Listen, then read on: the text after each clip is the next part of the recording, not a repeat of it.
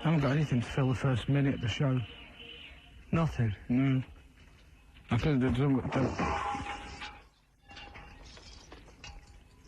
with just something to fill. My hat! I didn't know that! My hat! I didn't know that! It's all right, I found something, don't worry.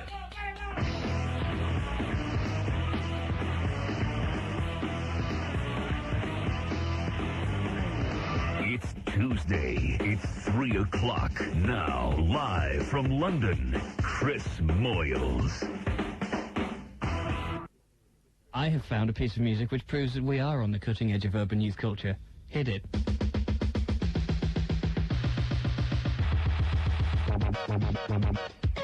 Right.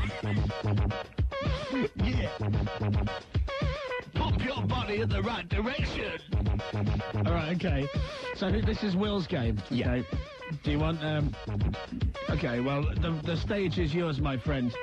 It's a very, very simple game. It's Will's sound effects game. I have compiled 10 interesting sound effects from around the world. All you have to do is identify what the sounds are. Wow. Wow. Okay. Now, we don't want this bit By the way, this is National Radio 1 from the British Broadcasting Corporation. Go on. That's it, really. Can we lose the bed? Because otherwise you won't be able to hear the sound effects. Okay. Just fades out nicely. Good. Checking the flight on Radio 1. Well, it's the sound of the street, man. I know. Take it, boys. Okay, well, Right. Okay. Now, there are 2 rounds. Ooh. 1 to 5 are noises from around the world. Okay. And 5 to 10 Yeah. are... Noises animals. from another world? No, animals from around the world You're that sick. you have to identify. Hang on, 1 to 5 of noises from around the world. Yeah. And 6 to 10 Yeah, are animals from around the world. From around the world. Oh, what? Not animals from space? I'm trying to make it sound big. Otherwise it could be... Someone could accuse us of being a bit What local radio. space animal is this? It's a space horse. Oh, close. Space otter was the answer. So what do we do? Do we get one each, or do we buzz in when we know the answer? Buzz in when you know the answer, please. Okay, okay. Okay, Right. Are we ready to play? Yes. Let's play Will's sound effects quiz game. Dave. Lawnmower. No. Just clue. Yes, please. Otherwise it just sounds like a stupid random sound effect. Think clothing. Oh, okay. Is it a hat? Chris! Yes. Jeans. You're absolutely right, it is jeans. What? No, it's not. Oh, okay. Sewing machine! Yes! So Lizzie. What a great game this is. A sewing machine. Because, of course, you know, a lot of our audience under 16 love to sew in their spare time. I didn't say they were target sound effects. You know, people who've done any sewing on this, who listen to this show, or people who've been the Girl Guides, or the, whatever they're called, Pixies. Let's go for sound effect number Brownies. 2. Okay, sound effect number 2.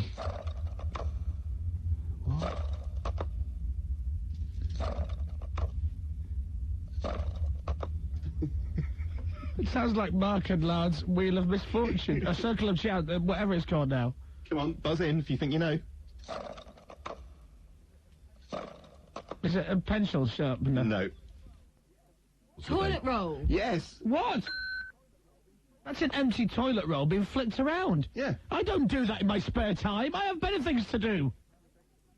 Right. Okay, Sound next. effects number 3. Dave. Yes, Dave. Cooker hob. Very close, but I want something very specific. Dave. Chris. Chris. Microwave. No. Dave. Dave. Bunsen burner. Yes. A Bunsen burner?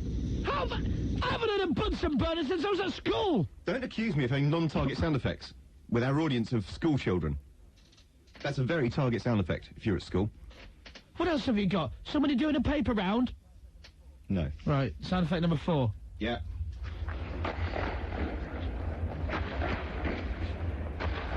Is that people shooting you with an air pistol? No. Dave. Dave. People ice skating. Close. People doing gymnastics. She didn't say name. Lizzie. Lizzie. People doing gymnastics. No. Dave was warm. Dave. Lizzie. Dave. Oh, I know, it's ice hockey. Yes! I hate this game. This is crap. One more in this round, then we'll go for I a haven't ring. got any. Right, last one. Chris. Yes. Hoover. No. Oh, crap. Chris. Yes. An alarm. Fire engine. No. Lizzie. Lizzie. An engine of an aeroplane. No. Dave. Dave. One of those little lecky trolleys that they have in the airport. No. Dave. Yes. Milk float. No. Chris. Golf cart. No. All close. Chris. Lizzie. A portable wheelchair. Lizzie. A tram. No. A tram? An electric tram. Have you ever got a tram that sounds like this? Yes.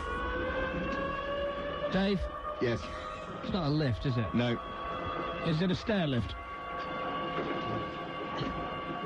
Whatever he's doing, there's someone doing a signal, I don't know what that is, but that's... Yeah, saying this feature's crap. It's a very fine feature. Clue. It's for people in high places. Dave. Yes. Oxygen. No. A portable hooker. No. Oh. Lizzie. Yes. One of those things. Hang glider. Gondola. No. A gondola? People in high places? They're high up. One of those, Lizzie. Lizzie. One of those things that people wash windows with. No. Is it a robotic waiter? No. Oh. Like a butler on wheels. Do you give up? Yes. It's a lawnmower. No. What? Forklift truck. For people in high places? That's what it does, it lifts you up. You're such an arse. Is there another round of these? Yes. And so far I've got 0, which I'm actually quite proud of. Right, Okay, we're into the animals round now. Oh, I can hardly wait. This is rocking, isn't it? Isn't it good? Oh, yes. Okay, these are animals from around the world. Okay. And let's go for track number 6, Chris, on the mini disc. Dave. Is that going to produce a Mick Meadows? Dave, I'm going for walrus. No. Is it a seal? No. Lizzie. Hippo. No. I can't believe we're actually doing this. Oh, hang on. Lizzie. Yes. Lion. No. Lizzie Tiger. Shut up! Lizzie Crocodile. Shut up, slut! I'm on the air! Is it a giraffe? No. Dave. Yes. Hamster. No. Lizzie. Elephant. No. Oh, we don't know. Give up. Moose. So Lizzie was halfway there when she went, Lizzie! Yeah. Oi. Oh, sorry. Next. Okay.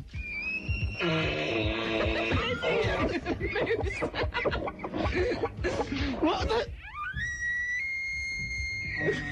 It sounds like a kettle. Llama. I don't know, that's scaring me. What was it? No, give a little guess. No way. What? It sounds ridiculous. Oh, that's awful. I don't know. Is it a puppy in a blender? No, I'm joking. Horse. No. Hippo. No. Well, what is it? Ostrich. Elk. What the hell's an elk? I don't know. Okay, next. Geese. No. Bird. Bird, good. There you go. Next. You get a point for bird. Thanks. What kind of bird was it? It was a vulture. Of course, yeah. Next. Dave, dog, dog. What sort of dog? Alsatian. Labrador. Chris, you've got one. Hey. And finally, Okay, right. Next one. this Switch one's the quite music easy. off, all right. This one's quite easy, so I want you to buzz in with your names, please. Dave. Dave. It's a parakeet. No. Chris. Yes. Is that a giraffe? No. Oh. Peacock. No. Dave. You're in the wrong genus altogether. Monkey. No.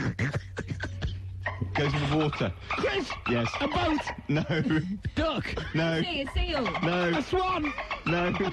A seabird. No. Fish. It's not a bird. It's a fish. It's not a fish. A donkey. A penguin. A No. rabbit in a boat. No.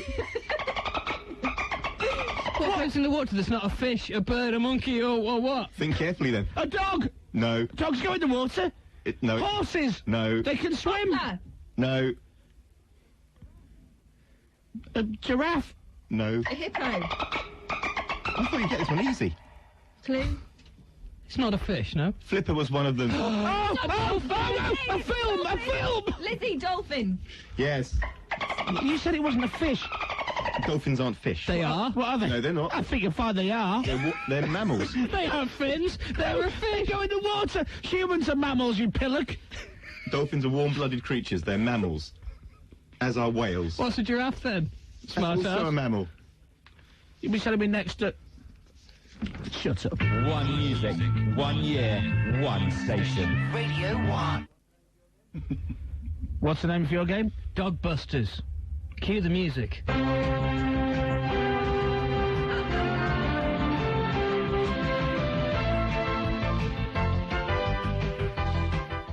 Good afternoon and welcome to Dog Busters. My name is Dog Harness, and with me to play today are Chris Moyles, Will Kinder, and Lizzie Buckingham. Hello!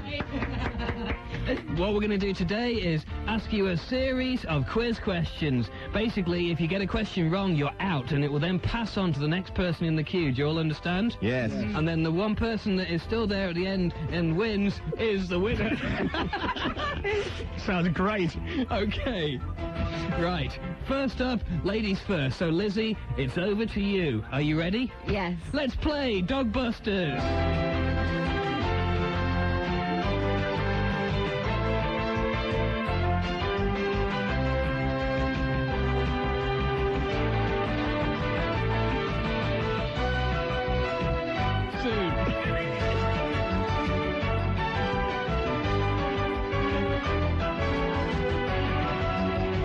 It's coming. In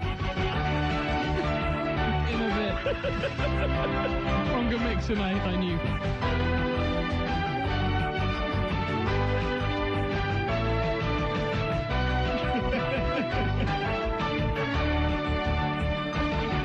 Okay, Lizzie, let's start with you. Are you ready? Yes. There's an A flashing on the board. Sorry. There's an A flashing, Liz. What A is a type of dog used primarily for shepherding and guard dog duties, and it derives from a breed developed by a German cavalry officer? A is Alsatian. Alsatian? Alsatian is the right answer, but I'll give it to you. No, she said Alsatian. Right, A that's is- a rapper. Yo, this is Alsatian. Yeah, okay, let's move on to Chris. Right, hello. Chris, what P is a stupid-looking, fluffy little dog that makes an obedient house companion with a deep, rich bark? Deep rich bar. Can I have more clues? Often seen at Crufts, this dog's name sounds a bit like pomegranate. More clues? Rhymes with Pomeranian. What? Pomeranian. It's the right answer. Well done. Is that a game? It's Dog Busters. So I've won? Yeah. You didn't even get a question, Will. No, not one. You didn't stand a chance, did I? It's got to be the worst game you've ever done on the air. Somebody shakes me. I'm almost speechless. Somebody's missing. Lizzie gets on to the right, and I get the gold run. Will doesn't even get asked a question. So did Will come last in that game? Yeah. He's rubbish at Dog Busters. You don't like dogs? Not really. You're a cat man, aren't you? Yeah. All right, well, maybe Cat Busters of next week. Right, who bought the teas today? Me. Dave, which means Dave gets to open today's door on the Advent calendar. Hurrah. Yep. Although it's not an Advent calendar, as regular listeners will know, it's the Rudolph the Red-Nosed Reindeer Christmas and New Year countdown calendar. Right, what's the date? 11. Have we tidied up already? Where are all the Christmas cards I was going to read out? Over there. They're on top, underneath Heat magazine. Are you ready? I'm opening the door. Yeah. Okay. There's nothing there. No chocolate. No. Boo. Well, hang on. The one day that I buy the Because tea... but Lizzie dropped them, didn't they? They've all fallen to the bottom of the thing. Can I get one from... No, you can't. Not even if No, you do no, Dave. No, Wait till what's the the New Year. picture of? Nothing. No, there's a picture always on it, you. Oh, I pillock. see. There's like a curly-haired girl. Ah. It's a dolly. It's a curly-haired girl. It's a dolly. Right. Lizzie! Can you come in here a sec, please? And nobody did actually buy the teas before the show, so I think it's only fair you get to open the door on the Rudolph the Red-Nosed Reindeer Christmas and New Year countdown calendar. You're looking at the 12th of December. That's door 12. Ah. Ooh. I'm at the door. All right. Come in. There is a Hang a second. Hang on. That's the door open. There's a picture of a shiny bauble. Ooh. And inside, a piece of the finest chocolate. Every time you screw this up, mate. It's ooh, and then it's an I'm not very good with this. Right? Don't look at him, just listen. You got headphones on, you created pillock. So what's the picture of? A shiny bauble. Ooh. And the chocolate has a picture of a bell. You gonna eat the chocolate? Yep. Nice. It's all right. Do you know, that's the first bit of chocolate I've had out of this for 12 days. Whippy do. Couldn't care less. Time to close the door on the door number 12. There you go, lovely. So as Lizzie's not in the studio, I get to open door number 13 on the Christmas and New Year countdown. And I want my third. So I wonder if there's any chocolate behind the door and what the picture will be. It's a shame Lizzie's not here, but... Can I have my third, please? What can I do? What was that, Dave? Nothing. Oh, first of all, I thought you heard so. How much did he spend on the teas? 50p, I want a third. How much did I spend? £2. Don't want to put those pounds back on there, do you? That's very true. You know, £4 lost, you could be putting them all back on with chocolate. What, with a thumbnail's worth of chocolate? Every little helps. Mm-hmm. Well, I'm going to open door 13. You ready? Yep. It's a picture of what looks like, beer goggles. Ooh. And there's some chocolate in there. It's yummy chocolate. Ooh. With a picture of... I would imagine it's a Christmas pudding on it. But because it's the season of goodwill, Lizzie, right? Mm-hmm. I'm going to let you have the chocolate. No, shut up, that's getting annoying. Would you like the chocolate? No, Lizzie, I'm asking you, would you like the chocolate? Yes, please. Okay, you got to eat it in one, though. Okay. Okay. Promise that you'll eat it in one, live on the air. Promise you'll eat it. Go on. No, I don't know what you're going to give me now. I'm going to give it here, the chocolate here. As long as it reaches me. Yeah, I'll give it. Your hand without. I'll pass it to you. Okay. Will you eat it live on the air? Yes or no? And I'll pass the chocolate to you now. Yes. Okay, let me just lick it first. There you go, love. There's the chocolate. Ah, you dirty, dirty girl. You're such a filthy tart. That's as good as snogging him. There's also the bit of chocolate we found on the floor. Look, in a word, okay, was the gig... What was that? What was that? My stomach. Sorry. Right, John Culshaw's not here because he fired himself by 2 Fridays on the road, letting us down. So stuff him. Life without John. Who needs him, eh, Dave? When we've got King of the Impressions, Comedy Dave. Right, who can you do? Just give me a load of names that you can do. David Beckham. Right. And, Frank Bruno. Frank Bruno. Right. Chris Eubank. Right. Dale Winton. Dale Winton, my darling. Right. Oh, sweet. Do you want to... what? Sweetheart. That's good. Well, why don't you do a David Beckham? Okay. Can I just get into the voice? Yeah, okay, off you go. David Beckham sounds a bit like he's sort of quite like that, isn't he, David Beckham? And he's sort of a bit sort of... See, I've got it, yeah. Wow. Okay, David Beckham. He was here for a moment, wasn't he? Who do you want to ring? Oh, I know. Should we ring Mel, who's in Australia? Because What, Melinda? Yeah, should we wake him up? What time is it in Australia? That's middle of the night, isn't it? Okay. Right, Ringing Australia. What? You're ringing Australia. Yeah. Australia. Australia. 7, 8, 2, 1. I don't know what time it is in Australia, but... What are you going to say? Good day, Mel. Right, here we go. This is Melinda in Australia. What time is it there? I don't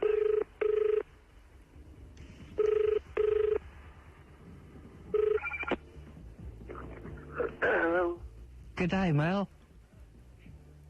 Who's that? Mel, it's David Beckham. Who's that? It's David Beckham calling from England. Who is it? It's David, you know, the footballer. Married to the girl at the Spice Girls, Victoria.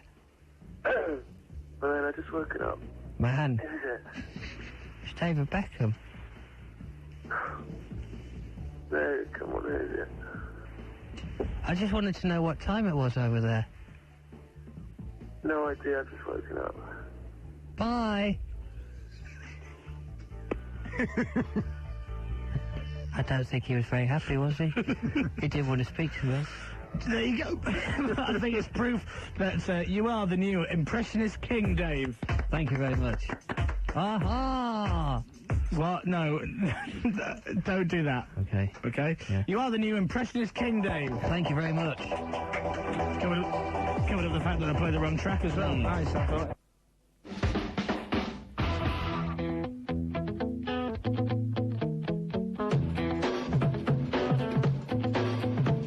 The faster we're falling, we're stopping and stalling, we're running in circles again. Choking up, you still it. Oh, for God's sake. Do you know what I mean? It's a good start, eh? Sure. Not really. Hang on, no. And the thing is, there's an engineer next door, right? Laughing his head off. Finds it hilarious. And one more I don't see him rushing in. time. Is that you doing that? No, it's not. It's a Just trying comedy broken machine. when really Yeah, I've definitely seen. No. Oh, right. I'm no expert, right? But I reckon that is definitely broken.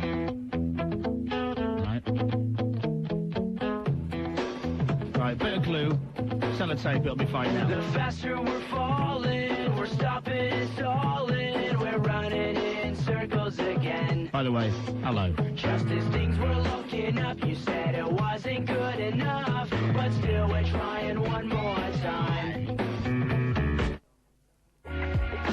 Right, are we on? Yeah, good. Hello? Hello? I sound awful. Let me press some buttons. We should really do this before the show. But I can't be bothered. Right, how do I sound? I sound all right? Let me make myself a bit louder. This the equipment here, it's like a throw a six to start system. Right. No. Hello. Hello? How's that? Is that okay? That's nice. Now do I sound all right? Good. Okay, how are you? Hello? Yeah. Am I? Dull as ever. Dull? Thanks. Yeah.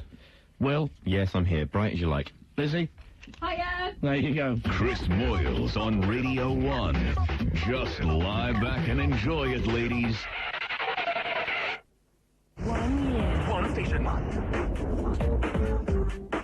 Daniel Bedingfield! So that's wrong then. It's meant to be Muse. Well, that's the other track there, number 10. Well, why are you playing number 11? Because you set it up wrong. Don't blame me. One music.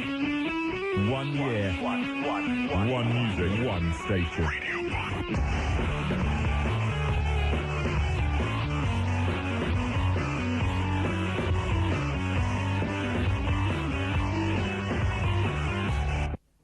Incidentally, did you find out who was responsible for this bit of music, which has talking all the way through it? No, and also but the sounds of Windows, new mail coming in. I phoned, I've emailed No. the... 1, 2, 3, 4. Go on. I've emailed the appropriate person, and we shall have a de-vocaled version tomorrow. It's a nice bit of music. It's a nice bit. 2, 3, 4. They keep interrupting. Do you know who do these people... And that's it there. What is that? That's when you get new mail. Okay? Now, I reckon that's a mistake. Because it just randomly comes in. Yeah, now here's what happens, right? Right. Because upstairs, Yeah. in the studios where they make the trails and stuff, Yeah. you've got your big computers with all the digital stuff on it. Right. But also you've got the email on the same computer. Is it really? So I'm thinking... That's that what they've done. You've been dubbing it in. And sorry, and they've been using this all day, and it's taken till now for somebody to notice? That can't be true. It's true. That can't be true. That's unbelievable. It's not even on the beat.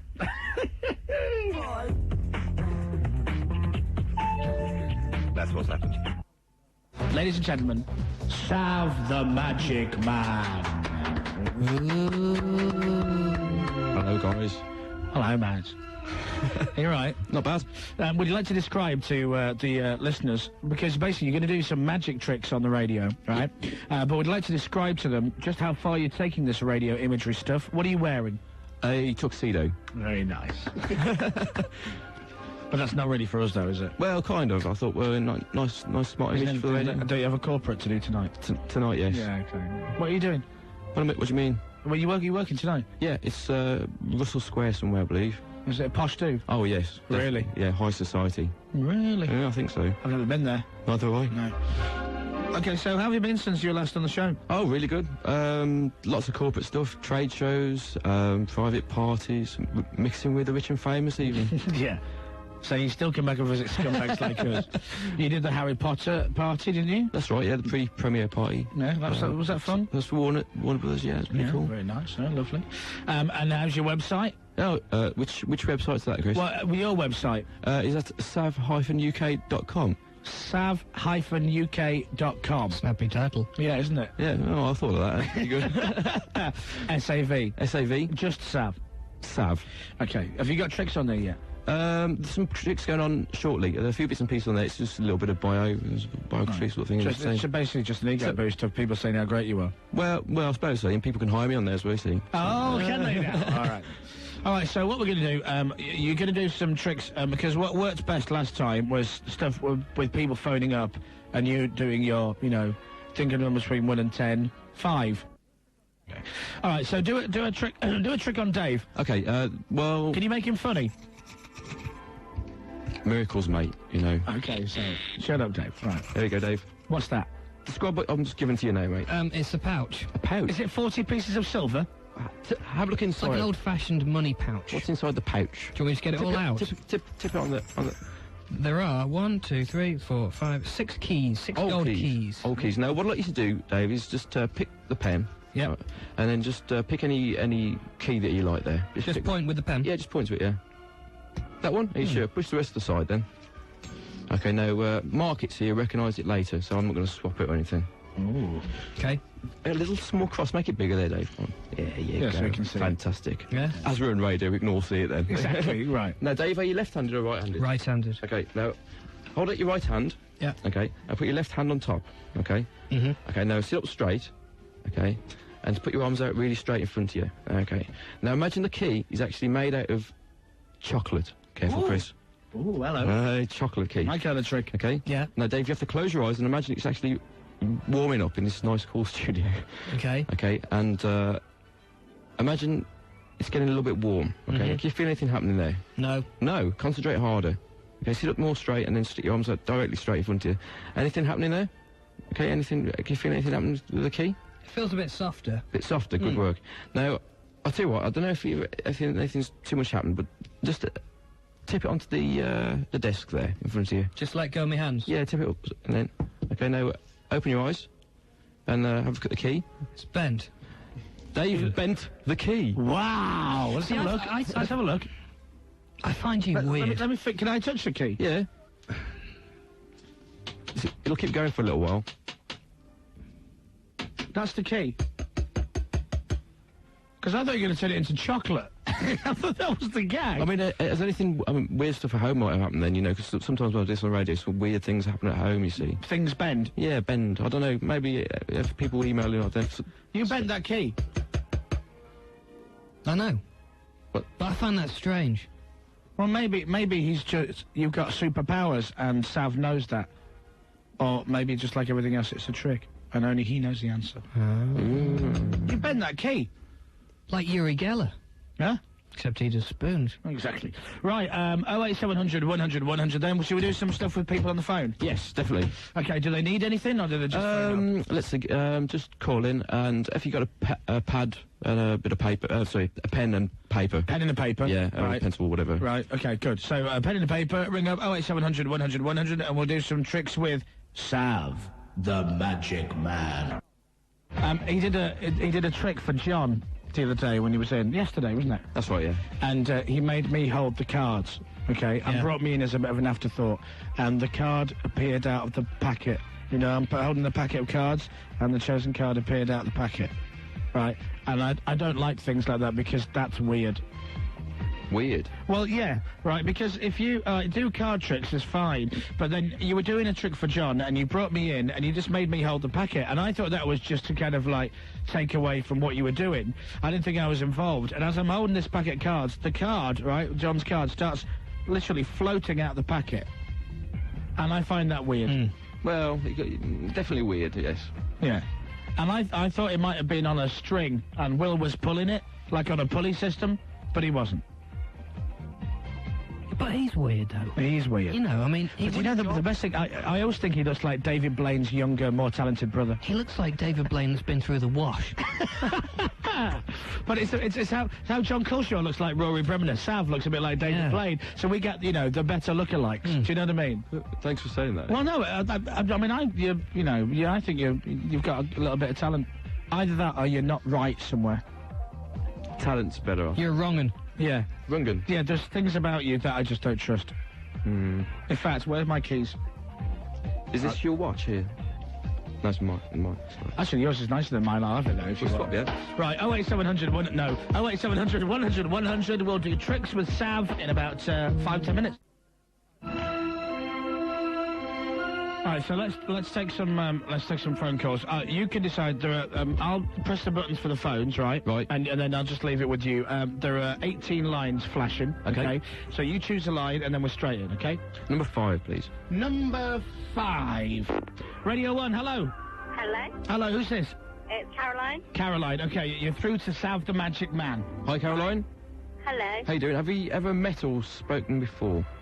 No. No. Have I set anything up with you? Have you what? Have I ever set anything up with you, like, for this thing we're going to do now? It's completely, that's good. Now, what I'd like you to do is think of a country in mainland Europe, okay? Right. You can include Scandinavian countries if you like, okay?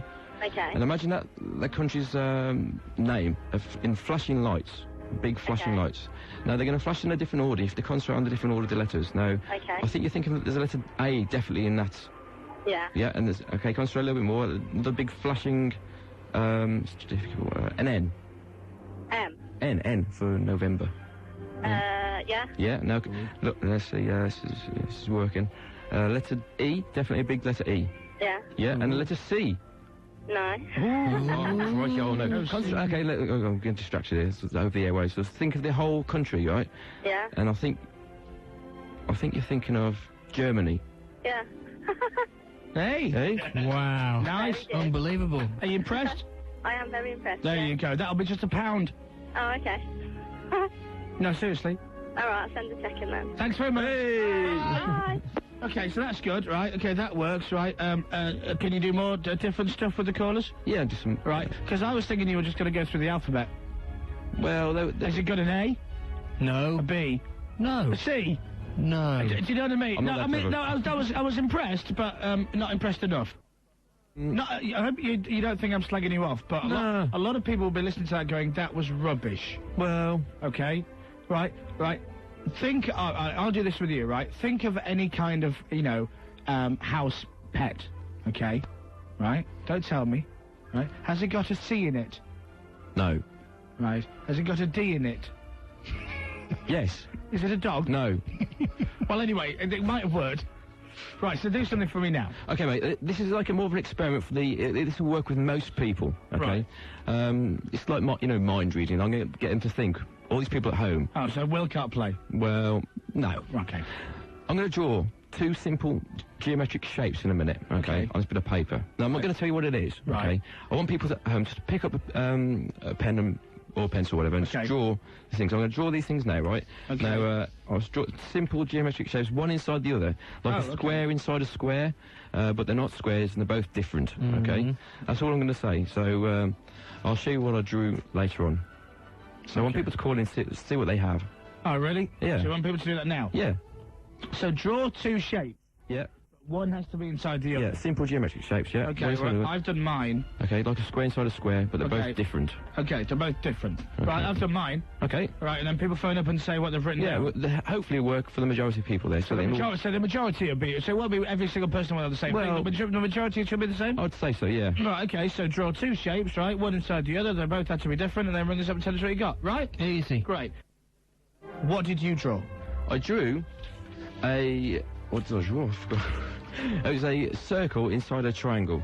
Okay, a circle and a triangle. Right, so you want me to go through the phones at random and find out what people draw? Yeah, go ahead. Okay. Let's go to, line 1. Hello. Hi, mate, how are you? Yeah, what did he have? I know what he's drawn. He's drawn a triangle with a circle inside. He has! Oh. I'm good. I'm good. You're very I'm good. good. You switched on there. You switched on. You have psychic telekinetic powers. Well done, mate. Bye-bye. Yeah, shut up, all right. Radio 1, what did you draw? Circle inside a triangle. A circle inside a triangle. You beauty. Right. Is that right? Bingo, mate. Yeah, that's what we did. Absolutely unbelievable. There you go. I wasn't even listening properly. Ah, thanks very much. Cheers. Right, bye. Radio 1, hello. Hello, Mosey. Did you- I drew a square in a circle. Oh, circle and a triangle. Wrong. No, well, it's not wrong, because you can't be wrong. It's just, you know, but 2 out of 3 so far. All right, not bad. Radio 1, what did you draw? I drew a circle and a triangle. A circle in a triangle? Yes. Hooray! All right, thank you very much. Goodbye. Radio 1, what did you draw? Triangle and a circle. Did you draw a circle in a triangle? Yep. Yay! Thank you very much. Goodbye. Right. You see, that's quite smart. That's really smart. Works over the airwaves, you see. It works over the airwaves. There'll be like a couple of people going, oh, I never did. I'll put some wiggly lines next to a tree. Right, because they probably weren't listening properly. But that's very good, isn't it? Yeah, very good. Okay, good. Top Can you tell me what Lizzie looks like naked? Oh, yeah. Yeah? Is she around? No. Oh, she's quite thin. First played, first heard. On Radio 1. Do you hate David Blaine? You're on the air, by the way. Oh, yeah. I don't hate him. It gets a bit annoying. People sort of say, "What do you think of him in that block of ice?" And it gets a bit tiresome. I don't understand that block of ice thing. Well, I'm not going to explain it on air. Okay, all right. No, I know, but it's a trick, right? It is a trick, yeah. It's Right. like Houdini made all that sort of stuff popular, years and years ago, and I think he's sort of, well, not really jumping on that bandwagon, but he's trying to. It's a modern day version. Yeah. Yeah. Okay. A similar sort of thing. Like, So you don't hate him? I don't hate him, no. Are you better than David Blaine? I wouldn't like to say anything. No comment. Really? Ah, Are there any tricks that you've got that are better than David Blaine's tricks? all of them. You think your tricks are better than David Blaine's? Well, I bet he's never done the Germany one. 5-1. Oh no, the thingy one, the circle in a triangle and a square and a donkey thing. That was all right. Yeah, I'm glad you liked it. Can he make this authentic Timson's key bend? Yeah, can David Blaine do that? I think you've got to give him the key, right, and hopefully he might be able to bend it back. Have you got a hot woman like David Blaine? Because David Blaine gets a lot of hot chicks. Oh, yeah, definitely. Really? She's very hot.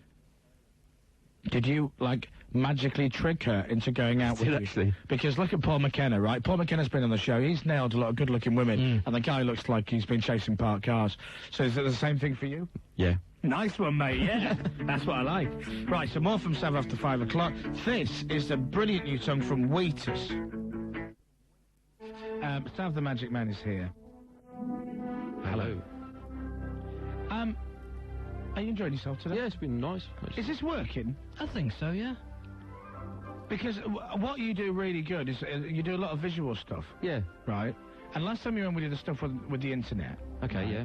And now we're doing stuff. Ooh, like Dave, I saw Dave bend a key in the palm of his hand. I've never done that before. No. But no one can see it. No, but you did bend a key. I did, I promise. Excuse me. Right, what we're going to do now, this is something that you came in yesterday before the show and I had to do something. Yeah, it's similar to the thing we did with the shapes earlier, but it's a bit more complicated. Okay, explain it, because... right, go on. Yesterday I came in and got you to make a join, okay? Yeah, and then you folded it up and then put it in an envelope. I think we've got some tape of this. Yeah, we have. Do that, yeah. So, basically, you thought of an object. Yeah. I have no idea what it is. No idea, you haven't seen it. I've not touched the No, envelope. I've had it, you went home, right. And I'll see if I can actually... You're going to tell me what it is? Yeah. Well, you have to concentrate, though, otherwise it won't work. Are you really going to tell me what it is? Yeah. I'm going to have a little go screaming. What if this doesn't work? Well, if it doesn't work, I look really stupid. Do you want me to lie? Don't lie. So tell the truth. No, you got to tell the truth. Okay. I think so. Yesterday, he asked me to draw a picture of something, and we recorded me doing it. Okay. Mm-hmm. And I folded it up, put it in an envelope, and put it in my pocket. Yeah. And I brought it into work. I brought it home. And I brought it into work today. Yes. You haven't seen it. No. Right. You don't know what I've drawn. I have no idea. And you said anything. Yeah. Draw anything. We'll try and get it as new as we can. Okay. Yeah? Right. Okay. Right. This is the tape from yesterday, then. Yeah. Okay, do you want to hear this? Yes, please. Okay. Right, this is Monday afternoon, and the time is 20 to 2, and I'm in the studio with Dave. Hello. And Sav. Hello. And I don't know what we're doing. Neither do I. Well, I do actually, but Chris, what I'd like you to do is, this is for tomorrow, okay? Just take a sheet of paper here. Now, right. What you to do, I'll draw a little square. Okay. Just think of any object, like a noun. It could be like a car, a cat, a dog, a butterfly, anything. Okay, what I need to do is... Write it, draw it. Draw it. Keep it a secret, though, so I'm going to go to the side of the studio. Okay, don't look. And then once you've done that, rip the sheet off and then fold it between a little tight package. Very nice. And then... I can absolutely do a tight package. Put it in your pocket. I know, yeah. Put it in your pocket, or the envelope I just gave you. Okay. Brilliant. Okay, thanks. Okay. Right. I'm over here. Does it have to look... They can do a drum roll if you like, on the table. Okay. There we go. Just draw... Do I have to say what it is? No, keep it a complete secret. Okay. Rip it off. Okay, rip it off. Okay. And then... And then what? Fold it all up so the drawing's inside. Don't laugh at it, Lizzie. You know Tight what it package. is. Right, tight package. Tight package, and then put it in your back pocket, and I'll give you an envelope for that in a second. So You're not going to touch me up in this trick, are you? I'm going to touch you. Okay. It's as tight as I can get it. Nice, you can. It's actually quite a big tight package. You done that? Yeah. Fantastic. Okay, Now, so there, it's in my back pocket. I'll give you an envelope for that in a second, so just keep them there till tomorrow, until I come back, which is now.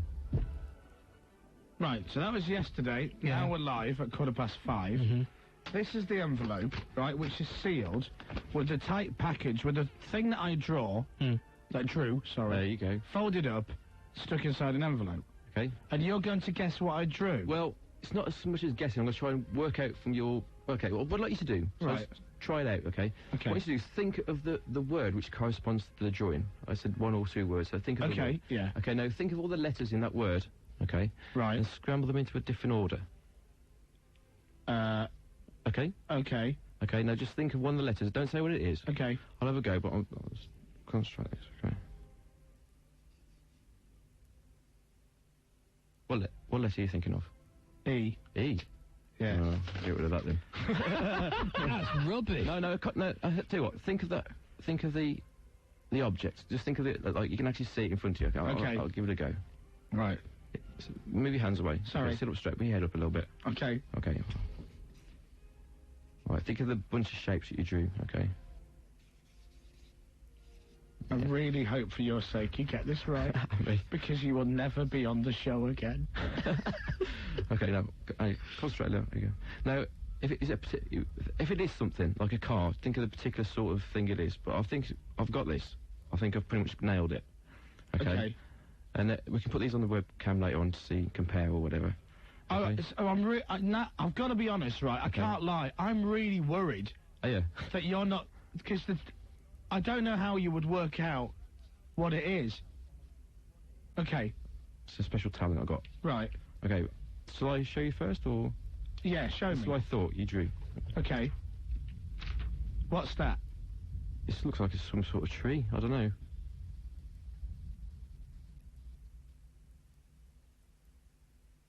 What did you draw? Do you want me to show you? Yeah. Honestly? Yeah. Okay. I'm scared now. Right. Just open the envelope, right? There's my piece of paper. Yep. Shall I open it or you? You open it. So I've never seen this either. No. Piece of paper from yesterday with Chris, and he has drawn a tree. How the hell? How did you do that? It's just weird. I'm honestly, mate, I thought you were going to screw it up, and I was going to ban you from the show. It's even the same sort of tree. It's like a crap-drawn tree. Yeah, it looks like an ice cream tree. There you go. Look at that. It's even the same size, almost. How'd you do that? It's just weird. I'm a good magician. But the only clue that you had was the fact that I said the letter E, and you didn't write down the letter E. I was just kidding with you then. Oh, really? Is it because he rhymes with tree? That's it. Or is it more complicated than that? But, Well- it could have been anything with the letter E in. Hmm. Weird. It's a sixth sense, I tell you. It's a sick sense. I'll tell you that for nothing. We're going to do one more? When? After the record? Okay, right. You're not right, do you know what I mean? I am, really. That Germany rubbish was crap, I didn't enjoy that, but that tree business... Scary. Yeah. Do you know what colour underwear I'm wearing? I can't say that. I have no idea, I wouldn't... Have a guess. Black. No, grey.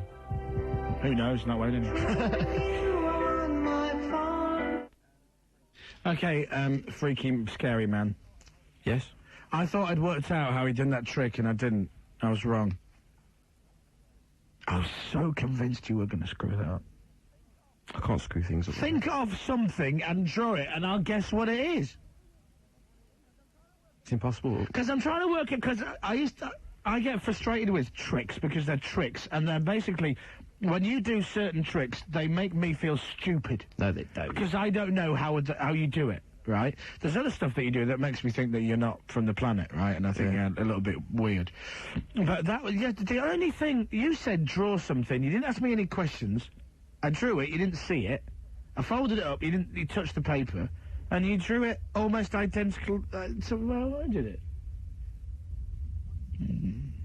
What do you think? I think it's weird, but I've already said that. How about a card trick? What, now? Yeah, go on. One more, and then you got to go home. Okay, then. Right. No, I thought I'd end up with a normal card trick, so what do? Oh, excuse me. Effects. It's that comedy thing, yeah. Okay, Dave. You want some card trick music? Yeah, go on. Why not? It's nearly Christmas. It's fun. Right then. Chris, what are the cards? Yeah. Well, you want to take a card? No, they're all different, yeah? Oh, yeah, there's a pack of cards, yeah. Now, what I'd like you to do, I'm going to run through the cards. Yeah. Just say stop somewhere, anywhere you like. Stop. Okay, what I'd like you to do, take this card. Do you want to change your mind? No. Are you sure? Yeah. Okay, I don't see this. Put the card on And I'm your not hand. allowed to look at it. Don't look at it. Put it face down underneath your hand. Right, underneath my hand. There. Right, now. Right. If I could tell you the name of that card, nobody knows the name of the card, okay? If I could tell you, would you be impressed? Yeah, you came out in the middle. Well, how about if I had it written on a piece of paper previously? Would you be impressed by that? Yeah. How about if it was printed on a piece of paper? Yeah. You're quite impressive. What about if it was printed on hundreds of thousands of pieces of paper? Right. There you go, Dave. That's my prediction there. What, I open this, do I? Yeah, take it out. Right, okay. Have a look what's I inside. have in my hand an envelope. And inside... Keep your hand on there, Chris. And my hand is on it. A piece of newspaper. What's the one newspaper's like? It's the Metro from this morning. This is the Metro, which is a free paper. Nationwide paper, I believe? Nationwide or London, I don't know. Yeah, It's on the tubes. And it's on the, And it's okay, hang on a second. At the bottom there, read out what it says. Cheers for having me on the show. The card under your hand is the 5 of diamonds. Okay, no, Chris. What's that? Don't let me down here, boy. Is that an advert that you put in the paper? Yeah, have a look. Let's have a look. There. Right. We've got a copy of the paper locker around somewhere. Read out again. This is a collar. This is a thing which says, who said that from today's Metro paper? Check the date. And it said, Tuesday, December the 18th, and it says, cheers for having me on the show. The card under your hand is the 5 of diamonds. No, don't let me down, come on. And it says, Sav on Chris Moyles Radio 1 show. Listen today to find out why. And it's on the website as well. Metro website, just in case. So the card under my hand is the 5 of diamonds. Well, hopefully, otherwise. It's the 5 of diamonds. Check it out at home. So people travelling to London to work today on the tube will have read that and gone, what? What the hell's going on there? So, and then they would have known what card it was before I did. I have no... It's really weird. See, you may think you're Mr. Big and all that, but I bet you've got a tiny penis. Okay, thanks for coming in, and have a nice Christmas, Thanks for having me. and piff, puff, poof. But that thing where he made me draw something and then put it in my pocket and stuff, that's weird. And the key thing with me. See, now, the key thing, I kind of drifted off a little bit, and I wasn't really paying that much attention, but there was 5 keys, proper, like, Yale lock keys. He had them in a little bag. Little kind of pouch thing. Right, you put one in your hand. Yeah, I picked one, discarded the others, put it in my hand, flat on my palm like that, right? So the palm's out, I put my other palm over the key. So I've got the key between 2 palms. And I was Nice. squeezing it tightly. I bet you were. And then, by the end of it, when I pulled the top palm off, it was completely bent at the end. Because he was saying think chocolate, I think, oh, it's a chocolate key. But it's a proper key. Yeah. Just sounds like Will's head. But you've got, I mean, his card tricks are amazing. It's a shame, you know. See, if we ever get a telly show, we'll put him on. Yeah. We'll put him on 2 minutes at the end of every show. Cheaper than a band. Do you know what I mean? No, it's difficult. Yeah, but... I hope people sort of get the idea of what's going on in the studio and stuff. And the stuff that he did with the phones was all right, bar one person who had something slightly different. But he did say at the start that not everybody will have the same thing. But, well, out of 6 phone calls, 5 of them had the same thing. See, the only thing I hate about this is that people will be sitting at home listening, going, I didn't. But equally, somebody in the house next door might be sitting there going, yeah, I did. Wow, that was really amazing. Do you know what I mean? So I don't want other people who went, that was rubbish, to think that it didn't work, because there's somebody, the other people sitting there going, it did. Do you know what I mean? Well, people talk about it with their mates in the pub tonight or whatever. I very much doubt it. I think I don't think... They might think. They might do. They go, Are we that influential? Was it that much of an amazing show? I think so. But then I'm biased. No, I disagree. I don't think they will be talking about it. People across the country. Chris Moyles today, bloody magician on. What's next? He's going on bloody painters. Huh? Mime artists. It's a bloody radio show. Got magicians in doing card tricks. Oh, wow, look. Nine of clubs. Whippy. Couldn't bloody say anything. Do you know how he did that thing with me drawing a picture of a tree? No, I didn't, no. Do we pay him for coming on the show? No. No, thank God for that. It's not making a fool of me and taking money. That'd just be way too much, you know what I mean? Right, so would you like to take the test, Dave? What test? The Cartman lead singer of Star Sailor test. If you want to, yeah. Okay, right. Who is this? Get back on your feet again. So into you. And who is this?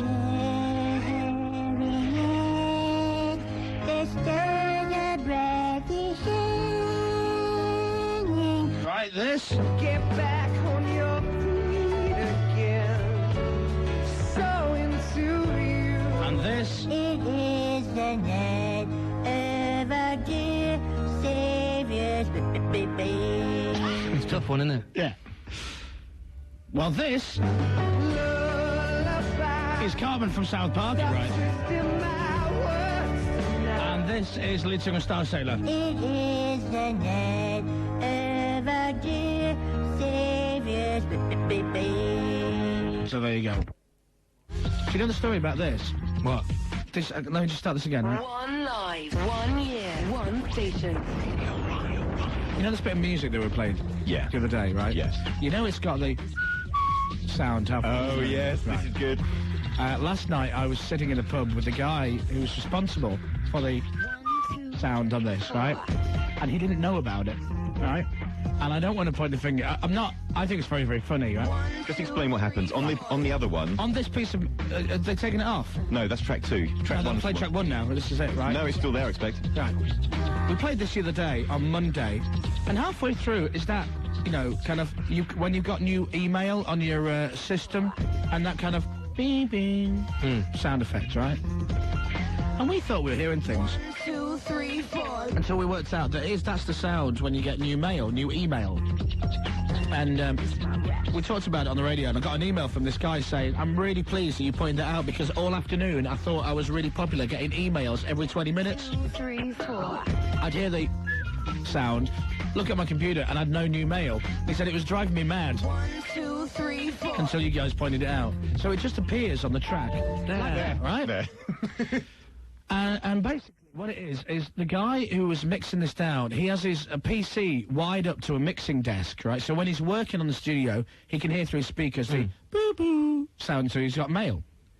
And when he was dubbing the track, right, from his computer onto a disc, he went to the toilet. And so he completely missed that it did this. To say that he's got new mail. I still find that unbelievable. He was in the loo. So No, I mean, not that he went to the toilet, but just the fact that that has now appeared on this track. But I think it's a great use of a sample.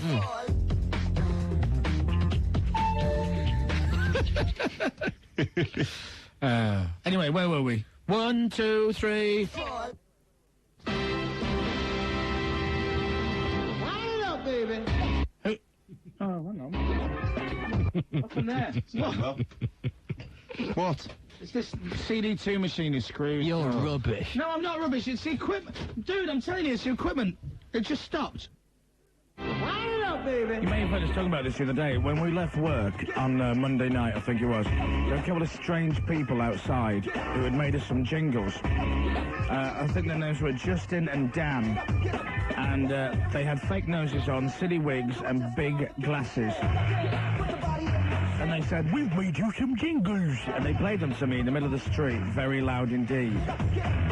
So we thought, well, if they went to all that trouble, we may as well play it. And I keep forgetting to play them, so we're going to play them now, right? So I remembered. I have the disc here. Right. So it's a start the commotion. So this is Justin and Dan. Now, you haven't heard these, have you, Lizzie? No. Right. They're very surreal, okay? Okay. So I want your honest opinion, okay? Mm-hmm. These jingles. If you think they're rubbish, say they're rubbish. Okay.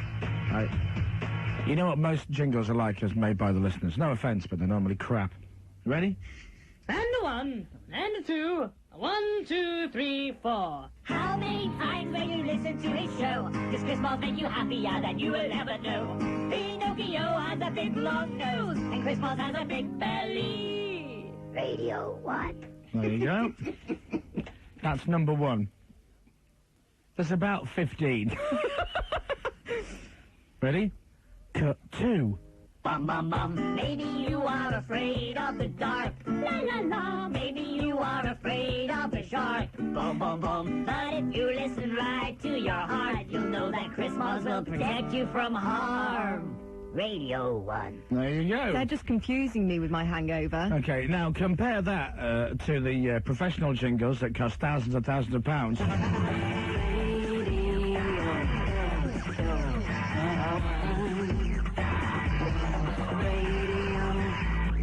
I think theirs sound just as good. Radio 1, Radio 1, Radio 1, oh yeah, what fun. Radio 1, Radio 1, Radio 1, oh yeah, what fun. Radio 1, Radio 1, Radio 1, oh yeah, what fun. If only they replace Chris Moyles. There you go. Can you play my favourite one? Which one is that? It's about a minute into the tape. Yeah, I need... Okay, well, let me play a bit of music then. I had to find it, though. You know the one I mean, don't you? Yeah. I've got it here. It's got no swearing, is it? No. Okay, let me just double check it. Right, I've got it now. This is Dave's favourite jingle, okay? Ready? Go. Hey, Giles, you heard of Chris Moyles? Yeah. You like him? Yeah. Why? Because he's rich. Oh, yeah. I think that's very funny. Yeah, that's good. It's simple, right? Because he's rich. Yeah. So thanks very much, Justin and Dan, and we will play them lots, and you'll receive no royalties from them whatsoever. However, ironically, the man who made this...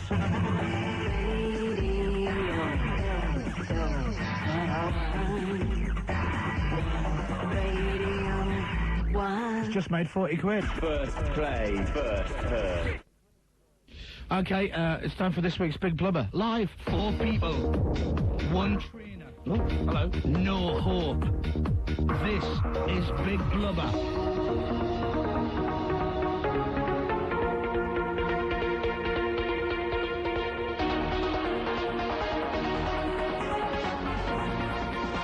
She's here, she's live, she's Gym Lady Jane. Woo! Hello. No applause for you, no, just... no. Everybody's feeling a little bit delicate today. How are you feeling? I feel great. Really? Full of energy.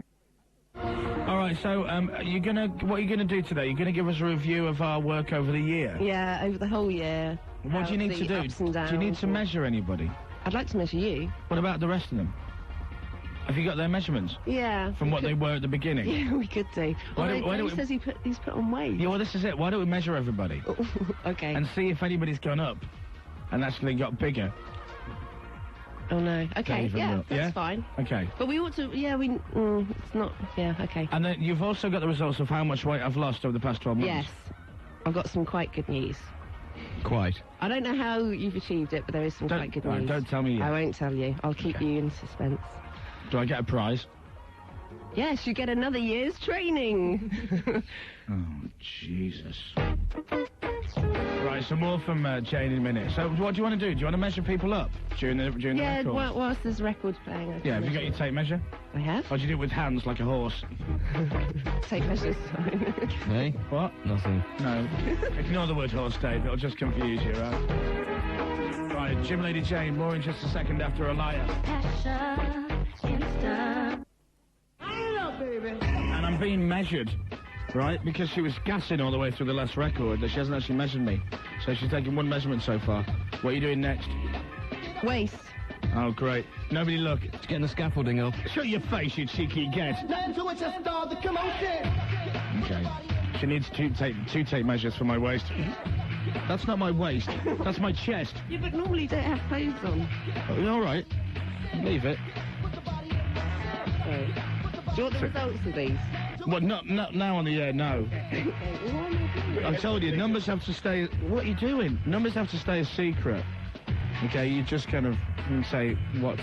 Hopefully, how much I've lost. Can you put muscle on your waist? Put muscle on? Well, yeah, you know, because, like, if I've gone up from what I was, could that be muscle? No. Right, okay. You want to lose measurements round your waist. Yeah, but on your arms, if my arms might be bigger. Yeah, that's true. Okay. Okay, that's not so bad. We're concerned with chest and waist. So am I. I'm always concerned with chest. Will's more a leg man. Okay. So, oh, hello, Tiger. That's cold. Hips. What? Hips. Hips. Okay, she's now measuring my hips, Will. This is great radio, isn't it? Okay. Do you measure in inches or metres? Okay, do you want it in centimetres or inches? What sounds more? Centimetres. Centimetres. Okay. Okay, you've got just under 13 centimetres for your waist. Okay? That's what, 5 inches? Yeah, it's about 5 inches. 7 inches. No one understands centimetres. So if I've lost 5 inches off my waist? Yeah. Okay. Okay. And as you know, 5 inches is a lot these days, right, Lizzie? No, sorry. Okay. That's off your chest. Sorry. That's off my chest? Yes, sorry. Okay, great. So 5 inches off my chest. Okay. Is that good? That's very good. Okay, good. Okay. And you have lost... my maths is not too good. 12 centimetres off your hips, 6 centimetres off your thighs, and a total of 17.5 centimetres off your waist. 17.5 centimetres is what in inches, about then? 6 inches. Yeah. That's really good. Wow. Well done, mate. And I never thought I could afford to lose 6 inches. If you know what I mean. Thank you very much. So that's good, right? Yeah, I'm really impressed with that. Okay, all right. Thanks very much. 4 people. 1 trainer. No hope. This is Big Blubber.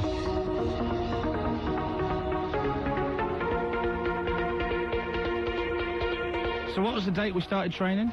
January the 8th was the first time I actually saw you all and realised what a challenge I had taken on. That's when you came into the studio, and then we went out that night, didn't we? Oh, God, yeah, we went out that night. That was my research sorted out. You said, pretty much, you said a polite version of the following statement. God, you're a lot fatter than I thought you'd be.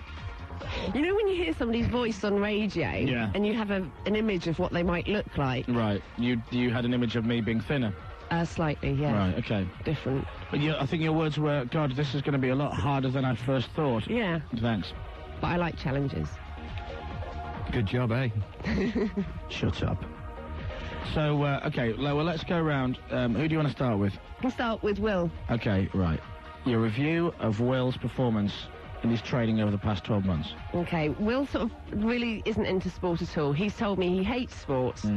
And it sort of reminds me of the child at school who was always last to be picked for the team. Is that true, Will? That's me. Okay. And always forgot his gym kit on purpose and had to have the borrowed kit and all that.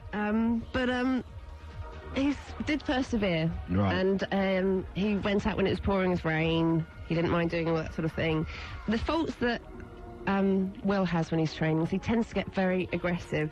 I think verbal is another one as well. He gets quite verbal. It's actually turned to physical. It's verbal and physical abuse towards me. I must admit, when Will has to do an exercise that is really, really hard, he's getting tired, he swears a lot, right?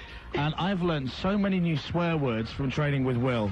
Yeah. You got a good string of them on Tuesday. Yeah, I think that's really unfair that he directs them at me. B, C, D, W, X. There was even a Y in there somewhere.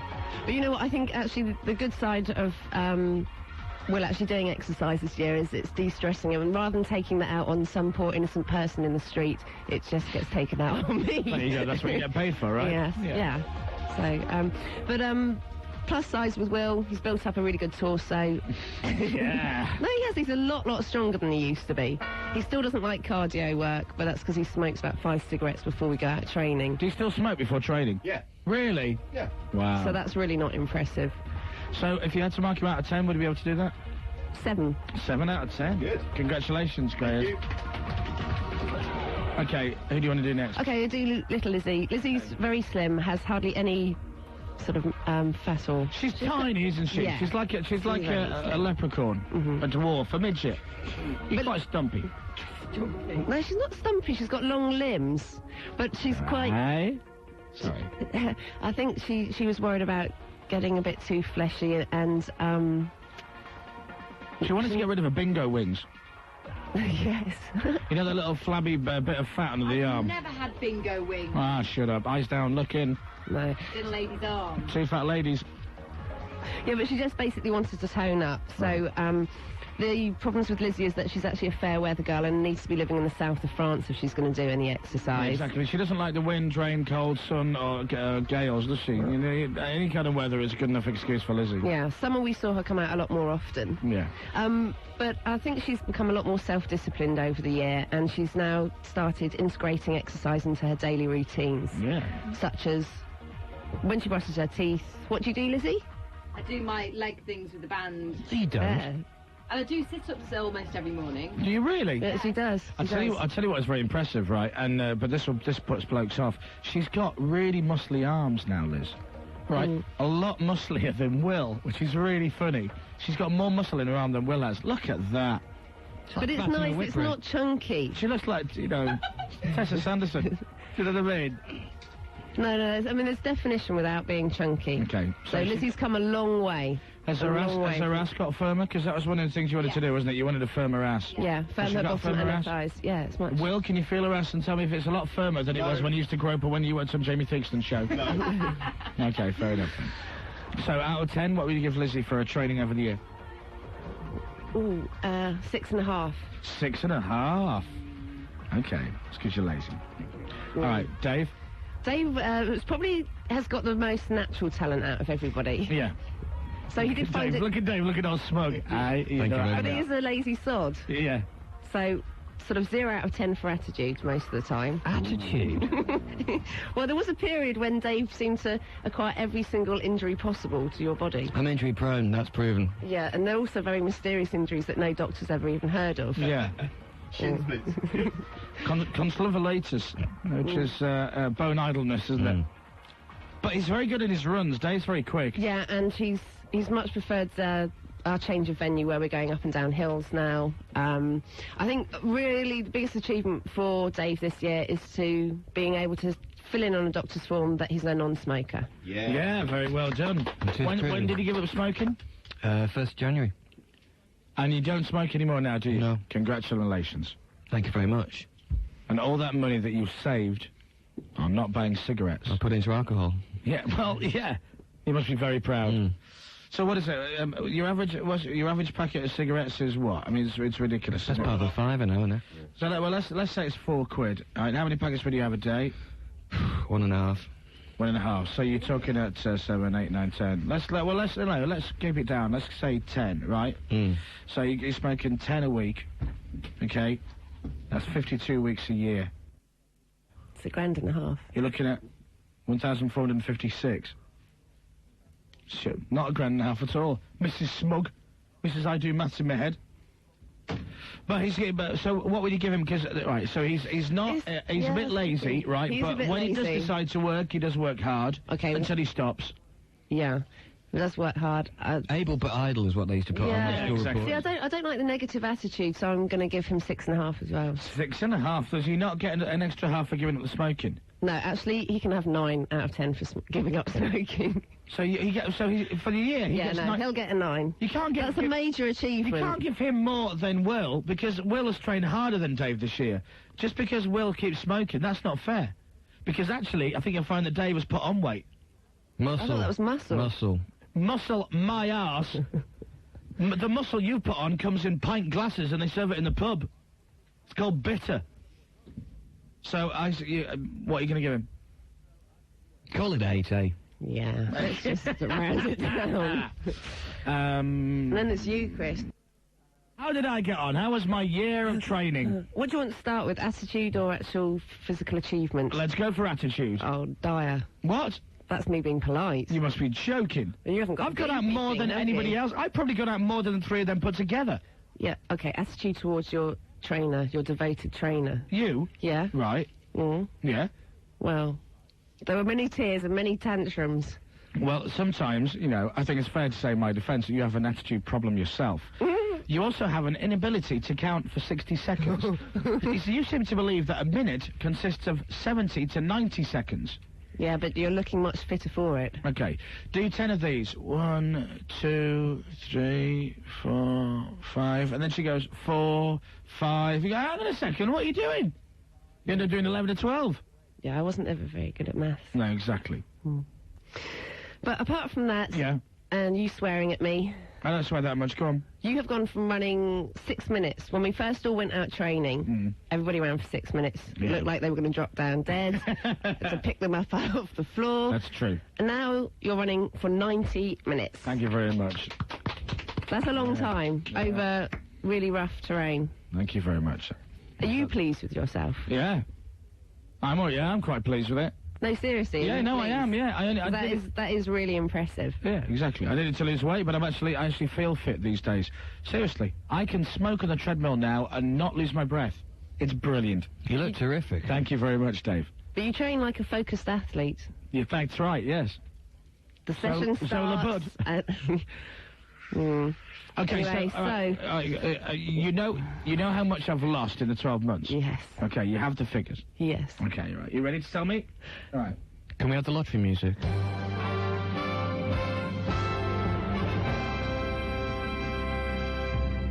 In 1 year, Chris has lost an astounding 2 stone and 1 pound. Have I really lost 2 stone? Yeah. Yes. Just over 2 stone. Come on, ladies! The blubber is waiting! Aye? I need to lose more, and I'm starting tonight with you, Blondie. That's good, isn't it? Oh, that's really good. Who'd have thought that? And the good thing about it is you've done it gradually, rather than doing a crash diet or a crash exercise thing, which means you will actually keep the weight off. Okay. If you continue to do your exercise. Well, I'm sure I will. Can't give up now. No. Yeah, you look like Shamu again. Wow, that's really shocking. That's really good. Yeah. That's great. So inevitably, there is a Licky Licky Brown Nose Trophy winner. Hooray! For the year. And that's me. And it's you. Yay! Licky Licky Brown Nose winner! Can I just say, very quickly, because you've all been so wonderful this year, and you've worked really hard, sweated many tears, you are going to sleep with us? No, go on. No, you're going to get a well-being massage from the very exclusive Chelsea club. What? Yes. What, the football club? Dave and I can't be associated with Chelsea. Can I have my massage at the Ellen Road Club? No. No, this is a spa. You're right. Oh. You may get a man, but it will be a good massage. That doesn't sound like a prize to me. Does this sound good to you? No. No. Okay, well, not topless, but just female. Can't we just see you topless? I'll take my friends and go down there for the day. Can't we just see you naked? No.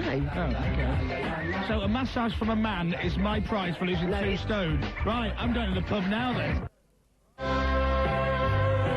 Thank you, Jim, Lady Jane. We'll see you in the new year. You're welcome. Have a good Christmas. And you. God, I'm going to stuff myself silly. Do you want some turkey? No thanks. Caesar salad for me. It's Steve Eubank on Radio 1. Steve, you a fan of Danny Minogue? Oh, yeah, I've always been a big fan of Tanny since her Home and Away days. Well, she played quite a bit of a punky character, actually, but no, and then, of course, she started singing, and really has had some lovely big hits. But then there have been those that have criticised her. I'm sorry, you stammered there. I didn't really hear what you said. What was that, Will? I said there have been those that criticised her. Well, yeah, well, she certainly has had her critics. Come on, do the gag. I really don't understand what you have to be to say. Say lovely knockers. I don't say words like that, Dave. That's outrageous. No, but if you do want to ask me any more questions, then feel free. It's Steve Mac Q&A. Off you go. Certain things about Danny have changed over the years. And did you notice anything about that? Oh, yeah, certainly. She's changed her hair a lot. And pop stars like to change their image, and but it's good to see that she hasn't, gone for any kind of surgical implants or anything like that. So you think it's natural, then? What's natural? Her hair? Yeah. I think Not a she wig. really does have lovely hair indeed. Anything else you want to tell her about? Did she ever go into a wet T-shirt contest? Danny Minogue? Yeah. I very much doubt it, no. Imagine she did. Well, I'm sure that she wouldn't ever do that, because she'd find it quite sexist, as indeed, so do I. But you judged a wet T-shirt contest once? Never judged a wet T-shirt contest in my life. What about Kylie? Oh, she really does have lovely knockers indeed. That's right, ladies and gentlemen. It's a regular gag for 2002. Steve Lamacq saying, lovely knockers indeed, every week for the next year on Radio 1. By the way, I haven't said... God. Go on. Here you go, glass of water. Have you really got a cough? Or you're just mucking No, about? I'm staying till 5:45. No, I meant to say congratulations on winning on the Comedy Awards on Saturday night on ITV. Thank you. I meant to say, by the way, it's Melinda. It's a year since Melinda left the show. Ah. How cool is that? This is Melinda... Melinda Simon. Melinda used to... You know him, you work with him. Ah, yeah. And now he's in Australia. We should ring him. Because actually, we rang him last week. Dave rang him last week and told it to be David Beckham, because it's now the middle of the night there. It's 25 to 6, 7, 8, 9, 10, 11, 12, 1, 2, 3. 25 to 3. Should we ring him? Go on then. Can you wish him an anniversary? Huh? Happy anniversary. Yeah. Okay. I'll do something. No, I'll do something. I'll do something better than that.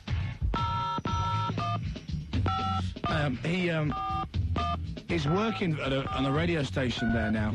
In Australia? Yeah. Right. On a rock show. There's bugger all about rock music as well. So, right. Shh.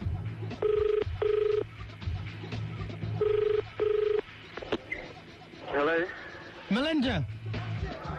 Who's that? It's Chris Moyles from Radio 1. Hello, Chris. How are you? I just wanted to ring and apologise for ringing you last week in the middle of the night.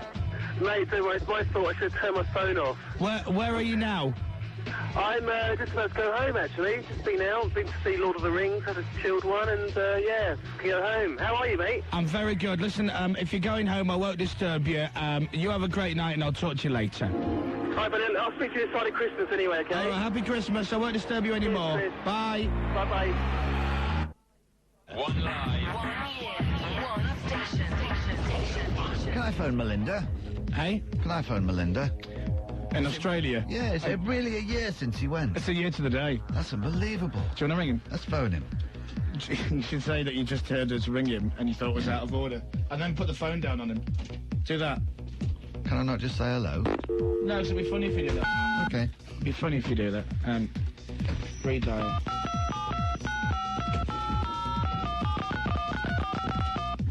It's just for sound effects. It's actually redialing anyway. I can do that. See, look. It's clever. Hello? Hello, Melinda. Hello? Hello, it's John Culshaw here. I'm just listening. Hello, John. Hello. Did Chris just How are you? I'm fine, I'm just listening. Did Chris really just phone you up now and disturb you on your way home? Yeah, is he on air? Did he do that? Yeah. Yeah, I was just listening. Was he on air? He's just on it? Yeah. He was just being really polite and stuff. He just... Really? Yeah, I couldn't believe it. Mate, you're wiping me up. Were you in the mood for a chat? I'm just trying to catch a cab in a minute, but, yeah, I can chat. Well, if you've got to catch a cab, I won't disturb you. Listen, see you, bye. No. Sorry. He's gone, there you go. Must be very confused now. He sounds like he's really in the mood to get a cab. Do you want to ring him? Yeah, go on. Press redial on it. Okay. Redial. Calling Australia. Right, now you speak to him. Okay. Be peed off about me. Hello, Chris Moyles Show. Bored now. Hi, Melinda. It's Will. Hello. Hiya, mate. Look, I'm really sorry. I was upstairs. Chris is doing this flipping phoning you up thing. I'm really sorry. I'm going to go and see him. Right. What? That's fine. You've got stuff to do. Boys. Bye.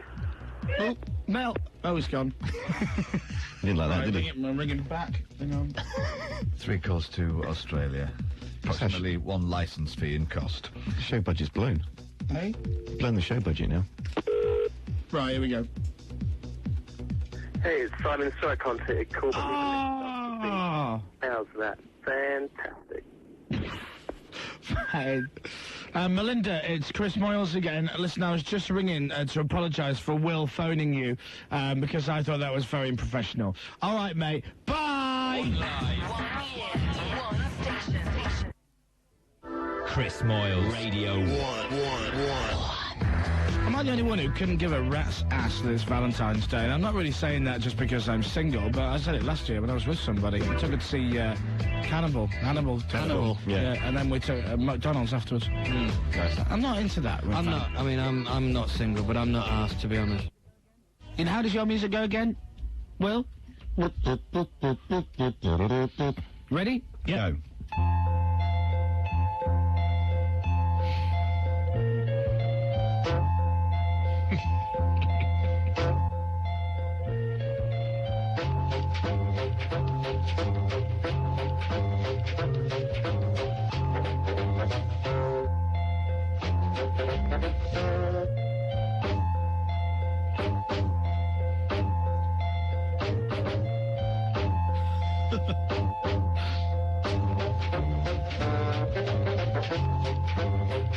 Now, Scotty says it's good for about 45 seconds because it does go weird after that. Right? From here, it gets a little bit bizarre. Oh, dear.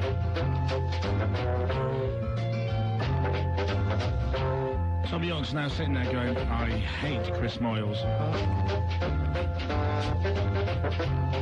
This goes on for hours. I've had enough now. It's a bit of a noise, actually. Have you had enough for it? I see it's time for Fortune Nookie. I foresee a final with 2 challengers battling it out for a semi-expenses paid night out. If you put your expenses form in. And by the way, the guy in expenses in accounts sent an email round today. So please don't leave it over 3 months, whoever wins the contest, otherwise you won't get your money back. I believe that's so. It's letting February and March go or something, and then that's it. Yeah. Nothing over things. Time is of the essence. Thank you. All right, let's meet the 2 finalists for Fortune Nookie. Hello, Nina. Hello. On line 2 is Kevin, our first winner. Hello, Kevin. Hey, Chris. How are you? Not too bad. Are you both ready? Yes, we are. Let's go. Nina, EastEnders star Jack Ryder's a famous other half, but who is she? Kim Marsh. Kevin, former All Saint Nicole Appleton is a famous other half, but who is he? Noel Gallagher. Nina, whose current album at number 23 in the charts is called Sunshine? Oh, is it? It's not Gabrielle, is it? Oh, nice one. Oh, excuse me, sorry. Foul mouth Turn it pussy. down. Gabrielle. Kevin, whose current album at number 14 in the charts is called Fever? Kylie Minogue. Okay, it's time for Dave to reveal the answers. And who got what? Nina, on line 1, got 4 out of 5. Ooh, Nina. Oh, thank you. Ooh. Kevin, on line 2, Who said that fishy on a little dishy? got 4 out of 5 as well, which means we're into another tie-break situation. So I've got to ask you a crappy tiebreaker questions. Yep. Okay. Are you ready then, girls? Yeah. I was only joking, Kevin. You meant to say. Well. You should have a fishy on a little dishy. Okay, so you both get the same question. Nina, to the nearest day, when is my birthday? Your birthday? Yeah. About a week. Is it? I think it is the 19th of February. Kevin, what's your answer? 20th. 20th? Yeah. Of? February. My birthday is on the 22nd of February, which means Kevin is won!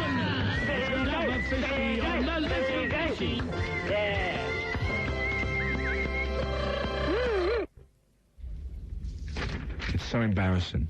What Do you know is? that? The prize, the way the prize thing works. I actually am genuinely embarrassed. And I can't hide it from the listeners. I've got to tell them what happens. Nina won't feel so bad now, right? All he has to do is send the receipt, and as long They've as got to pay for it themselves. Yeah, but as long as right? it's, you know. We're giving away your chance to win a romantic meal for two. Here's what happens, right? They send us the receipt, right? And we send them the money. Yeah. Because apparently that's the only way that we can do it. Yeah. And I'm like, that's pathetic. Because the BBC needs an invoice. Yeah. So that's the only way we can do it. So he's going to go out tonight, and now bearing in mind, his girlfriend's going to be sitting there going, no, I'm going to get the treatment tonight. Lobsters, please, waiter, and I'll have a bottle of Dom Perignog. And then he's going to be sitting there going, bloody hell, I can't afford this, like, it's going to break my bank account. And she's going to be ordering everything she can. It's shocking. Anyway, Right. Congratulations, Kevin. Come here, me little Jackie, no, I've smoked me bucky, have a bit of cracky till the boat comes in. Dance to the daddy, sing to the mommy, dance to the daddy, to the mommy, sing. Come on, Scotty, sing along. On a little ishy, who shall have a fishy when the boat comes in? Whatever you're doing tonight, have a great night on Valentine's night. And if you're thinking about going for a lovely meal, and you do have your romantic meal, and maybe you finish your meal about 10:30, and you think, well, we'll just go to the pub for a little drink, you're just a pair of us, and you walk through the door of the pub and you see one lonely fat fella sitting on the corner, that's me. One of those weirdos, by the way, Justin and Dan, that made us some jingles. Yeah. The other day they paid a big fat ugly woman to dress up as a fairy and give me another mini disc of jingles that they've made for us. And I was crossing the road and she comes up to me and I said, please go away, fat ugly fairy. And she goes, I'm a fairy, I ought to give you this. Right, that's great, push off. Anyway, so I thought I'd play them to you. They're quite bizarre. Once again, these are two guys who, seriously, I wonder for their state of mind, I worry, rather, about their state of mind and well-being. They sent us a mini disc called Justin and Dan's Jingles of Pleasure. Would you like to hear them? Yes. It doesn't really matter if you're standing in the shower or you're watching all your children growing old. Chris Moyles will be talking, all you have to do is join him. He's the biggest striking DJ in the land. Radio 1. Okay, that's one for you, right? There's loads, by the way. It's worth trolling through the crap to find the brilliance. Hi there, Mylene from Hearsay. Hi! How are you? I'm okay. That's great. Mylene, do you know a guy called Will Kinder? Yeah. No. What do you think of him? Oh, he's lovely. He's really lovely. Dead, Mylene. Oh, my God.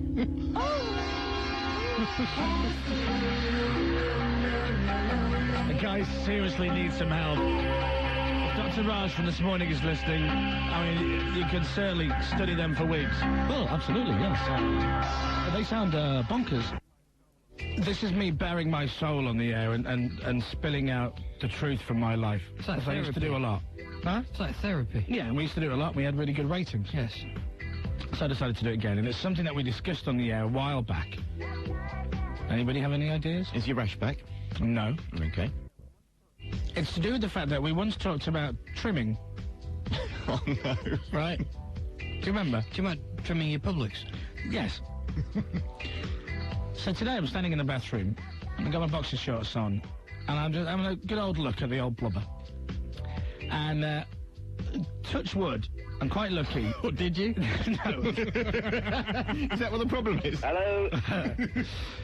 What it is I'm not particularly a hairy man. Yeah. Okay, I'm very good in that respect. I'm very lucky. I don't have any hair on my back, which is good. But I have found that on the side of my arm, at the top of my muscle, I do have like a little bit of hair. Only a tiny little bit. So one day I thought, I saw this, I'll just shaved it off. And it was that simple. I thought, oh, that's good. Now, you're shaking your head because... Yeah. Why? Grows back twice as much. Well, okay, well, so they say, but I never really believed this. Okay. Now, I've never, ever done anything with my underarm hair. But it's always been a little bit too bushy for me. right? And there's been just... And when you stand there with your arms by your side, right, you know, topless, a little bit of hair sticks out the side. Little spiders. And I don't particularly like it. So, I'm standing there looking at it, and then I look at my goatee trimmer, and I thought, well, we'll just have a little go, shall we? So what I did, I trimmed it, right? And then as I'm standing there, I suddenly kind of thought, I wonder if I should trim downstairs. So I just had a little trim. I've never done this before. And I don't know if it's natural, or right, or normal, low, or a problem, or anything. But I'm just curious as to know, because there must be people out there who do trim their hair regularly. And then I was looking at my chest hair, because I've gone through the last almost 28 years of my life just letting things grow, okay? And I thought to myself, I thought, well, because I'm quite hairy in the top part of my chest. Not thick hairy, but it's spread out a little bit. Do you know what I mean? Yeah, but your chest hair's got a sort of parting down the middle. Yeah. And it kind of goes up a little bit to the shoulders. I mean, it doesn't meet anywhere. It doesn't, like, meet my hair at the sides or anything. So I thought, well, I'll leave that alone. But I did. I trimmed my underarm hair, right? And you trimmed the basement. And I trimmed a little bit too much on one side, on the side. But it looks all right. I mean, you wouldn't know. And then in the old, bargain basement, what I did is I fluffed it up, right? No, because there are people listening to this who have probably done exactly the same thing. I doubt it. I bet you there are, right? I fluffed it up, okay? So it was kind of like, you know, nice and fluffy. And just went... and just took a little bit. Not like sort of grade 3 or anything. No, not at all.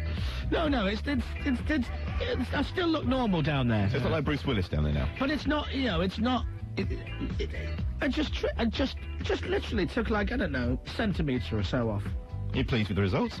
Yeah. And then I thought to myself afterwards, it's not like I can show anybody. It's not like when you have a new haircut. And they go, oh, you've had your haircut? I mean, I'm not going to go anywhere and someone's going to go, you shaved your... I mean, it's just not going to happen. So what I've done is... You're very hairy there. I'm just... I mean, I see on the chest, I'm quite hairy. Now, I'd kind of like to get that down a bit, but I'm scared of going down there. On the chest. I don't want to start shaving my chest hair. I think that's wrong. I mean, if it gets to the point where I need to go and get waxed on a regular basis, then, mate, fair enough, right? Mind my boobs, by the way. So, look, all I've done...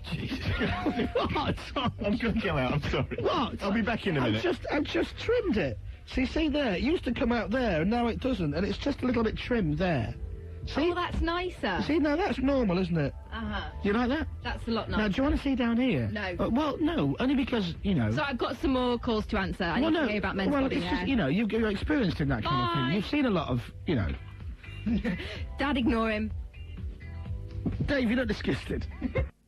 Most human beings don't see the necessity to try and trim it or sculpt it or gel it, you know, when they've got nothing better to do in the mornings. I do not sculpt and I do not gel my underarm hair.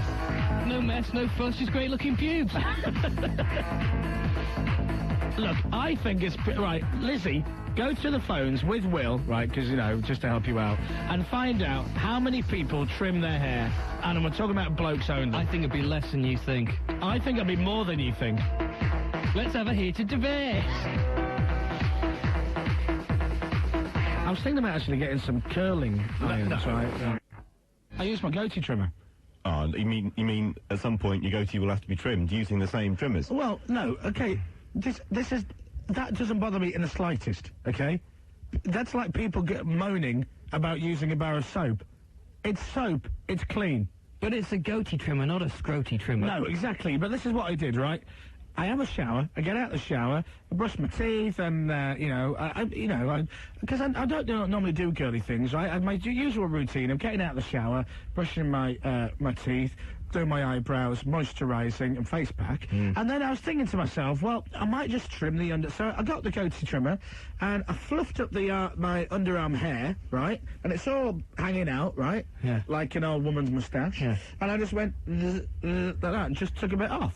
And then I looked downstairs and I thought, well, you know, in for a penny and all that. So I fluffed it all up, okay? Looked kind of like an afro. You know Billy on reception when he has his afro? Yeah. It's a bit like that. And I just took about, I don't know, centimetre and a half and just went like that. I wish people could see the mime. But the best thing about it was I was straddling over the toilet, right? Because I didn't want hair to go all over the place, and I didn't want my hair in the sink. And besides, I couldn't get get the over the So imagine me standing with legs akimbo over the basin of the toilet, right? And I've got obviously the lid up, and I was like that. That's all I did, and I don't think there's anything wrong with that. I think it's completely acceptable. There's nothing wrong with it. I just have this image of you spending so much time in front of the mirror, doing that flex thing that you do. You standing there all al fresco, kind of going, with your razor trimming all your bits. I find it disgusting. Why are you even thinking about it? The funny story in the newspapers today is on the front page of The Sun. It's another huge exclusive. The headline simply reads, "World's tallest bloke lives in Neasden. He's 7'9" asylum seeker." How's he going to hide? The Saint said yesterday, "I enjoy being this tall and love living in England, but I keep banging my head on things."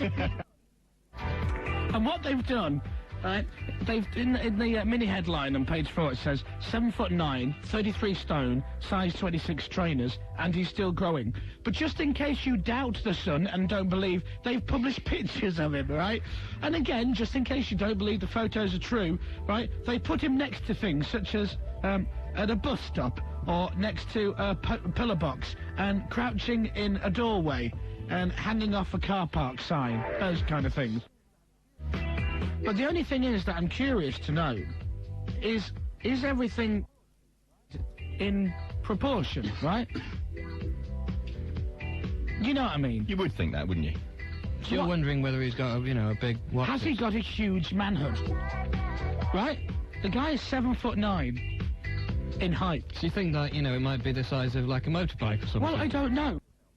Well, I would imagine that The Sun will spin this out for another day, and I think tomorrow they'll maybe put him in... Well, there's a photograph of his manhood. No. Next to a pillar box. No. In Neasden.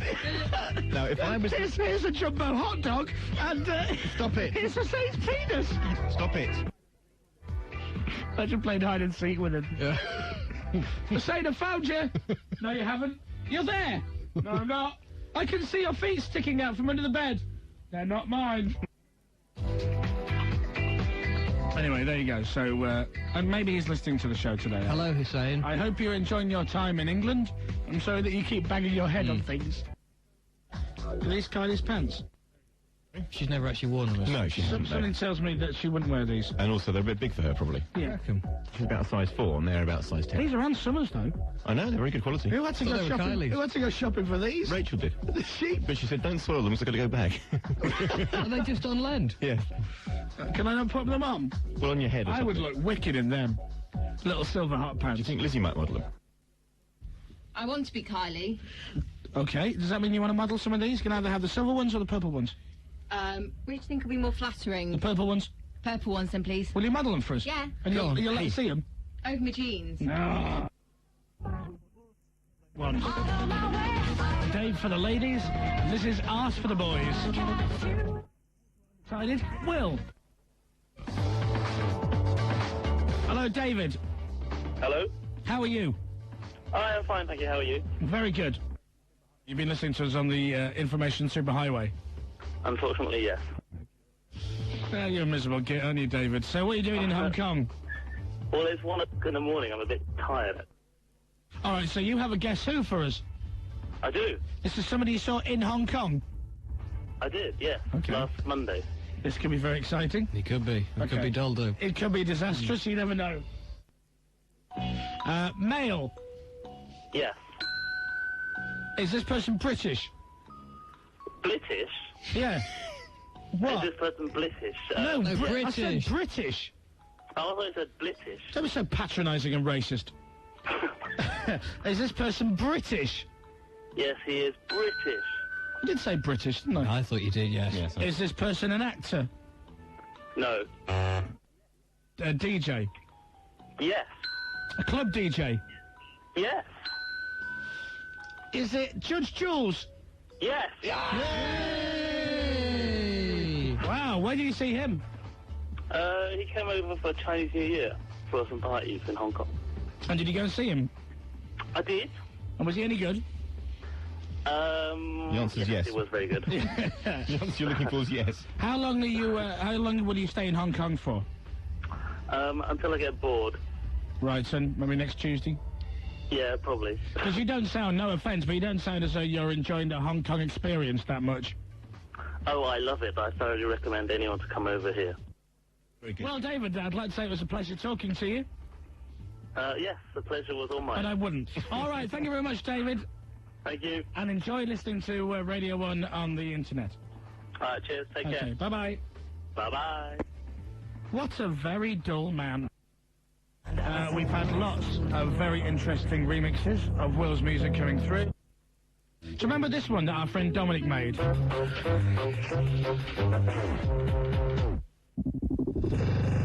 And you said you didn't really like it. I said it wasn't my favourite. Right. Well, he's made another one for you. Ready? Okay, go.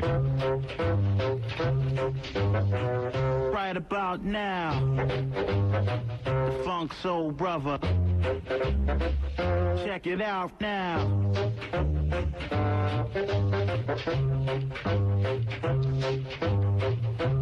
Here we go. The Funk Soul Brother.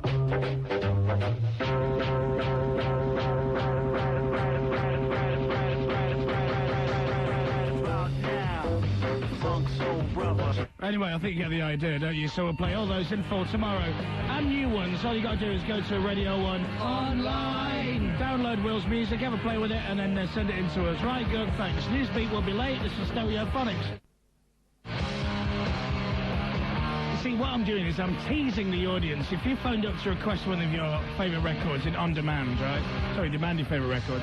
Then you're going to have to wait a little bit longer because Newsbeat is going to overrun, which means Dave will start a little bit later. I apologise for that, but what do you want me to do? Interrupt the Stereophonics? I don't think so. Radio 1. Here's George with Newsbeat. It's 5:46. 3 old ladies go for lunch, okay? And they have a lovely lunch, and they natter about the bingo and the grandkiddies and all that. Blue Rinse Perms and George Clooney. Anyway, they get the bill, and it's £15. Yeah. So the boss of the place looks over at them and goes, "Ah, bless them." So he says to the waiter, "Tell you what, just charge them a tenner, right?" Yeah. So the waiter goes, "Sod that, I'll charge them 15 quid, right?" So he goes up and says, "That'll be £15, please, ladies." So they all give him a fiver, right? And then he feels a bit guilty and he thinks, well, I'll tell you what, I'll put a tenner in the till. I'll take £2 for myself, put it in my pocket, and I'll give them £1 back each. So they think they've got a deal, and they wave thank yous to the boss on the way out, right? So he's only paid £4 each. That's £12. 2 in his pocket, it's £14. Where's the other £1 gone? There you go. It's a good quiz. And then smart-ass Will. Explain that one to me. My dad does this one when he's had a few drinks in the pub. And he says this is how businesses lose millions and billions of pounds every year. He's convinced it's a conspiracy that every world government uses. See, now you're getting obsessed, Dave. What's wrong with you? Why don't you just leave it and move on? Because you've set me this challenge, which so far I've been unable to work out. Yeah, and you won't be able to work it out. Why? I mean, I know that I had to take, 2 goes at GCSE maths, but... You won't work it out. Does it not have an answer? No. So it must have an answer. No. So you can't tell us what the answer is now? Well, you could explain the same story in a different way, and there is no question of a doubt, what happened with the money. You explain it another way, and the pound goes missing, so it doesn't really make any difference. Why don't you try and explain it in the way that makes sense? Well, no, I'll explain it this way, okay? I charged you three £15 for a meal. Yeah. You paid £12. Yeah. I kept £2. Yeah. There is a missing £1. Correct. Yes. That's it. Get a life, move on. No! Go out and meet people. That's not it. Go for a drink, take up a sport. Go to night school.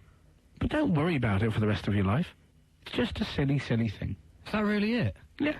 That's rubbish. I only did it to annoy you. And it worked. I'm annoyed now. Thank you.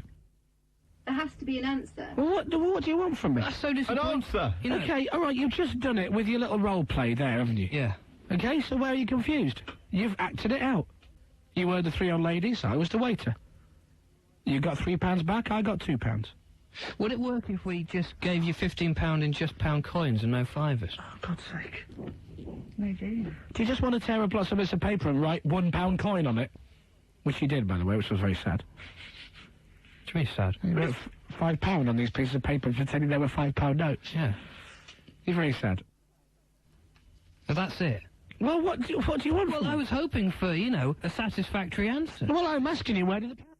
No, Well, that's why there I'm you go. asking you. Move on, leave it. Let's have an explanation, though. Why? What explanation do you need? Every problem has a solution. What? Not necessarily. You can't do this to Global warming, famine, world peace. You know what I mean? I'm going to sneeze. Sorry. Just don't let it wind you up. 3 old ladies go to a restaurant. They have lunch. The bill comes to £15. The boss says only charge them a tenner, but the waiter goes, no, dude, I'm going to charge them £15 and keep that money for myself. So he says to the ladies, it's £15. They give him a fiver each. And then as he goes to the till, he feels a little bit guilty. So he thinks, I'll give them £1 back each and I'll keep £2. Job's a gun. So old lady number 1 paid £4, old lady number 2 paid £4, old lady number 3 paid £4. 3 fours are 12. That's £12 they paid, £2 in my pocket. Where's the other £1? They paid 15. I've worked it out. Oh, for God's sake. No. The waiter is a liar. Oh, for God's sake, Dave. You're just taking it way too seriously. I am the waiter. Yes, and you're lying. No, I'm not You actually pocketed £3. No, I not didn't. I put £2. All right, take your stupid money out and do it again. Come on. No, it's boring now. Well, I'm very upset. Is there... Are you Give me for look. Here I have £15 in my hand, right? Yeah. How much money you got on you, Will? Right, there it is, there. Here's my £15 from you two lovely old blue-rinsed ears. Yeah. Right. Okay, you smell of stale biscuits, but that was, you know, it's an old lady thing. Okay? Yeah. So I take the £15, right? I put a tenner in the till because that's what the boss wants. Yeah. Okay? So there's £5 left. £3, £2. Where's the missing pound? There is no missing pound. What's your problem? Okay, so you went on the emails then, smart boys, and you find an answer to the little query? Well, the best one we've got is from Debbie Ryder, which reads... Oh, Debbie Ryder. She always gets it wrong. Hold that thought, Dave. Chris Moyles, Comedy Dave, Producer Will, and Thin Lizzy. 3 are ugly, and 1 is beautiful. Okay, as soon as you know the answer, press the buzzer. Okay, you live next door to me, and you make bread. I will read, word for word, what Debbie Ryder has written here. Okay. Right, I'm just trying to, you know, get this right in my head myself, so maybe this will help. It says, it is not missing, you are counting the same money twice. Am I? Right. If I'm counting the same money twice, then surely... more. Well, hang on, don't interrupt, I'm trying to read. It is not missing... By the way, if this is boring anybody, I do apologise. After the 4:30 news, we won't discuss it. You're counting the same money twice. If the old ladies pay £5 each, this makes £15. Yeah. Waiter keeps £2, puts £10 in the till, and gives them back £1 each. This makes £15. Exactly right. 2 plus 10 plus 1 plus 1 plus 1 equals 15. Right, exactly right. Carry on. Each old lady pays £4 each for their meal, costing them £12 in total. £12. Together with the £2 that the waiter has kept, that makes a total of £14. Yes. However, the £2 that the waiter has kept is part of the £12 the old ladies have paid. It is not different money, so it can't be added to the employee's £15. What's You're her name? counting it twice. What's the woman's name? Debbie Ryder. Okay, Debbie Ryder. The 3 old ladies pay £4 each for their meal. That comes to £12. Okay? I charge them £15, and they give me £15. I give them £1 back, and I keep £2. They have £3, I have £2. So I put a tenner in the till. So I take your £15, put a tenner in the till, leaving 5. I split that 5 in £2 coins. I take 2 and give them all the £1 back each. That's £15. Correct. The old ladies paid £12, I kept £2. That's £14. Shove it up your ass. Now, has she cleared it up for you, or are you even more confused? More confused. I can't be asked anymore. Okay, let me tell you, there is no answer. Just leave it alone! We're getting about 20 emails a second. Great. Still. Just stop it. I just answered the phone. I said to him, like, he goes, no. I said, what were you doing when I read this out? He goes, well, I knew the answer straight away. I've been trying to get through. I'm like, why are you wasting your time? That is 40 minutes of your life that when you get to the pearly gates of heaven, you'll have wasted 40 minutes. You could have been fishing, drinking, boffing. Leave it alone! Radio 1. Thank you. You wait until I give you the other one about the 3 dogs at the vets. That'll really freak you out. Right, No Doubt coming up next. And Aaliyah. Here's George and Juliet with News and Sports, 4:30. And we have more Will's Musics. Hooray! From Lee Van Cleef in Wigan. This. Garlic bread. Garlic bread. Garlic and bread.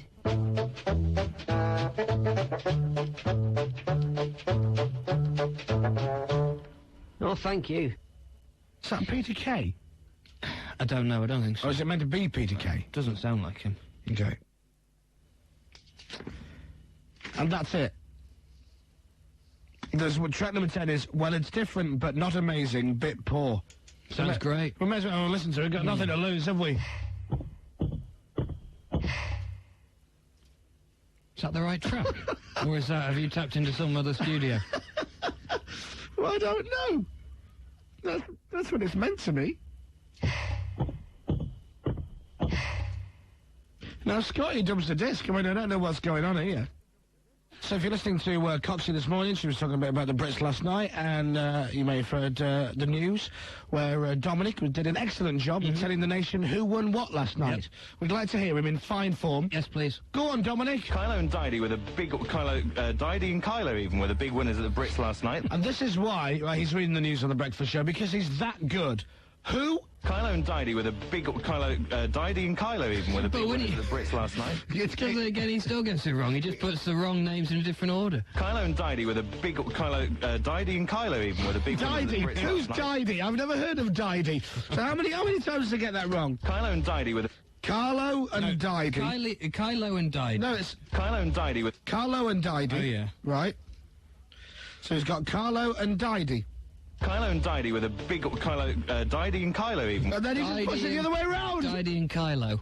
Do you know what I mean? What are you doing, you pillock? Kylo and Didey with a big... Chris Moyles even were the big winners at the Brits last night. Sorry, even I got it screwed up then. Sorry, Dominic, one more time, just to show the world how bad you are. Kylo and Didey with a big... Didey and Kylo even were the big winners at the Brits last night. And we can add that one to Dominic's other screw-up. Scattered showers in the far north of Scotland? What does that mean? Chris Moyles on Radio 1. He ain't good looking, but hey, he's rich. John Pienaar, BBC News. Hey, it's me, Tony Sam. You know that I'm not one to highlight people's mistakes that often, though, am I? You like to move on and brush stuff under the carpet? Absolutely. John Pienaar, BBC News, Cardiff. Peter Sissons. And John Pienaar joins us now from Downing Street. That's a classic. It's a classic, isn't it, Dave? Chris Moyles Radio 1. Well, we're all back then, finally, and thank the Lord. Yeah. Do I sound all right? I think you sound a little bit lightweight, I think. Do I? Yeah.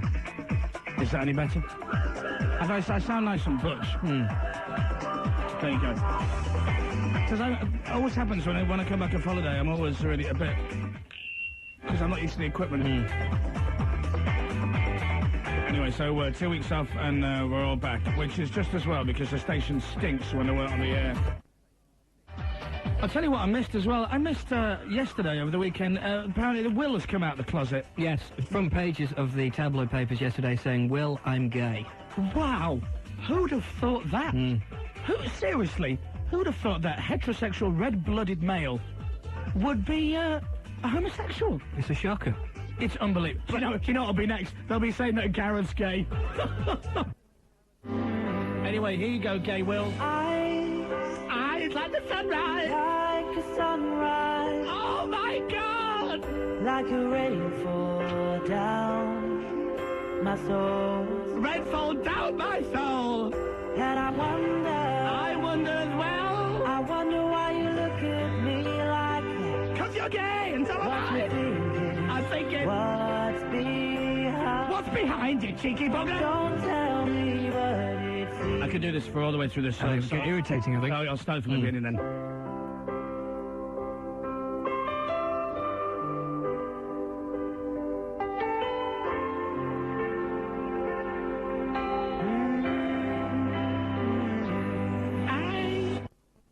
And am I the only one who can't sing along to the song without moving my right arm? Yeah, I do that as well, as yeah. if I'm trying to fly. Like a teapot. Yeah, well, kind of. The signs were there. It's amazing no one knew, do you know what I mean? Anyway, congratulations. As I believe it's number 1 again, isn't it? I believe so, yeah. Yeah, Will Young, Evergreen, nice one. And I'm even more delighted that it's number 1 again because it means that fat pig, Rick Waller, didn't even get in the top 5. And that can only be good. Have you seen the video to that? Oh my God. Rick, they're just taking the mickey out of you. You're fat and everyone knows it, right? And you'll never be... Oh, man. They've seen a video for "I Will Always Love You," and it's a tight shot of his head, which is he's not the best looking bloke in the world. He's certainly not a complete munter. And then it gets to the chorus, and the camera just pulls back. And it was on in the pub the other day. I swear blind, everybody burst out laughing. But somebody described it as saying that he looks like he's eaten giant haystacks. But it's what you said. He's got an average sized head on an enormous body. They don't fit, do they? It just doesn't look right.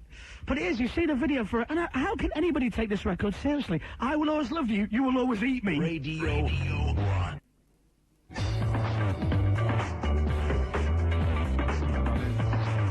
Right, so we have more Will's music remixes. It's the weird, bizarre thing, and we've been off for 2 weeks, right? And we come back, and we've got like 3,500 to 4,000 emails. And I don't know how that happens. That's because people get bored, you know, when we're not there. Well, why email us when they know that we're not here? I don't know. But Scott, Geordie Kid goes to the Will's music remixes, and he critiques them and tells so I don't have to listen to all of them. And he's either getting more critical, or he's just saying that they're crap. And actually, I'm looking at him now and he's going, no, they're rubbish. I know. They're not very good. I know. So, track 1 doesn't make sense. Track 2, rubbish. Track 3, interesting, but not that funny. Do you want to hear this? Oh,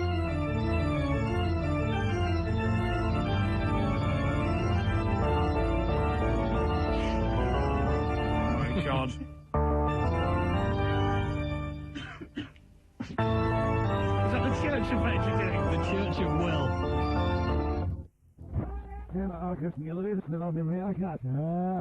If not, only out for that. That's lucky like it, but now it's not going to wait off much here. But now, you're going to wow. There's the same. I didn't me out here. There's me out last night. Wow. No way,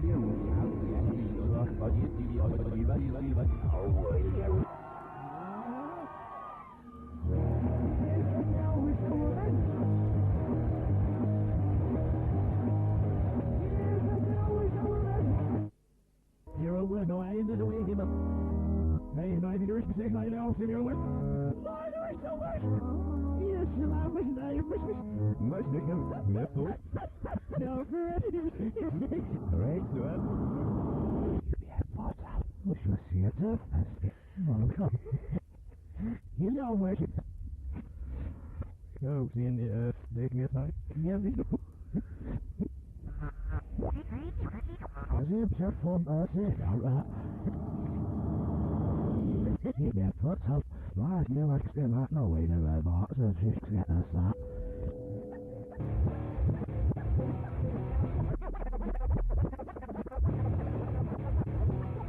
Never know, I'm be alright, yeah, what's up, yeah, it's ready. Yeah, video, right up here, what's the deal? What's my shit about this? I don't know. Where's New where's the tricks get us about? That's a joke. Absolutely hilarious. Quality television. Now, first of all, I really like Chris Eubank. There's something about him that over the years, I mean, he's just got a lot more relaxed with himself. A few years ago, I reckon Chris Eubank had no sense of humour, but he seems to have found a sense of humour now. And as long as you're not ripping him, I think he's okay with it, do you know what I mean? He can laugh at himself and he's more relaxed about it. Yeah. But the thing is, there's lots of things about Chris Eubank that gets discussed in this interview. But bearing in mind, the whole point about this is, I don't really think he thinks about his answers before he says them. Do you know what I mean? So anyway, I'm going to roll through this. So there's 9 different bits of this interview that I want to play for you that I personally find very funny. Okay? So, let's start with Fern's lovely intro to the wonderful Chris Eubank from this morning's This Morning.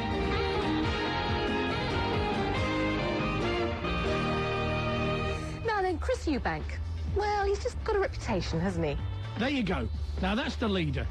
She could have said anything, but he's got a bit of reputation.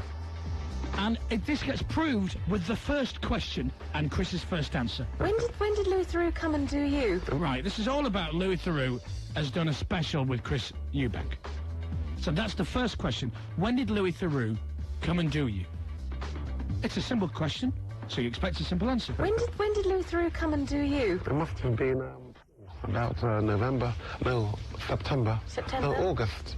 I remember it being summertime, yes. August, all of them, just the other. There you go. So straight away, the first question, he's already lost in the first answer. Then John asks a really good question, and Mr. Eubank decides to ponder it for a while. I'll put this to you, what the public's perception of you is one thing at the moment. What do you think it is, and what do you think it will be after seeing this documentary? Will there be a big shift? Oh, well... no, I'm just you. I'm just constantly me. There you go. He's just constantly me. At this point, I start to think that Chris maybe is a little bit odd. I like to entertain. I'm a bit odd. I'm truly queer. I am. You are fantastically eccentric, aren't you? Oh, well, I don't think so. I mean... Well, of course you don't think so. Well, yes. Well, that's it. What does Karen say, your wife? What does she say to you sometimes? Does she ever say, Chris, you're behaving rather oddly? No, she says I'm complicatedly down to earth. Complicatedly down to earth. There you go. Instead of saying, yes, she does, he has to change it. What we also learned from the interview is that Chris is excellent at mathematics. She also describes you as her 5th child. Oh, well, naturally. I mean, she has 4. It makes sense. He's clarifying things. Oh, this thing, that's hilarious. Well, naturally, she has 4. She also describes you as her 5th child. Oh, well, naturally. I mean, she has 4. Okay, then we get on to more serious questions. There is obviously an image thing, and is it because that you need to be liked? You need the public to like you? Oh, well, everybody wants to be accepted. Yeah. How important is it to you, though, in what you do in the way that you conduct yourself? How important is it to you, Chris Eubank, the way that you conduct yourself? Well, I suppose, I came up with a quotation the other day. It goes like this. What care should I have of how well you do what you do? Are you a gentleman, sir? Or are you a lady? That's what's most important. Does anybody know what that means? No. Not really. Would you like to hear it again? Yeah. Let's break it down. Well, I suppose, I came up with a quotation the other day. It goes like this. Okay, here's a quotation then.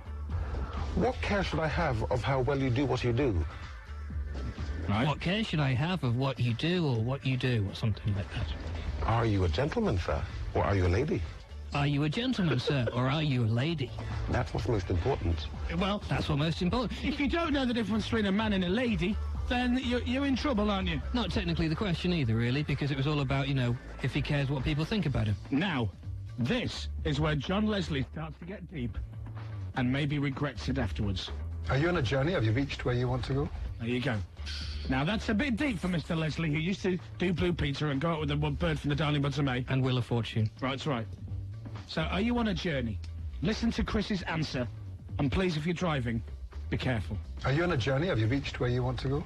Well, it's an everyday task. Being a human being is a very, very hard task because the first quality of a human being is to be considerate. Now, every day we are tasked. It's like I look at you and I say, well, what a handsome man. Thank you. What beautiful eyes you have. Thank you, darling. Stop there.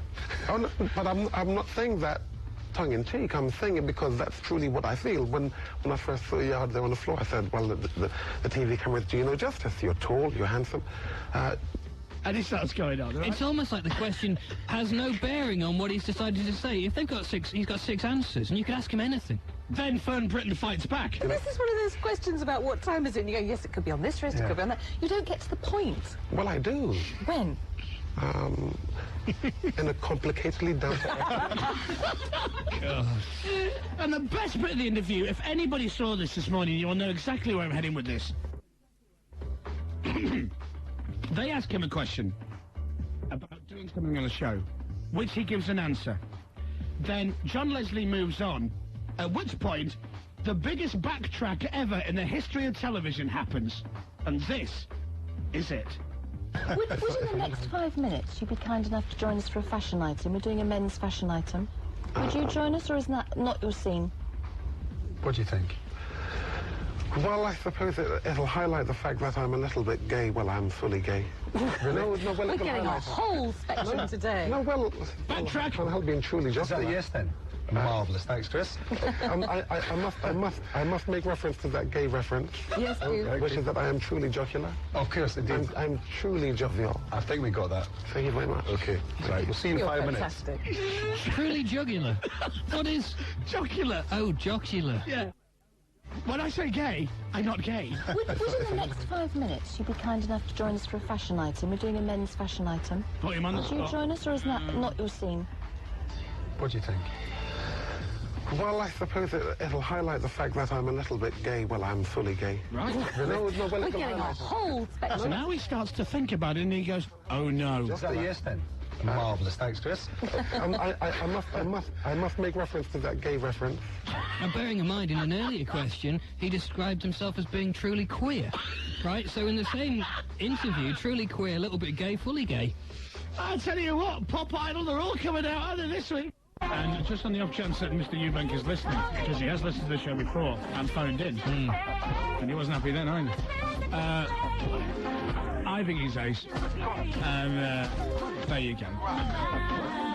He did talk about Mike Tyson very well, actually, because I asked him what he thought, and he was very, very honest. He said that, you know, he could have been a role model to kids, but he decided to go the other way, and blah, blah, blah, and he's made a lot of mistakes, but is he good for boxing? Well, he's controversial, which boxing thrives on controversiality. That's a good word. Controversy, I think, would have been better, but yeah. But the guy's a genius. I mean, how can you not think the guy's a genius when he talks like this? I'll put this to you. Well, the public's perception of you is one thing at the moment. What do you think it is, and what do you think it will be after seeing this documentary? Will there be a big shift? Oh, well... No. He's in pain at that point. It's like somebody's tickling her. No. I'll have to tell everybody about... Chris Moyles on Radio 1. One love, one finger, one thumb, one sausage. Radio 1. Radio 1. Saffy Duo played a live the bongo song before that Missy Misdemeanor Elliott featuring Eve. And Eve doesn't seem to do anything on her own anymore. She just seems to team up with other people. She's a collaborator. I think she's quite good. Am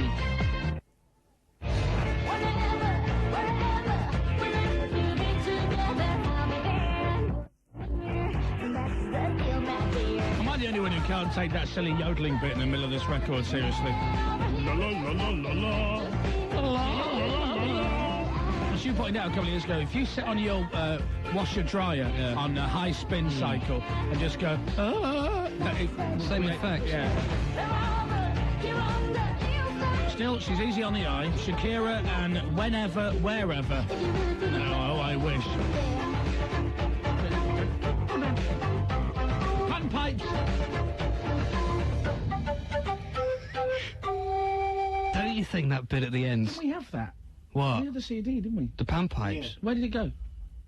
It's in the box. Try and find it. Don't you think that bit at the end sounds like something from a film, like a western or something? It always makes me think of that. High noon. What do you expect it to? You kind of expect, you know, tumbleweed and the baddies on the ridge, I think. No, do you know what it's like? It's like some kind of Jackie Chan or Bruce Lee movie. Possibly, yeah.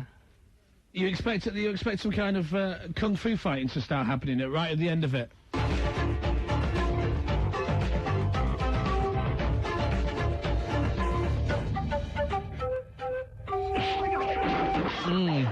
Enter the Dragon. For those more mature listeners to today's programme, you may listen to that record by Shakira and think it sounds very similar to a top 40 hit from years ago. And, well, you'd be right, because we dug it out of the Radio 2 record library, and we were going to try and remix it, but we so far can't be bothered. But if anybody would like to have a go at it, there was a hit, I can't remember what year it was, but I have it on the Raiders of the Pop Charts album, which when you bought part 1, you got part 3. Do you remember those days? There's no such thing as a double album in the olden days. But if you bought part 1, you got part 2 free. But strange enough, if you bought part 2, you would get part 1 free. So everyone's a winner, really? Yeah, absolutely. Anyway, so the end of the Shakira record, which has got the panpipes on, right, reminds me of a record that I used to listen to when I was a child.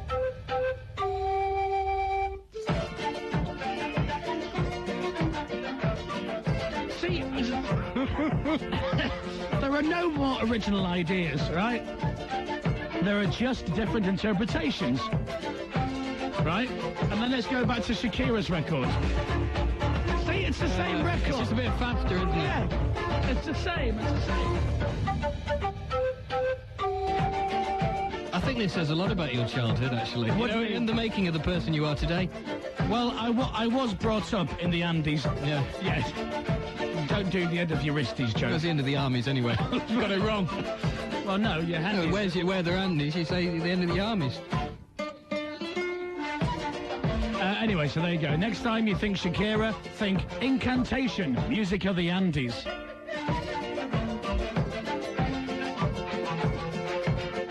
Is that enough? I think so. Radio 1.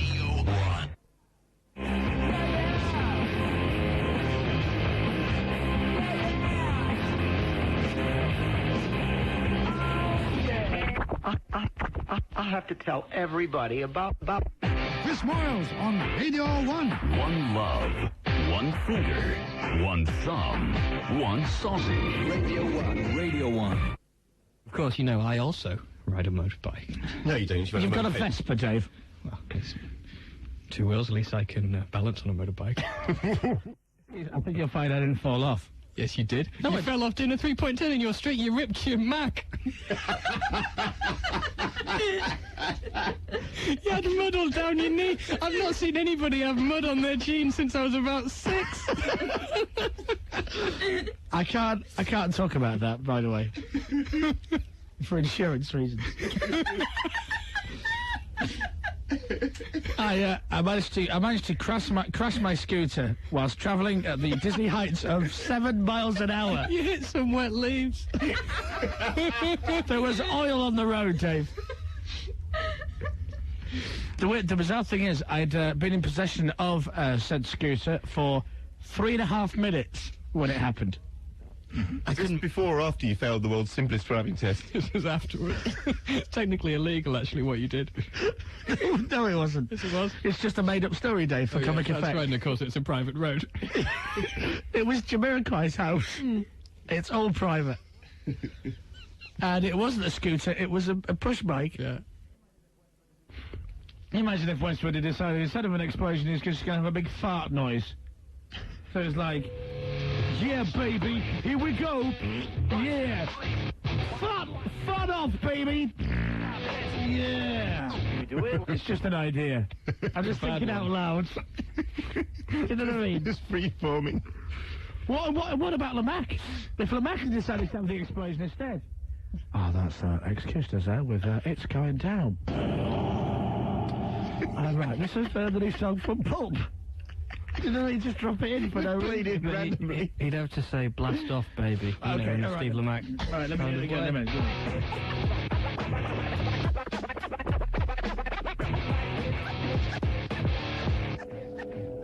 That's Executioners on Radio 1, and it's going down. Blast off, baby. Right, here's more fresh music. What do you think? I think it needs work. Joe Wiley. Welcome along. It's Thursday's social. Blast off, baby. No, scare her. She'll be terrified. Poor thing. Make her jump. She should jump out of the seat. Joe, what's going on? Don't worry, Miss Wiley. I'll get security down here. I'll be here within the hour. Don't worry. Never what you wanted to be. Never what you wanted to be. Radio 1. www.bbc.co.uk/Radio 1. Wow, it sounds like they had a great time, didn't it, Dave? Yes, it did. Hello, Alton Towers. Wow, oh, that's excellent. Nice. Yeah, isn't that lovely? And apparently some 41 have now got to go into a big helicopter and fly all the way down to... I can't even be bothered to do the link, to be quite honest.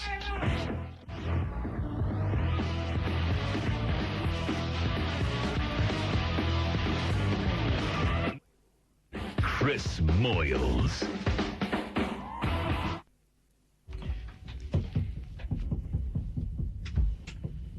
Has he finished talking, Will? I think so. Can you go up and slap him? What is this? I know we just launched BBC Talent, but what are we currently running at the moment? BBC Donkey? Dave? Hello. Some idiot upstairs in Newsbeat. Hello? Hello, are you ready for the news? Hello? Hello? Hello? Hello? Come on there and give him a slap him round the studio. And then I said, give me some level. And so he switches the mic on the news and he goes... Can you put the right microphone on? I'm sorry, I'm quite new at this. I can give a rat's ass. Go work hospital radio, you bumbling amateur. I'm on the air here, we're not rehearsing. And I'm trying to enjoy that beautiful Alicia Keys record. She's marvellous, and isn't which she? I'm a huge fan. Hello, it's the news here. Hello? Are you ready? It's going well today, isn't it? Well, no, it's actually going all right. You know, I'm enjoying myself. How are you, Will? Very funny. What, are you crying? You called him a bumbling amateur. Why is that funny? I don't know. What, is it you trying to say that's kind of ironic? Right, shall we move on? Yes, please. Radio 1. Marilyn Manson on the way. City High's new record. Here's Matt with the news. Hopefully it's 3:30. It's 4 o'clock on Radio 1. It's Friday afternoon.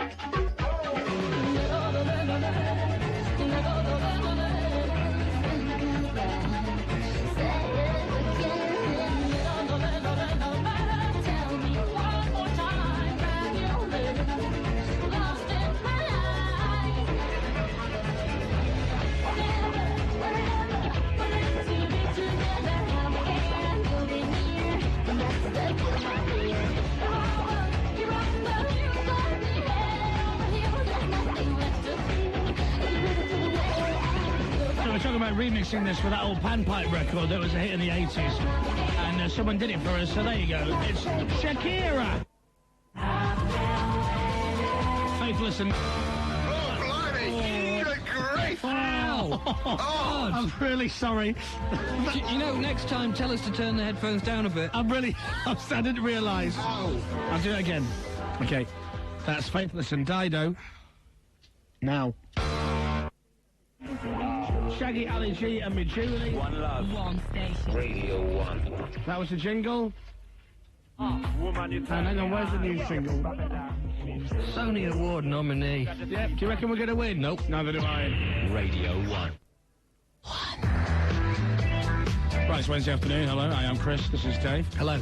Comedy Dave. Hello. Dave of the Comedy. Hello. What was your name before we called you Comedy Dave? So it's Super Dave.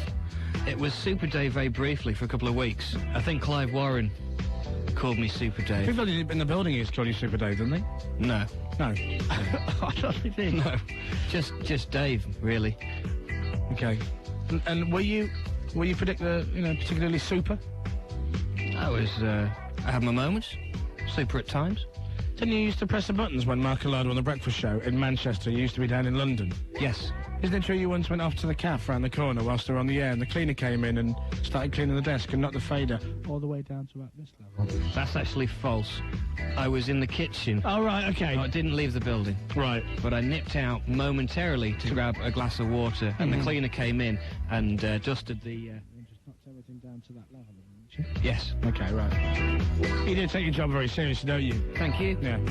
Because remember that time Simon Mayo went off the air that time for about 10 minutes? You were panicking. You were running all over the place, weren't you? Yeah. Yeah.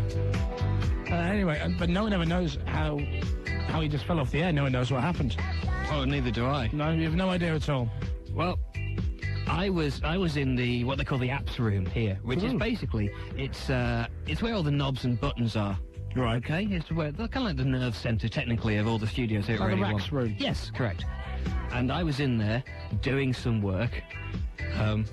Coincidentally, when Simon Mayo's show happened to fall off the air. I remember your quote to me at the time was, "That is so weird," because I just unplugged a couple of wires at the same time that the station went off the air completely. It's true. Yeah. And to this day, I still... And apparently, when you put the wires back in, that's when the station suddenly went back on the air, isn't it? It's a hell of a coincidence. It is. I'm happy, I'm feeling glad I got sunshine. In a bag I'm useless, but not for long. The future is coming on, it's coming on, it's coming on, it's coming on, it's coming on, it's coming on, it's coming on, it's coming on, it's coming on, it's coming on, it's coming on. I have to tell everybody about Chris Moyles on Radio 1. One love, one finger, one thumb, one sausage. Radio 1, Radio 1. How do you do, you boys and girls? All right, we're back on the air then, thanks to lovely Emma B. Well. So I'm going to sell this One Life revision thing again, but just like a proper commercial. Okay. All right. Started your revision yet? No. Don't panic. Call the One Lifeline on 0800 110 100. That's 0800 110 100. There's top people waiting for your call right now who can give you advice or just a free wall planner to get yourself organised. You can also check it out online at www.bbc.co.uk/Radio 1 and click on One Life. One Life? One Life, helping you with your revision. Only from Radio 1. Right, so there you go. That was better. So now we've done that now. Yeah. Oh, easy tiger. Started your revision yet?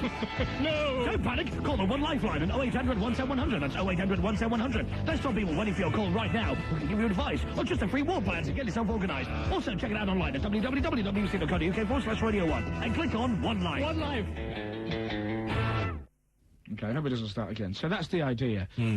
Basically, not starting your revision yet? Don't panic. No! Lifeline 0800 110 100. That's 0800 110 100. Top advice and a free wall planner. Also go online at www.bbc.co.uk/Radio 1. There you go. Click on One Life. One Life. Yes, I think you've got it now.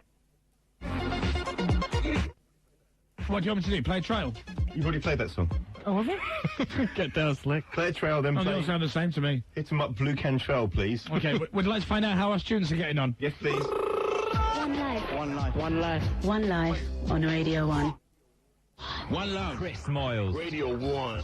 I demand a very high quality of news journalism. If they'd have come to me and said, is it all right if Fletcher reads the news? I'd have said no, because he screws up and says things like this. And Game Boy Advance has hit the shops in Japan. Judge for yourself whether Will and myself were right to not do this as a 2.5, 3-minute piece. Guess who? Do you want to know who we saw? Linda Bellingham. Hello, am I here? What? Well, it's unfair to hunt dumb animals, apart from Neil Fox. It's Radio 1's guide to getting off your ass and travelling the world. Is that the official line that we'll be using? Chris Moyles Radio 1. Right, it's Tuesday. Hello, I am Chris Moyles. Last night was the final Louis Theroux meets And it was Max Clifford, the PR guru, as he's often referred to.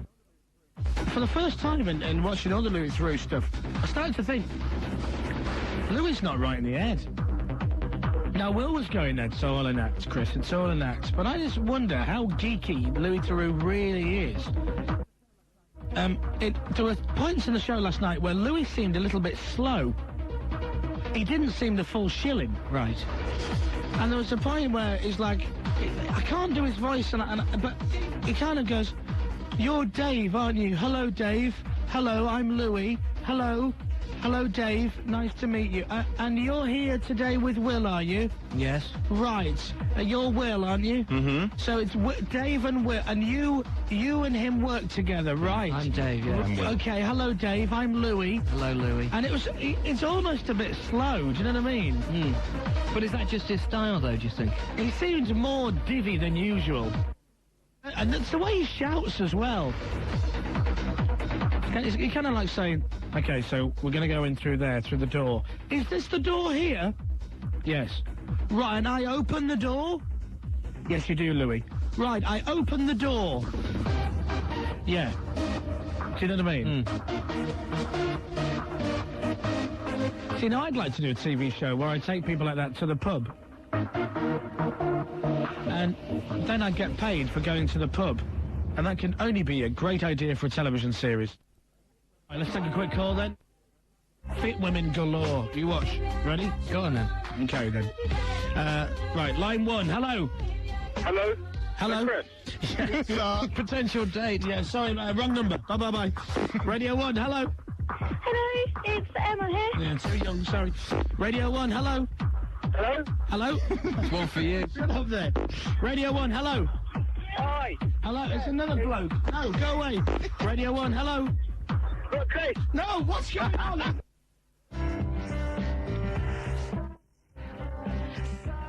Radio 1. Thank you. I'm not ready.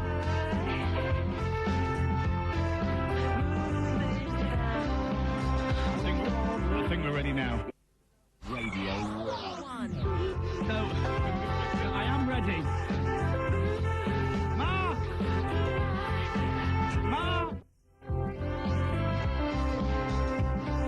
Hello? Oh, God. I'm not ready yet, actually. Right. Good sketch. Yeah, it was not. That was almost written. I'm sorry about the slight gap, but what happened was Will went to try and fix one of the Mindis players and touched the lead, and all of them switched themselves off at 3 seconds to the end of your show. Fair enough, then. I do apologise. Are you ready now? Can I just say, 2 great shows in a row. It's so good to have you boys back. It was the first time we've ever done 2 half-decent shows in a row, isn't it? Yep. In 15 years. Joe was saying he should come down to London more often. Ah, well, you see, it leaves it in the hand of a capable producer, Miss Shelley, you see, and you can tell the difference. Right, I'm ready now. OK, I'll play you a jingle then. All right, thanks. All right, yeah. Oh, that's badly drawn. Radio 1. Hello, this is Dave.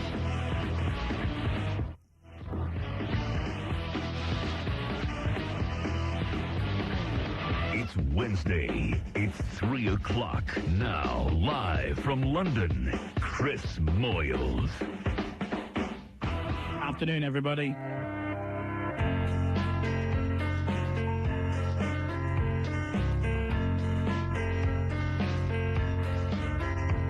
Just like Steve Wright never died. I mean, never left, because he's not dead. You know what I mean? Do you know what you want to do? What? You want to go to Pizza Hut, they have a salad bar. No, Pizza Hut's too coupley. Pizza Hut's too coupley. That'll be like, you know, I mean, I'll go through all the major food groups. KFC, McDonald's, Pizza Hut, Taco Bell, you know, somewhere nice and looks at and Spanish. But I think I start off at KFC. Yeah? Yeah. Lizzie, up for that? Mm-hmm. Yeah. Will, good one? I don't want to go KFC, thanks. No, you're not coming, it's just I'm going. Oh, OK. Because, and I remember, Dave, right? I tell you why else is better than Pizza Hut, because Axl Rose even wrote a song about it. So there you go. About Pizza Hut? No, KFC. How did it go? take me down to Kentucky Fried Chicken. It tastes so good, it's finger licking. Remember that one? Radio 1. It was off their Appetite for Chicken album. You need a holiday. You think so? Right, Ja Rule next, and Gorillas is George and Philip. It's 5 o'clock.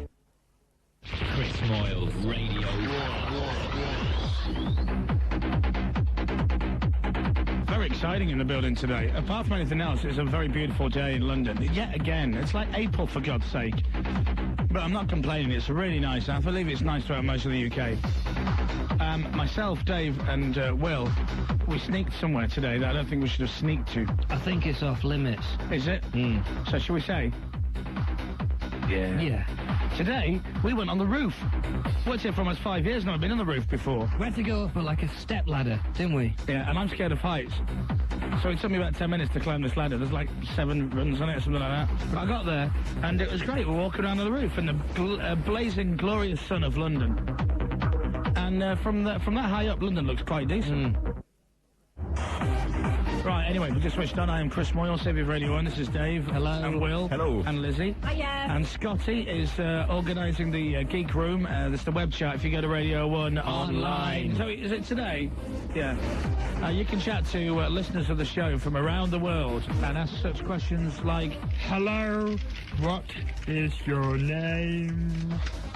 Or questions like, hello, do you like listening to the Chris Moyles Show as much as I do? Or surreal statements such as, what is the fastest land mammal? That's a question. Hello. Fish. There you go. So anyway, so basically, here's the story then, right? Well, I come to London, and I start on Radio 1, and then one night I go to the local pub, and sitting inside the pub on the side of the stage thing, where the double doors are on the windows, you know, is this guy with a bit of blonde perm, and I kind of recognise him, and he goes, hello, Chris, how are you? And I went, I'm fine. And anyway, so he comes over and has a drink with me, tells me how miserable he is at another radio station, so we poached him, and the rest, as they say, is history. And ladies and gentlemen, his name is John Culshaw.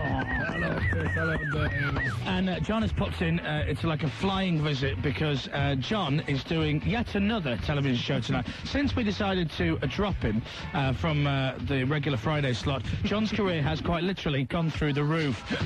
He was with us for about 3 years, and occasionally got the odd comment, which is, that fellow who does the impressions is good. What's his name? Jim.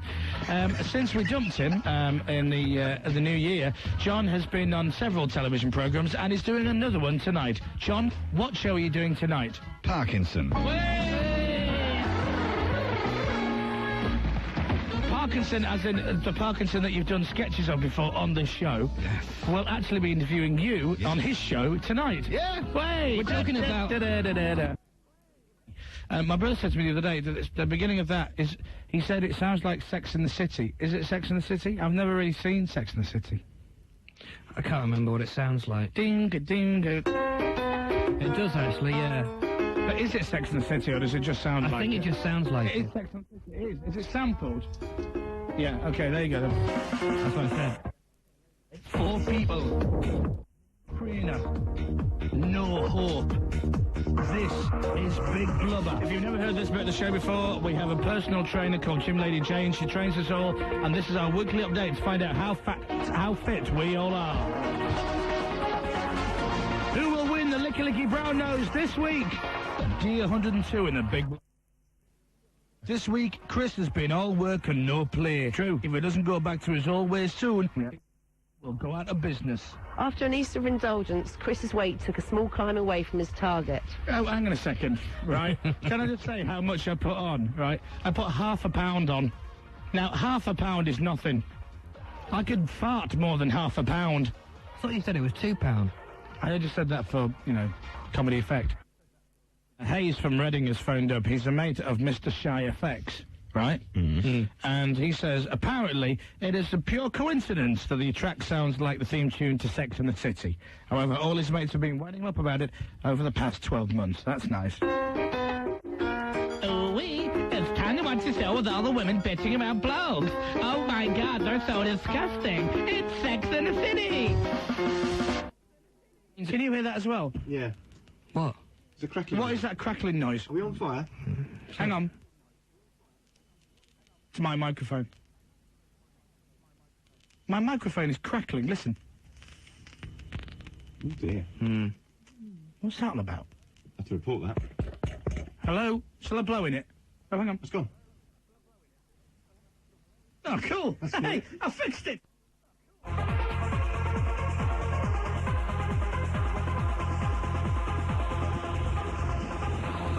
That's Matt Darey and Marcella Woods with Beautiful, and before that you heard Aaliyah and More Than a Woman, right? Hello, afternoon.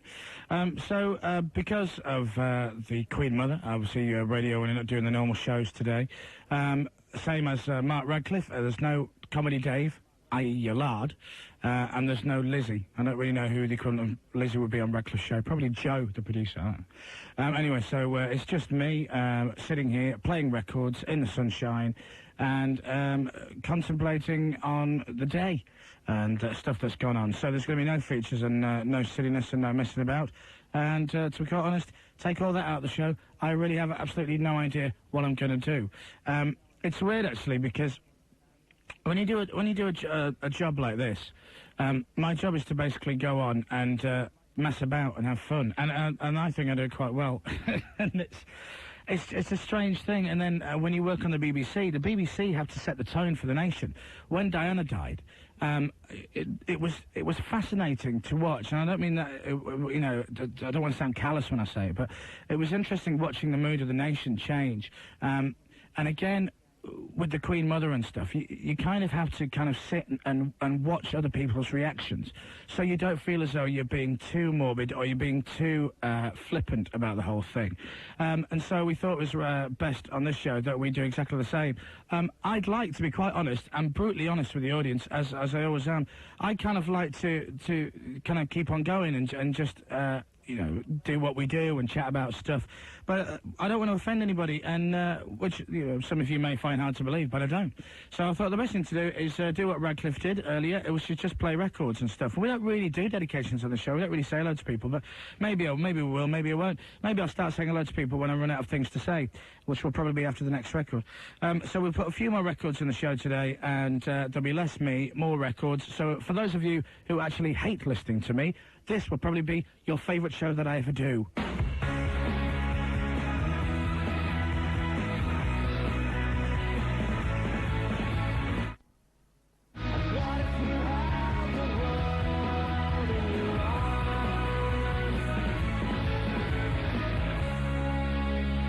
Wild, and you held the world in your arms on Radio 1. Hello, I'm Chris Moyles. So if you just watched the Radio 1, it's not the normal show today because, you know, well, I think you know why. So we're just doing the same as what Radcliffe was doing earlier, which is playing records and talking a little bit. If you want to hear the latest coverage of the lying in state ceremony of Her Majesty the Queen Mother, you can listen to 5 Live, which is on 909 and 693 medium wave. That's the place where Simon Mayo ended up. So if I'm serious enough today, maybe that's my future as well. So if you want to listen to that, 5 Live on medium wave 909 and 693. You say that everything sounds the same. Oh, dear. Oh, easy, Tiger. Oh, it's broken. What's that? It's just stopped. Seriously, it just stopped, Will. That's okay. We're near the end, weren't we? Yeah. That's all right. Here we go. She's working. There's no excuses, my friend.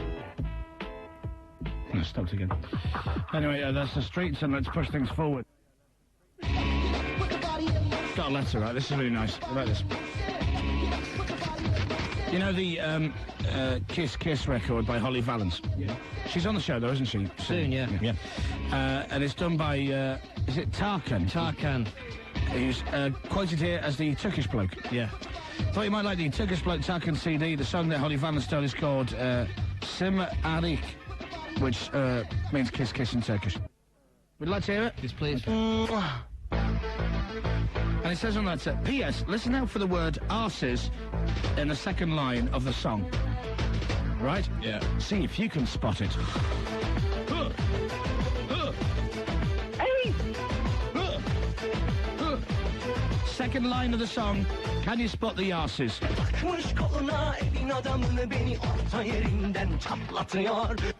Okay, that's line 1.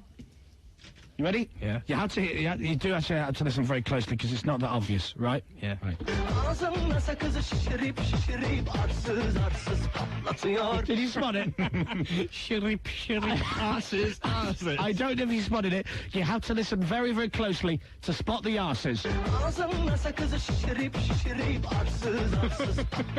Did you spot it, boys and girls?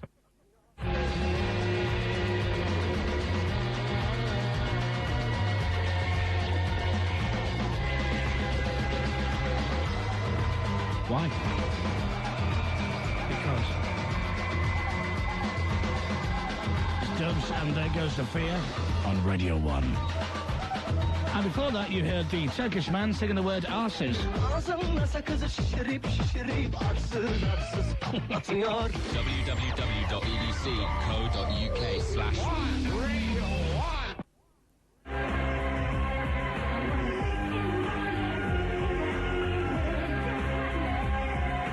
Sugar Babes at Radio 1, Freak Like Me before that Coldplay and Trouble. Hello, I'm Chris Moyles.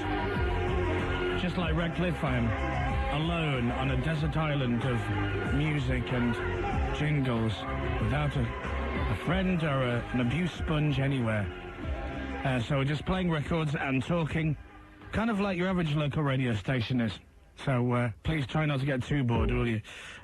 Music coming up then from David Gray, from Oasis, from Sunshine Anderson. This is Daniel Bedingfield at Radio 1. Daniel Bedingfield, and got to get through this from Radio 1. So there's no Dave today, or Will, or Lizzie. But the good news is they do still have to come to work. So they are around. I can see Lizzie now. I can see she's sitting right opposite me, but I can't talk to her. So at least something good has come out of it. David Gray and Babylon. So it's me, Chris Moyles, just me, no Dave, no Will, no Lizzie today. Because of the funeral of the Queen Mother, we're just playing records. Dave Pearce will be on from 6 o'clock, and the evening session is on tonight. I believe you can win a signed tambourine by Mr. Liam Gallagher.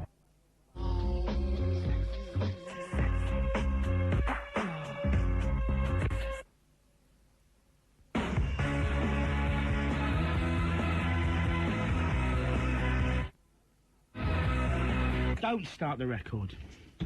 You let it jump. It's the only way the engineers come and fix stuff. What was wrong with it anyway? Here, look. There's nothing wrong with it. See, look, it's working fine. See? What? Knackered. Sounds great. I'm knackered after that. Can you go in and just put my coffee, make sure I didn't drop my coffee, if you know what I mean? I'll put your coffee out. Yeah, I just want to make sure I put the coffee out properly. Anyway, so there you go. What a great record for the minutes to break down on there. ODB and Flippin' Heck, not this song again. Right, you ready then? Go. Right. One love. Chris Moyles. Radio 1. Seriously, when Richard Murdoch, his name is, he used to be a DJ in Trent FM. And anyway, he doesn't mean much to many people I know. But he used to produce our Saturday show, and Rachel was what we call a broadcast assistant, although really... Rachel really produced the show.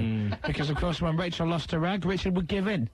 Because he's a big girl's blouse. Because I'm always right. Richard would go, we're going to do this today. No, we're not, Richard. I said we're not going to do it because it's boring. Okay. Don't speak like that. Yes, you do. No. I've done it in the marathon, you know. In Kiddie. Anyway, so, but Richard refused to speak on the air. No, he wouldn't speak on the air. No, no, no. I'm not the star. You're the star. You and Dave are the stars. I won't speak on the air. I'm the producer. The producer's role is to be behind the scenes. I'm not in front of the mic person. I'm behind the mic person. I'm not in front. I'm a behind boy. So he wouldn't speak. And then he goes to work on the breakfast show. And there's the day I switch the radio on and hear Coxie. Right, it's Radio 1, Sarah Cox here, and my friend Richard's beauty show. Hello, Richard. Hello, you're right. Oh, yes, and you're right. Oh, yes, I saw a lovely film over the weekend. Oh, yes. You couldn't shut him up. You couldn't. It was unbelievable. No. Oh, yeah. No. That's all he does. Look in the paper now, in the Radio Times, it says the Sarah Cox and Richard in the Background show he talks so much. He invoices, apparently, for shows. I wouldn't put it past him. And he comes down here and he dares have a go at you. I'll kick his ass. Good. Now that you're with us, now you're in the bosom of our warm radio family. He's the outcast. And we don't talk to him anymore.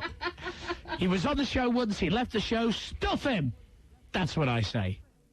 That's the Hives and Main Offender on Radio 1. And we'll play that for you if you're a main offender. And here in the studio, our main offender today is Lizzie, because she's a snivelly nose, work-shy fop. Like an ironing board with hair. You think so? I met the Gallaghers. Did you? The Gallagher brothers? The Gallagher brothers. To cut a very long story short, it was one of those surreal evenings when we kind of just went to the dressing room, and Noel was there, and he goes, "All right, man, how are you?" Because that's how they all talk in my little world. Yeah. Anyway, so Noel seemed genuinely pleased to see us, right? Yeah. So we had a chat about stuff, and then Liam came in. Yeah. And he comes up and said, "I like your show. I think you're good, you. Because you know what? You tell the truth. That's what you do. You're like me. You don't take any crap. And I like that. But you know what? You've got a heart like me." Did he really? Yeah. He was furious when he found out I wasn't Scott Mills. Did he really say that? Yeah. And then he turns around, and I brought Culshaw with me, and he turns around and he goes, "My God, you're that bloke who does them voices like Dale Winton." And then John starts doing impressions to Liam Gallagher. Right, how weird.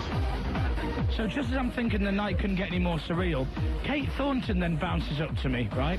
Kate Thornton, I've no idea if she was in Oasis. No, but she's busy mates with the Gallaghers now, isn't she? Right, yeah, apparently so. So then she comes over and starts talking to me. And then Nicole comes up and she gives me a big hug, and she goes, I'm a bit drunk. She's falling all over the place, right? Look great, though, right? Yeah. Then, just as I'm thinking this is very, very bizarre and what a surreal time it is,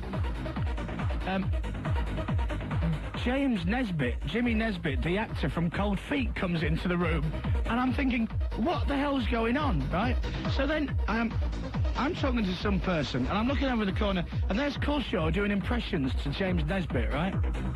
Of Robbie Williams and Dale Winton and Frank Bruno, while Liam Gallagher's looking on with Noel laughing, and I'm like, what the hell is going on? Are you a bit jarred at this point? No, not at all. I had like 2 beers. It was shocking. Then, our friend Mitch comes in. Yeah. Right? And Liam goes, "Who are you?" And Mitch goes, "Oh, hello, Leo, you're Liam." Right? This is our friend Showbiz Mitch, who lives on Cloud Cuckoo Land. Oh, wow. And it was just the most bizarre thing in the world. And earlier on in the night, Mitch goes, "Shall I go and nick some beers from our green room and bring them into your dressing room?" And Noel goes, "Oh, whatever you want." Anyway, he doesn't. And then later on, towards the end of the night, Mitch appears again, and Noel goes, "Oh, hello." And he goes, "Oh," and Noel says, "Oh, we've run out of booze or something." Mitch goes, "That's all right, I'll go to our green room and steal loads of beers." At which point Noel looks at him and goes, "You said that earlier and you didn't get any." Mitch goes, "I know, I was lying." So it was a fantastic night. So just another Thursday night in the life of a, rock and roll DJ. Yeah, exactly, right.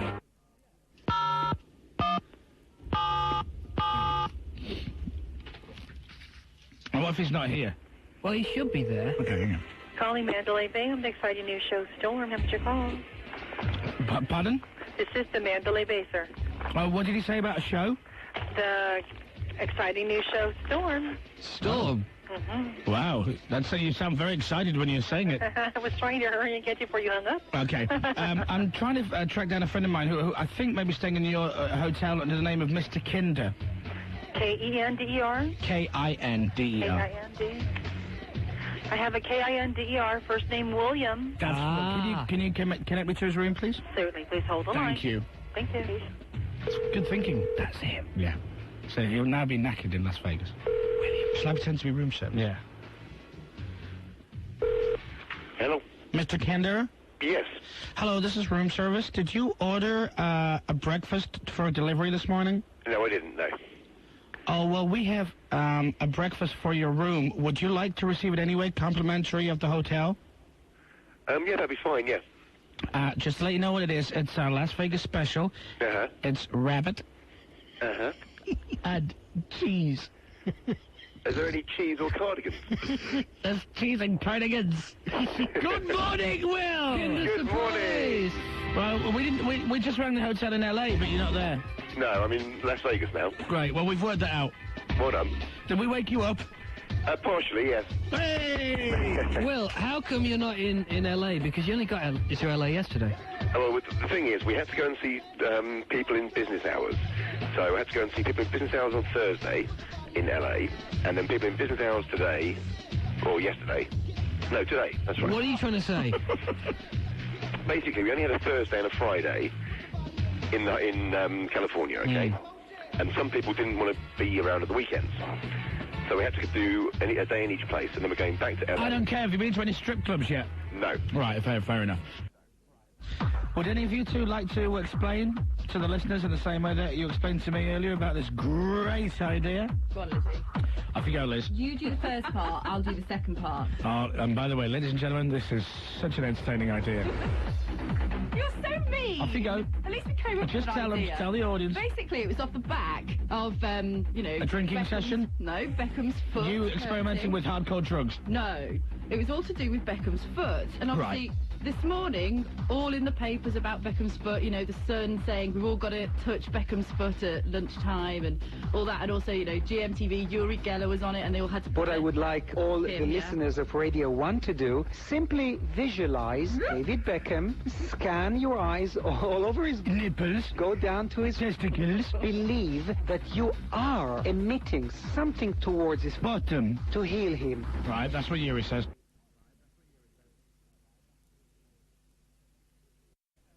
We were saying earlier, Emma B was on for Market Lard today. In fact, she's on our week. And she was doing Snakes and Ladders on the radio. Yes. Right? I said we should do hide and seek. But I've now changed my mind. Why? Well, I'm going to play another game, right? I'm going to play it in the studio. What, now? Yeah. Okay. What sort of game? Well, I'm going to tell you now. Okay. But I'm going to come round. I need to come round the other side of the desk where you guys are. This doesn't involve you. All right, are you? What? Do I need to swap or what? No, it's fine. It's not like a contact sport. No, it's violence, isn't it? I can tell there's violence involved. No, that's fine. You can wear that. In fact, you go over there. Tig! No, it's Tig. It's off ground! And Alan's... I know, feet off ground. Feet off ground.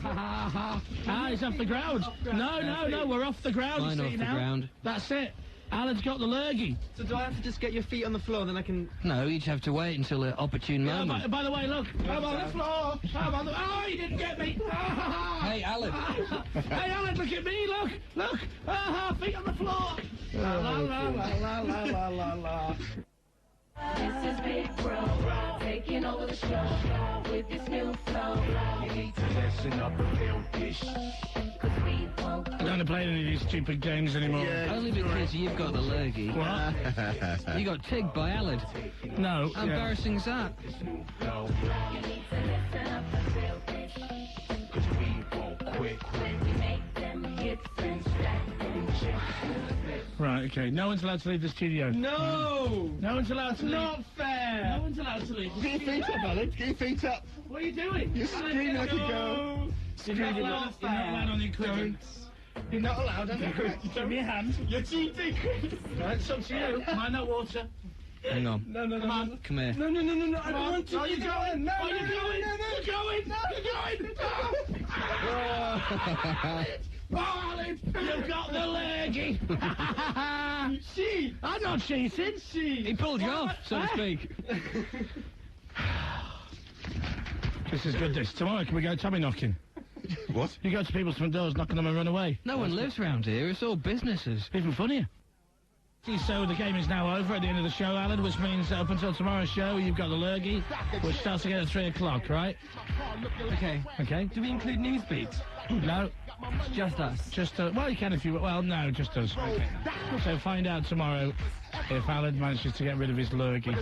What a childish game, but hey, for the last 10 minutes of the show...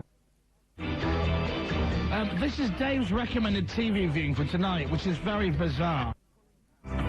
What's Pulling Power on ITV? Pulling Power is a car program. I like that. See, these are my kind of tips about what I would go for. Well, it just shows you, Dave, what an interesting character you are, because out of all the films that are on television tonight, you've chosen Code of Silence, a police thriller starring Chuck Norris. Love Chuck Norris. You are a bit of a Chuck Norris fan, aren't you? I think he's very good. I like Delta Force and all that. Would you like to meet Chuck Norris one day? One day. Well, I tell you, Dave.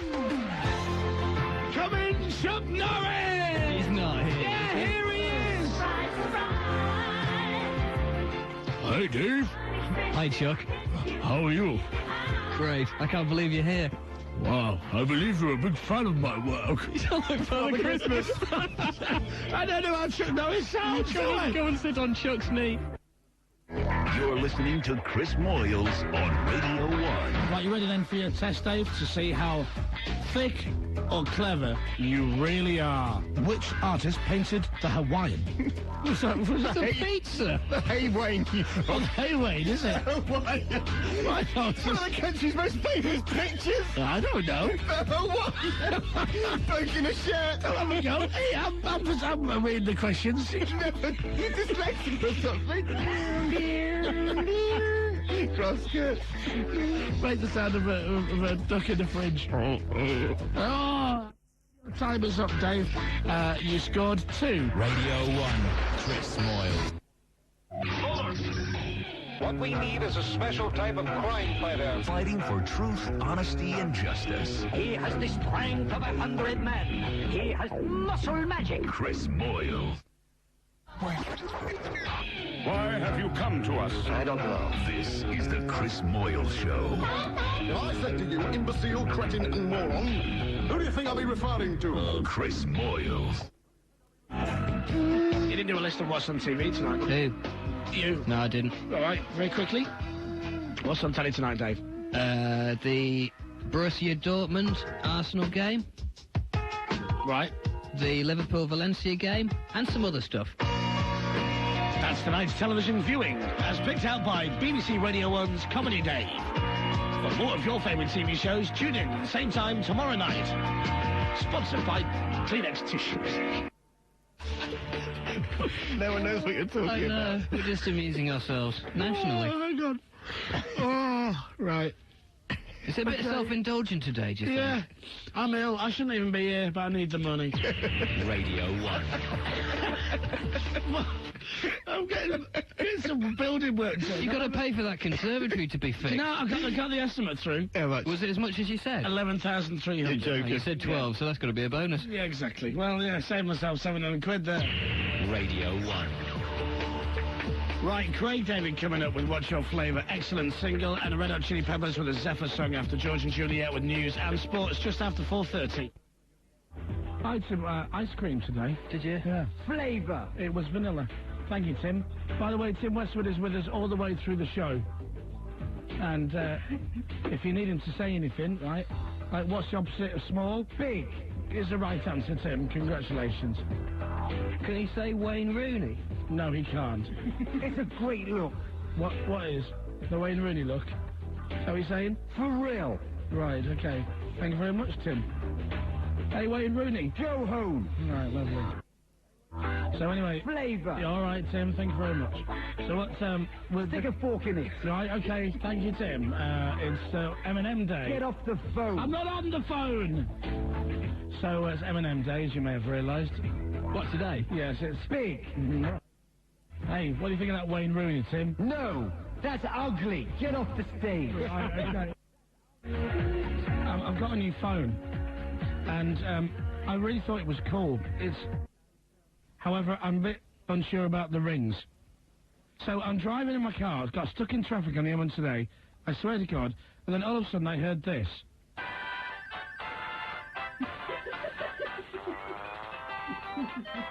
And it scared the living bejesus out of me. And they're going, what the hell? And I'm listening to Coxie.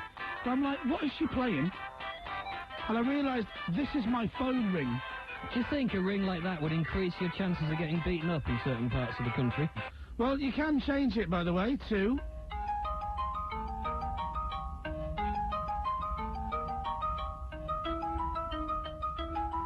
Now, call me old-fashioned, but I used to like it when phones rang, not go... Do you know what I mean? Yeah. I mean, it's flashy and everything, but... It's the M&M Win a Trip to L.A. lyric game. The game that does exactly what it says on the tin. I like it, Dave. It's very simple. Thank you. All right, so this is what we're going to do. We have 2 callers on now, and we're going to play round 1. Then later on, we'll have 2 more callers and we'll play round 2. And then the winner from round 1 and the winner from round 2 will play in our grand final. The winner of the grand final will come to Radio 1 tomorrow to be in the studio with Cox in the morning to battle it out in the grand final of the M&M competition, to go to LA to the premiere of the M&M movie. Okay, so that's what we're going to do. Good luck to both of you. You'll get a question each, so you don't have to shout in if you know or anything like that. Right? Okay. Let's play. Let's play the M&M Win a Trip to L.A. lyric game. Round 1. This is yours then, Natasha. Okay. Hello, yes. All right, you doing all right? Well, yeah, sort of. I'm a bit pissed off. Oh. I'm a bit fed up with myself. Okay, well, don't worry. Okay, you ready? Dave and I have just had a brainwave. And because you can win £20 in certain packets of these crisps, so wondering what the odds were like. So I will, as an experiment for this show, out of my own wallet, as long as I can clear it back and expenses or show feature, petty cash, something like that. We're going to go to the shop round the corner. We're going to buy £20 worth of crisps. Right, so which shop are you going into? I'm going to support our local newsagent. All right, okay. I'm going to go in there. So in you go. Go on. Okay, how many bags do I need? £20 worth. What does that come up? 66? It's approximately 60 bags, so get about 60 bags.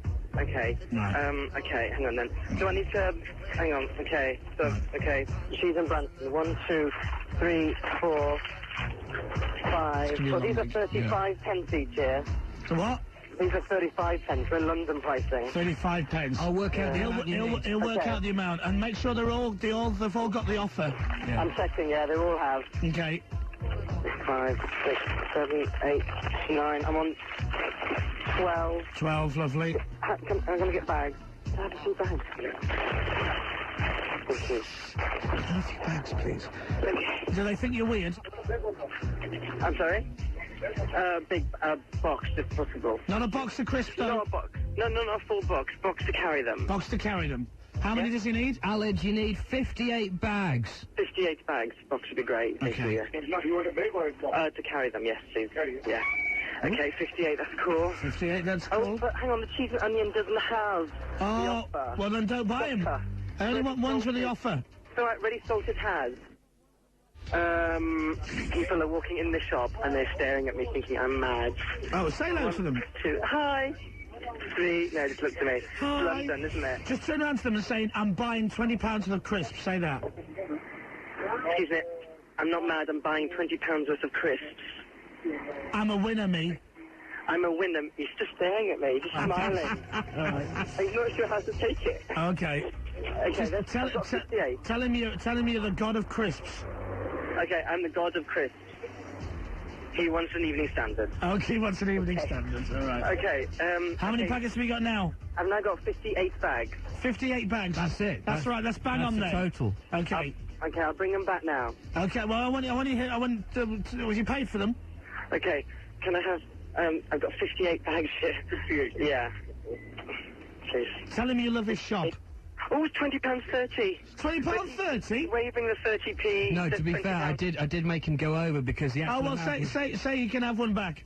You can have one back, he says. There you go. £19.95. Thank you very much. No? He wants to give us the bag. Oh, he's going to give it to us. Free. He's going to give it to us free. Ah, result. Okay, thank you. Very nice of him. Thank you. Now, tell him you really hate crisps and run out the shop. Go on. Okay. Hang on, taking my bags. Thank you. Right, I really hate crisps. Now run off! Now run out the shop! Okay, I've gone. Okay, I'll come back to us then. So we just sent Aled out to buy £20 worth of crisps. These are the crisps which says, is there a £20 note inside? Okay? We have 58 bags because the shop gave us one extra. It's kind of a buy 57, get one free kind of offer. It's a bonus, isn't it? Yeah. So the question is, does buying £20 of the crisps increase your chance of getting £20? Dave, open your packet and have a look. Have you won? Have you won? Oh, this is bag number 1. 57 to go. No. Oh, that's a shame, that. Okay, and I'll open mine, right? We've only got 56 more. Oh, God, it stinks as well. Tommy sauce flavour. Oh my God, I don't believe it. You haven't? No, I haven't either, no. Radio 1. How many packets did you open during that record? What? 4. How slow are you? 30 seconds to open a bag. Sorry. Do you know what we should do? What? To increase our chances. If we take all of these bags to the local hospital, we need to talk a radiographer into X-raying them all, because then we'll find out where the cash is, because it'll pick up the little metal stripe. Or weigh them. You really are a div, aren't you? What? I'm being serious. A radiographer could help us. Dave, shut up. Do you not think they might be busy with radiographing sick patients? They might be on you know, a break. I want my money. What? Alan, what are you doing? Are you pouring the contents into a bin liner? Well, I can't eat them. Why not? Because I get very fat. So? But I've got 3 bags. Right. One for each flavour. Right. So I can put them at the reception. Are you putting the right... What bag's that? This one's the Tommy Sauce one. Are you sure? Yeah, oh yeah. Are you mixing them up? No, not at all. You sure? Yeah. Liar. You are, aren't you? No, I'm not. Right, okay. This is the ketchup. That's the pickle. Okay, how many bags now have we opened? 1, 2, 3, 4, 5, 6, 7, 8, 9, 10, 11, 12, 13, 14, 15, 16, 17. And how much money have we won so far? Nothing. No, okay. Any cheap packets of crisp coupons? No. No. All right, well, it's not going very well, but hey, you've still got about 30 bags to go. And now it's time for a very, very quick Fame Academy update. What's the news? The only important news I want to get over is that Marley has gone and dumped her boyfriend. Whoa! Believing that she's holding herself back in the academy because of the relationship, she went away, apparently made a phone call, we didn't see this on streaming, apparently made a phone call to the boyfriend and dumped him. And has now come back and said, right, I'm free with the shag. So... Pardon? I've never heard such... Excuse me? Apparently. Can you apologise for that? Why, is that rude? Well, just apologise, please. Oh, I'm sorry. Apologise properly. I'm sorry. I'm very sorry to if all I the mums offended and anyone. dads. And all the kids travelling home. Jesus Christ, the bad language on this show is bloody disgraceful. Right, you ready for my guess who? Yeah. Let's go. Oh, right, I'll start then. Yes. Male. Singer. Is it Trevor McDonald? No, it's not Trevor McDonald. I'll give you a clue. It is somebody to do with the world of music. But it's not a singer or musician. So what would you be looking at? Go on. Quincy Jones. No, Dave, not Quincy Jones. Lionel Richie. No, it's not. It's not Lionel Richie. Were they on the BBC? He's a singer and a musician. This guy is not a singer or a musician. Lionel Richie, shut up. Right, you know what? Stop it. No. Just get it stopped. Oh, can we not play this again later? No, stop. Why? This is a waste of time. I just thought Quincy Jones was a good Just answer. shut up, right? Get packing them crisps. Get packing the crisp salad. Get packing the crisps. Oh, he's such a darling. Yes, indeed. And we couldn't be happier to have him here. Identify yourself, please. Faster, Alan! Faster! Faster! Faster! Just get it done! Pack the crisps! Pack the crisps, Alan! Right, I'm not going to continue with this thing. Yeah. Right, maybe I'll pick up on it later. Okay. But you just all got on my nerves, right? Okay. Right? It's not Quincy Jones. It's not Quincy Jones, no! And it's not Lionel Richie, the famous singer and musician. Alan, explain yourself. Oh, I don't know how. Oh! Such a div. I'm sorry. Have another Is he a clue. singer? No. One Is he a more musician? clue. No. Is it Lionel Richie? The results are in. After opening every packet of crisps, we now have 4 blue sachets. Okay? Mm-hmm. Now, can we open one each, bearing in mind there's 4 people here? Yeah. Okay. You know, to build the tension. Okay, you can have that one. Give us that one. You can have that one.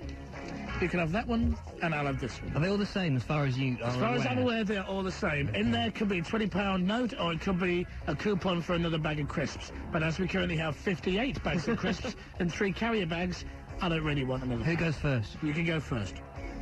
It's all greasy, I can't... Hang on, here we go.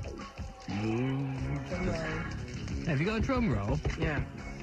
Oh, yeah, do you want a drum roll? Yeah, give us a drum roll. All right. There you go. I've won a packet of crisps. to the value of 27p. No, you're joking. Right. The second time today. I changed the music, by the way. Did you notice? It's very subtle. Yeah. Changed it to millionaires, huh? The second time today, I could be the winner of 20. A crisp millionairess. I'm opening it. I'm opening it. Deja vu. Yep. Free packet of crisps. Okay, so now we're on to Alad's. Okay. Alad. Do I get to keep the money? What? If I win, do I get to you keep the don't. money? Oh. Sorry. Here we go, then. Okay, have I opened it? Yes. Congratulations, you've won a free packet of crisps. I hate this. This is rubbish. It's our last chance. 58 packets of bloody crisps we bought. It's our last chance. Could there be a £20 note inside? Probably not. Come on, Chris. Come on. This is a winner. It says congratulations on it. Yeah.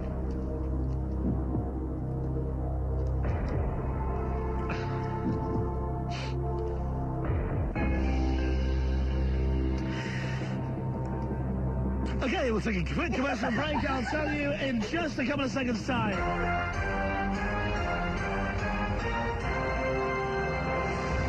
Welcome back. Congratulations. This coupon entitles you to a free single packet of crisps. What a load of rubbish. 58 packets of crisps to get 4 free packets. Now, the tease will be to get the other 40 if we get the money, but to be honest, life is too short, I can't be arsed. Chris Moyles. Okay, so these crisps that are doing this, you could win, is there £20 note in this pack and all that rubbish, right? We bought £20 for the crisps yesterday and we got 6 vouchers for another packet of crisps, so we have vouchers here for 6 packets of crisps. This coupon entitles you to a free single pack. It's got one of those little asterisks. Which means what? Well, it's worth 27p, right? However, the shop round the corner sells a certain brand of crisps at how much, Alan? 35p. Right. So you're going to make up the other 7? 8? Yeah. It's not very free, is it?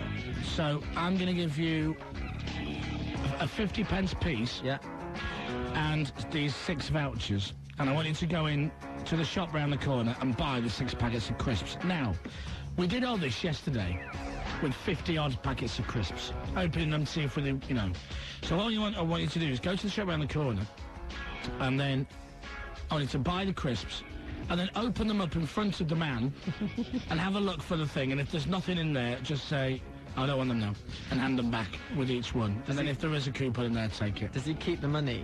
Or have we paid for it by now, yeah? Well, yeah, we buy 6 of these special offer packets of crisps with the coupons and extra money. Okay. Right? Then, because I don't want you to bring them all back again, and it's a waste of time. I'm sick of crisps now, frankly. So just don't, so when you bought them, stand in the shop, open them, have a look around and go, right, I don't want that now. Right, no, nothing in there, don't want them. Then just hand the open crisp back to him and say, I don't want them, mate, you can resell them if you want, I don't know. Because he'll have his voucher anyway, so he's quids in, isn't he? Any preferences on the actual flavour? Well, just the flavours I've got the offer on, really. I mean, make sure there's a couple of plain, because we did all right yesterday with them. Somebody's saying that, from their experience, the £20 are hidden in the barbecue ones. Alan's on the phone, and apparently there's some kind of problem with the crisps. Alan, what's going on? I've just been inside. Yeah. To show him, to introduce who I am and say I want to buy some more, and he says, oh, problem, we can't take those tokens. Why? He's refusing to take them, saying that his dealer, where he gets the crisps from or something, won't accept them, so he's not accepting his congratulations free single pack crisp voucher. The dealer that he gets the crisps from won't accept these official coupons? No, not even if we pay the extra. Are the coupons not legally binding, Alad? I don't know. Shall I ask him? No, well, that seems to me that, you know, well, no, it doesn't seem to me at all, but some may naturally take from that he gets his crisp from maybe another source. Worcester. Oh. No. Tomato. Oh. So, you know, well, what are we supposed to do? Hang on, he let us buy the crisps from there yesterday, so now the token that we found in the crisps, he won't let us redeem for another packet. I feel like Watchdog. Ask if it affects your consumer rights. Okay. Go on. Go on. I'm in the queue. You're in the queue? Just say to him, you bought these crisps from the shop yesterday. I'm asking whether it affects my consumer rights. Does it affect my consumer rights? Hang on. We've got Look, today is date, 6th November. We've got an invoice here. I just buy one box and then a small supplier. No. Oh. Apparently only cash and carry will accept them. All right, and he gets his from somewhere else then, is what you're kind of implying. Yeah, that's what his invoice is showing. Oh, okay. Check the crisps are out of date and then run out the shop. The crisps are out of date. Let's get out of the shop. I've gone. Leave the shop. Leave the shop. I'm out. Okay, are you out in the street now? I'm on the street. Well, what the hell was going on there? I have no idea. I wonder what else they sell. I wonder if they sell anything under the counter in that place. I wouldn't know. Go back in and ask if he's got any videos for the weekend. Ask if he has something for the weekend. I've got to run back. All right, then, bye-bye. Bye. There you go, there's Alan. What the hell is going on there? I woke up to my alarm clock the other morning. I set my alarm... You know, I've got one of these flash phones. David Beckham's got one of these, you know. Huh? I wonder if David Beckham wakes up with the same thing that I do. Cock. Dave. Radio 1. Radio 1 Newsbeat, more at 4:30. Hello, George. Hello, George. I like your news reading. Thank you, George. Yes. Zippy's been very naughty. Why, what's Zippy done? He's been smoking. That's disgusting. Yes, he's been smoking hoodlums in the hood. Oh, no. Yeah. MC Zippy. He's a mean mother hubbard. No, I'm not. Oh, here he is, George. Who is that doing a really bad Zippy? Hey, Zippy! That's Zippy. Hello, George. Hi, Zippy. How are you? You're fine, Dave. How are you? I don't think it was Dave. It was not Dave. Was it Lizzie? No, Lizzie sounds too male. Yes, she's a man. And I know it's not Aled. No, because I know. It's me, Alex. No, it's not. I wish you'd start drinking again. Oh, dear. Lizzie? Chris, what was it you were saying yesterday about a nervous breakdown? He's having a nervous breakdown. I think he's having a nervous breakdown, too. I'm not, actually. Yes, you Yeah. George? I think you need some time off. Yeah, no, I'm George. Georgina. Oh. Can I just tell you, Chris is doing both the sounds. Alex, stop touching my head. Is he? Which part's he speaking of to do the bit that sounds so far away? What? Oh my God, you're scaring me. Zippy doesn't like us. He's very naughty. Oh, my God, Lizzie's going to explode. Hello, George. Hi, can I go now, please? I'm a bit scared. No! Oh, dear. Zippy's going to... I think Zippy's been drinking. I'll set you all on, you crazy people! Oh, Zippy, calm down. Zippy's on the rampage. I like George. I don't! I hate her! Oh. I'm sorry. And in the last few minutes, we've heard that Man United captain Roy Keane won't appeal against his five-match ban for writing about... I'm Matt Williams. David Batty. The weather, rain spreading everywhere tonight. David Very Batty. wet and windy tomorrow. Not as cold as today. Next from us, we're at Gatwick, one of the airports that could be hit by that strike action. And what next for Winona? Will she work again now she's been done for shoplifting? That's Newsbeat at 5:45. David Batty. You're such a professional. All right, lovely. Thank you very much. Bye. Radio 1. Is it news again? Yeah, blimey. Start It comes again. round quick, doesn't it? One love. One station. Radio 1. I see! I see! Radio 1. Chris Moyles. See, it's an old term phrase. It's old school, you see, Dave. Acid, right? And I'm trying to get it back. Because I think, you know, you know, clubs just aren't the same without somebody shouting all the time, right? That's what they're missing, I think. You know, these kids these days don't know what they're doing. Now, it used to... now, before anyone starts going, oh, you can't say that, Chris, because I'd say 99% of people who were shouting were just doing it because the fella next to them did, right? Lizzie, what are you doing tonight? I was about to say something really inappropriate then. Whatever.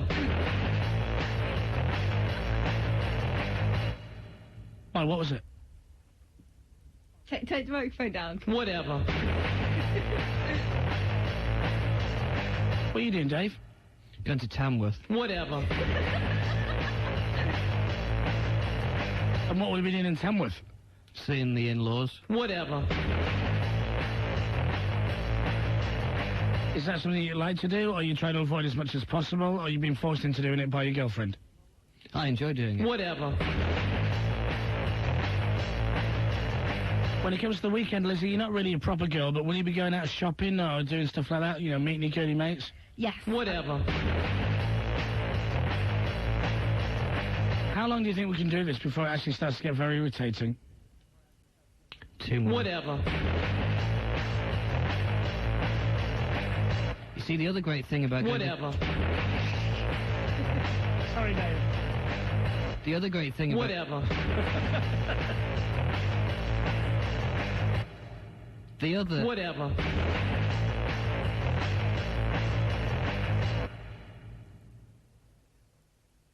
The great... Whatever.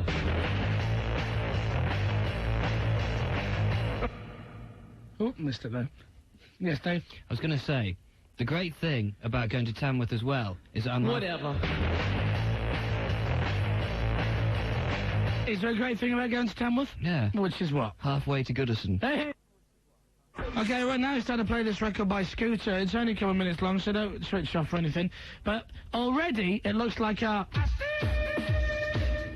little catchphrase is starting to come back with other people. Sort of, kind of, right? Illustrate.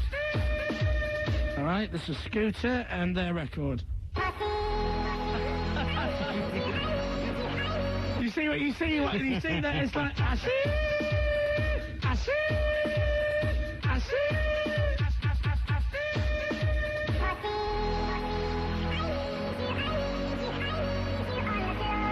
By the way, if you're not familiar with Scooter's work, right, this is not the Smurfs.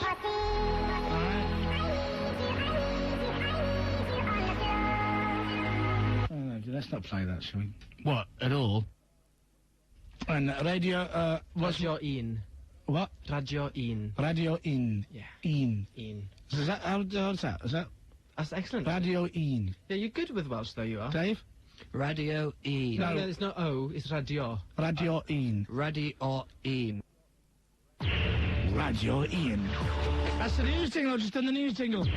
Radio In. Is that right? Yeah? Very good. Got myself a job now, Dave. What's the TV station there? S4C, is it? Was it? S4C, or you'll be on Radio Cymru. Radio Cymru. Here we go. Radio Cymru. Hey, I'm flying, Dave. All goes pear-shaped here, I'm laughing in Wales. Heading for the regions. I tell you. All right, here's George Dallas winning some sports. 5 o'clock. Radio 1, Chris Moyles. And the fact that the top of the hour opener fits the beginning of the music must mean that he's back. It's Greyhead! Yeah! Hello, everybody. And where have you been? I've been to Egypt. Radio 1, Chris Moyles. It's all very, very exciting at Radio 1 today because it is the Radio 1 annual station photograph. Traditionally, the Radio 1 annual station photograph has been a time when every single member of Radio 1 staff has to congregate in the smallest possible room that Radio 1 can find to have their photo taken. Will you be wearing that rubber flying helmet in a Chubby Brown style? No, I got away with that one year because I didn't want to be there, and I was very angry because whichever D-Ed from upstairs chose the venue, they did choose the smallest venue in the world And there was about 150 of us trapped into this tiny room, and I just thought, well, stick it up your ass. So I wore some stupid plastic flying helmet, and I was sent to promote the film Rocky and Bullwinkle, I do believe. Yeah, and Elvis glasses. And Elvis glasses, and no one seemed to notice. And I think in the same one, Dave's looking away. That was just after I got doused with a whole glass of red wine. Do you remember, over my beige sweater? Was that from... By him who used to work upstairs. What's his name? Scottish fella, McKenna. Yeah, who went on to be a successful TV presenter. Yeah, he fell off a stool just in front, just before the photograph got taken. You'll also remember, if you're a regular listener to the show, it's also the time of year that Lizzie... Because normally afterwards, everyone has a few drinks, and Lizzie decided to burn John Peel's coat accidentally. And then also spill wine all over it. And John wasn't amused, man, who could tell? So there you go. Do you know what I'm doing, by the way? Why'd you keep stopping the Robbie Williams? Did you watch Frank Skinner last night? Yes. Do you know after the Moby interview? Yes. Right? There was... The adverts came on. Yes. And there were three... The beginning, middle and end was like a 3.5, 4 second advert of people looking out of a window over this. And then it kept stopping. Yeah. And it was driving me mad because I didn't know what it was an advert for. So you'd repeat it? Basically, yes. But now I will play it in full. It's Robbie Williams' new single, out on the 2nd December. This is great. It's called Feel. Come on, hold my hand. I was talking to my mum on the phone the other day, and Mum goes, Oasis have got a new album out. Shut up, laughing at my mother. And I said, yeah, she goes, the best of Oasis. I said, it's not the best of Oasis. All the singles. It's not all the singles. It said on the advert, all the singles. I said, it's not all the singles. So if Oasis got a new album out, that makes out. I said, no, I don't think so. Was she cooking her jelly deals at the time? She was just donkey stone in the back step. And so, what's a donkey stone? Shut up. So anyway... And she said, on the advert it says it's got the singles on. I said, no, that'll be the advert for the new album, including the hit singles, you know. Hindu Times and stuff. Oh, well, I want that album. All right, do you now, Mum? Yeah. And I don't have any Oasis albums, actually. Oh, what would you like, Mum? The back catalogue? That would be lovely. So I found myself an HMV the other day buying the back catalogue of Oasis albums for my mum. But I didn't want Mum to go through the same disappointment and worry about Oasis that I did, so I missed out a couple of albums. Fair enough. So, obviously, I bought Definitely Maybe, What's the Story, and Healing Chemistry. Missing out, like, Be Here Now and stuff like that. And then when she's really into all that, then I'll buy her Familiar to Millions, the live one. Then she can, you know, enjoy that. It's got bad language on it, though, that one. It's got a bit of effing and blinding. Dave, my mum was born and raised in Dublin. She's heard bad language, trust me. For the first 15 years of my life, I thought my first name was Jesus. Walk into the house, she'd be like, Jesus Christopher! It was the last UK Top 40 with Mark Goodyear yesterday. After 42 years of service at Radio 1. And there he was. And what a great chart it was for Mark to go out on. DJ Sammy with Heaven, Westlife, Laz Ketchup, Blazing Squad, Shania Twain, all in the top 10. Coldplay got a new entry, The Scientist. That's at number 10, which I thought was a bit disappointing. Christina Aguilera flew to the top of the chart. Blazing Squad's Love on the Line was new at 6. Sugar Babes was new at 7. Kylie Minogue new at 8. Busy week. So we had little drinks for Mark Goodyear last night. Buried alive, frozen in time, and sitting on top of a pole. Okay, now hold the snake and say that again. Now, Blaine faces his toughest challenge. Were you amazed? She's totally freaked out. 1 hour. That's not funny. Live with Chris Moyles. I'd rather come out in a body bag than come out in the middle of it. That's true. No question about that. David Blaine, live with Chris Moyles, tomorrow on Radio 1. So he's on the show tomorrow then? Yeah. I've never seen him interviewed, apart from the Eamon Holmes interview. I've seen him interviewed when he's really funny. He's a very bright guy, very dry sense of humour. I've seen him do fantastic interviews, really good interviews, and I've seen him do awful interviews. I want you to do some tricks for him. I want you to do the card trick. I can't do any tricks. No. You really like magic, and I'm going to tell you this later. No, I want you to do it. There's absolutely no excuse for it. Are you going to do your thumb trick? Yeah, I'm going to do that. all the way through. You know when you pretend your thumb disappears? Like that. I love that one. So I'm going to do that. I haven't got any tricks to do. I don't do any You tricks. bought a trick. You bought 2 tricks in Las I'm Vegas. not performing magic tricks to David Blaine. Yes, you would. You've got to. I won't even do it to my mum. You've got to do it, because I think it'd be great. Imagine David Blaine going, wow, that's like really amazing. No, it'd be so embarrassing. How do you do it? Wow. He won't, because he does the same trick on his show. Harry Houdini. Yeah, but then you Harry can say, Potter. I know you do that. We're not getting into how now you do that with David Blaine. He's a very mystic kind of person. I'm going to do my think of a number between 1 and 100 thing. That's from his show as well. No, but watch, think of a number between 1 and 37. Yeah, that's exactly right. Radio 1. Gonna keep doing that all the way through. See how much we can annoy him. I'm really looking forward to it. It should be good. Oh, good. David Blaine on the show tomorrow. The legendary Mr. John Culshaw. Hey.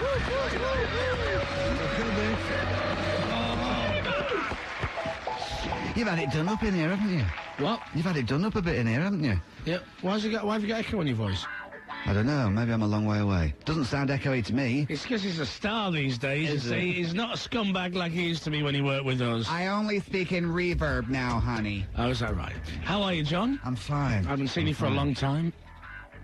I saw you at the weekend in the pub. Oh dear, I'm dying. Here, try one of these. Relieves in seconds, lasts for up to 8 hours. What's his name?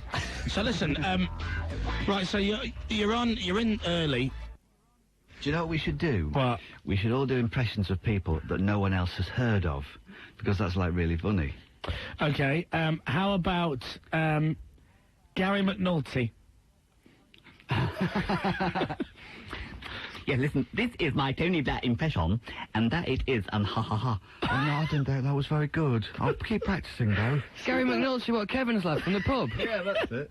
He said 2 people that no one knows. Like, this is me grandma's cleaner. Oh, you're a rum lad. Oh, you're a rum lad. Yeah, yeah.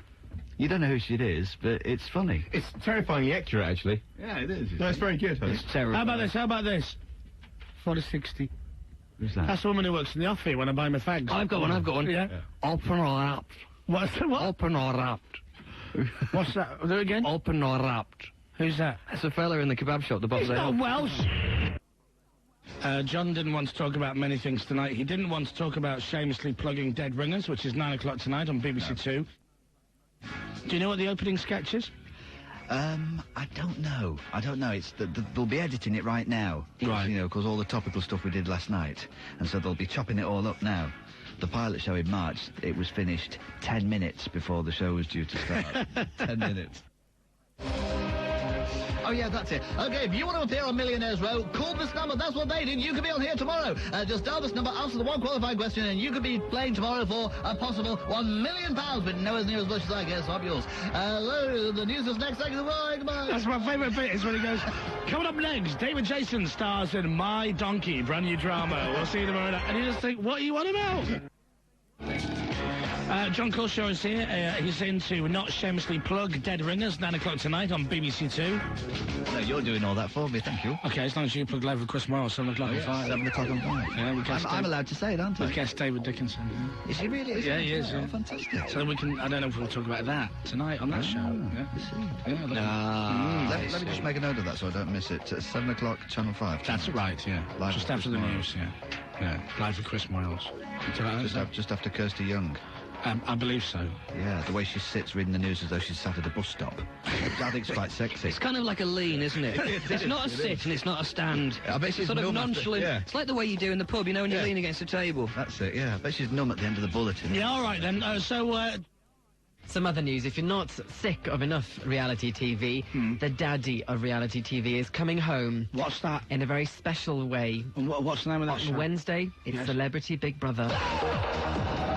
Oh, yes! Chills to that. Oh, milk it! Milk them reality TV shows! It's back for 10 days, and although there's a lot of speculation about who's going in, some inside information. Do you know? I know some stuff. It's in the paper, wasn't it? Well, all the papers are given different names.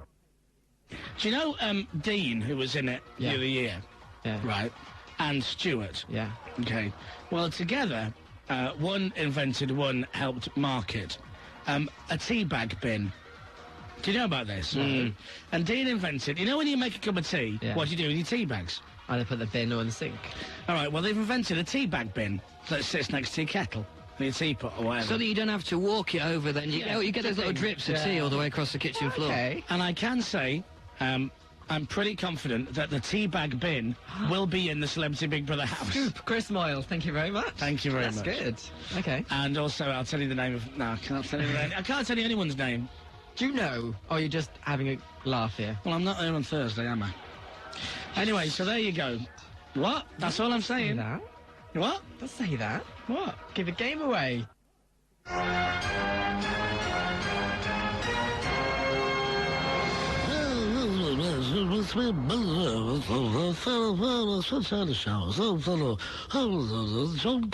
Excuse me, don't you mean... I think Is it worth it? Let me work it. I'll put my dang down, flip it and reverse it.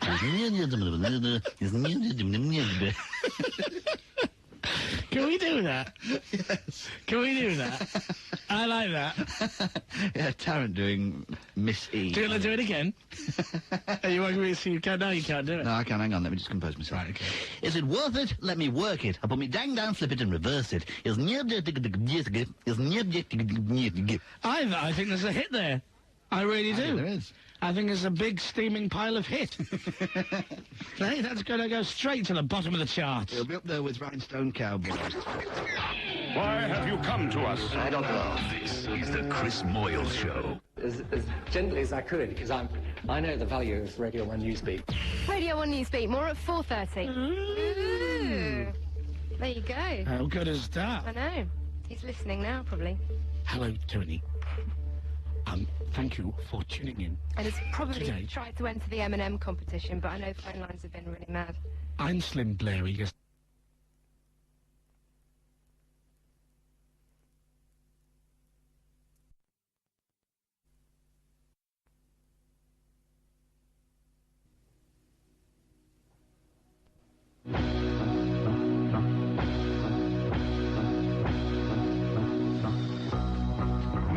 Radio 1, and Don't Call Me Baby. Before that was So Solid Crew and 21 Seconds. Bring the drums in! No, there's drums on the track, I don't need you, Dave. Right, thanks for sending in all your money to us. If you haven't heard this, we're asking you to send us in your money.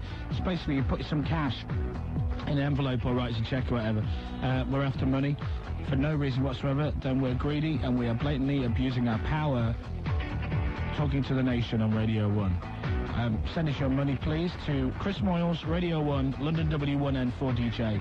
Roughly, Lizzie, how much do you reckon we've got? I think we've passed the 100 mark, but we're going to have a big final countdown. Hang on, we passed the 100 mark the other day, because last week we had 140. In British money. English pounds. Sterling. So 140 last week, that means we've passed the 100 mark.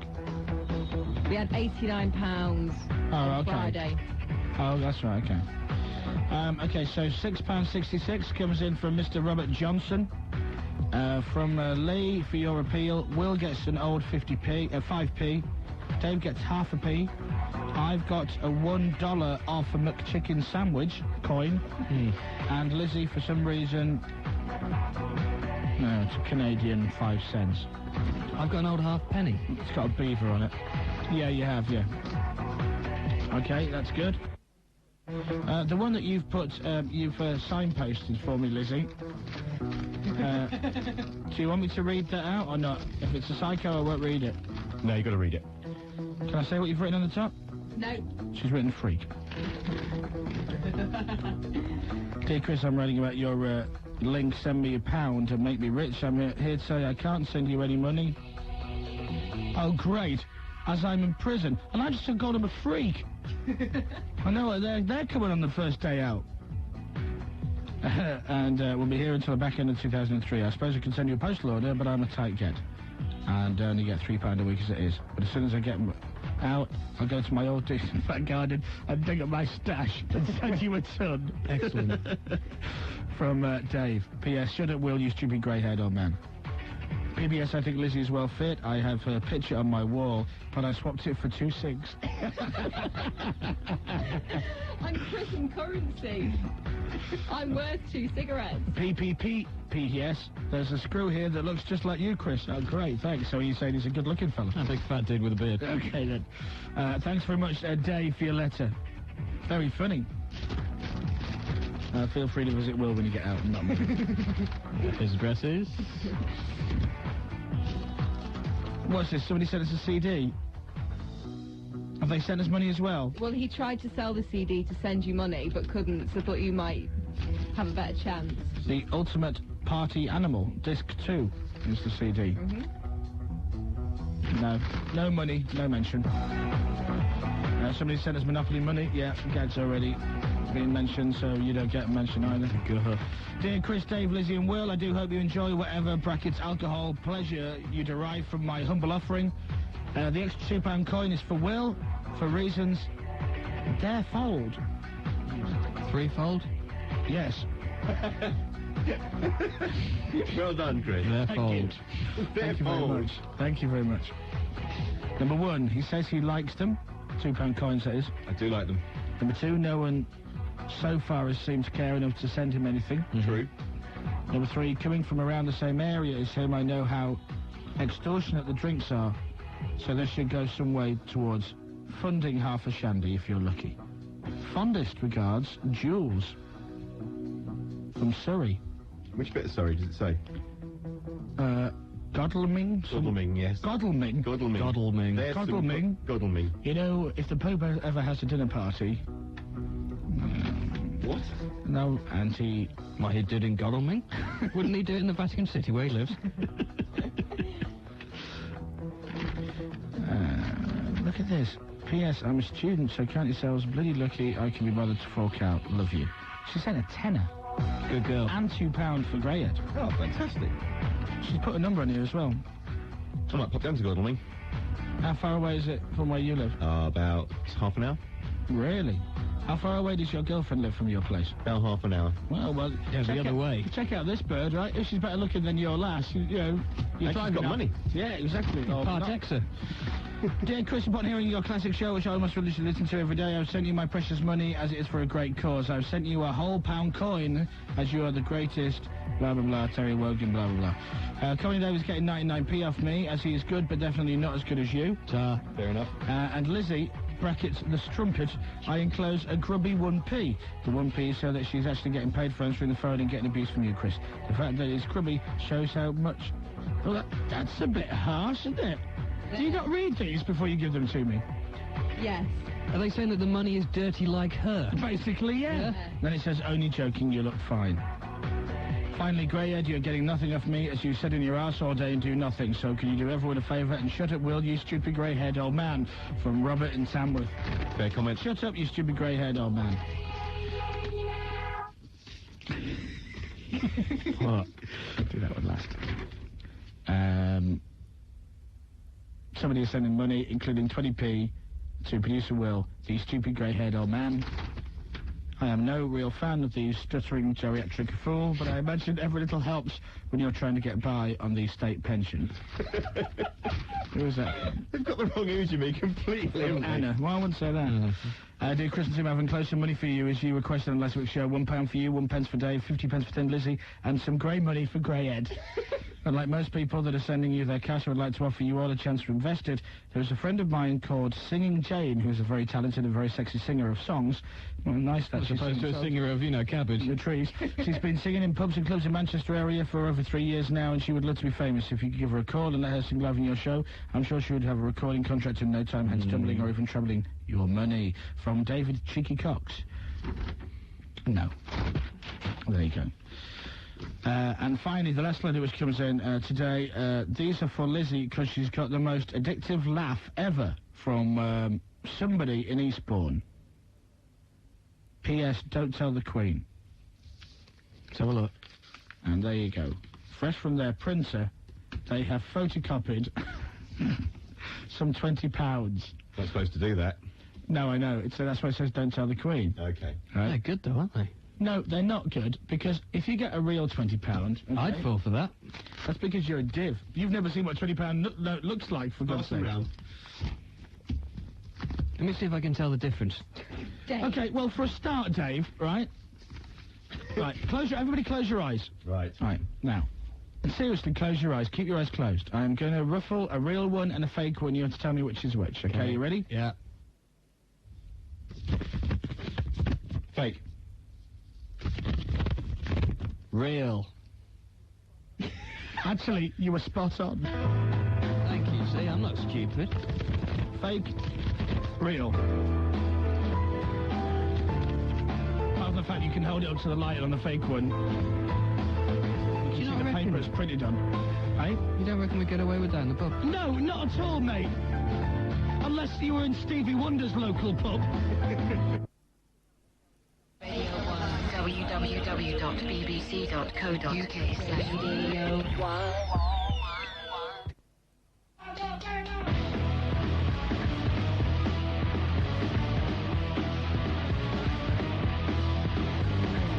It's Wednesday. It's 3 o'clock. Now, live from London, Chris Moyles. Fast-paced, moving show. Get the jingle going, the drums, the guitars. Yeah, 3 o'clock, first record, go! Brilliant. Chris Moyles, Comedy Dave, Thin Lizzy, and Will, Radio 1's very own Delta Force. Chris Moyles on Radio 1. First of all, I want to clear this up, right? We have not been axed from our Saturday show. There's no axing taking place. In fact, I don't believe I've ever seen an axe at Radio 1. Have you? There's a little one for the fire door.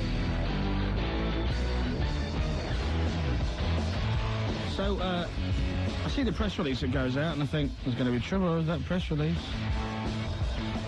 Anyway, we've been given an extra hour.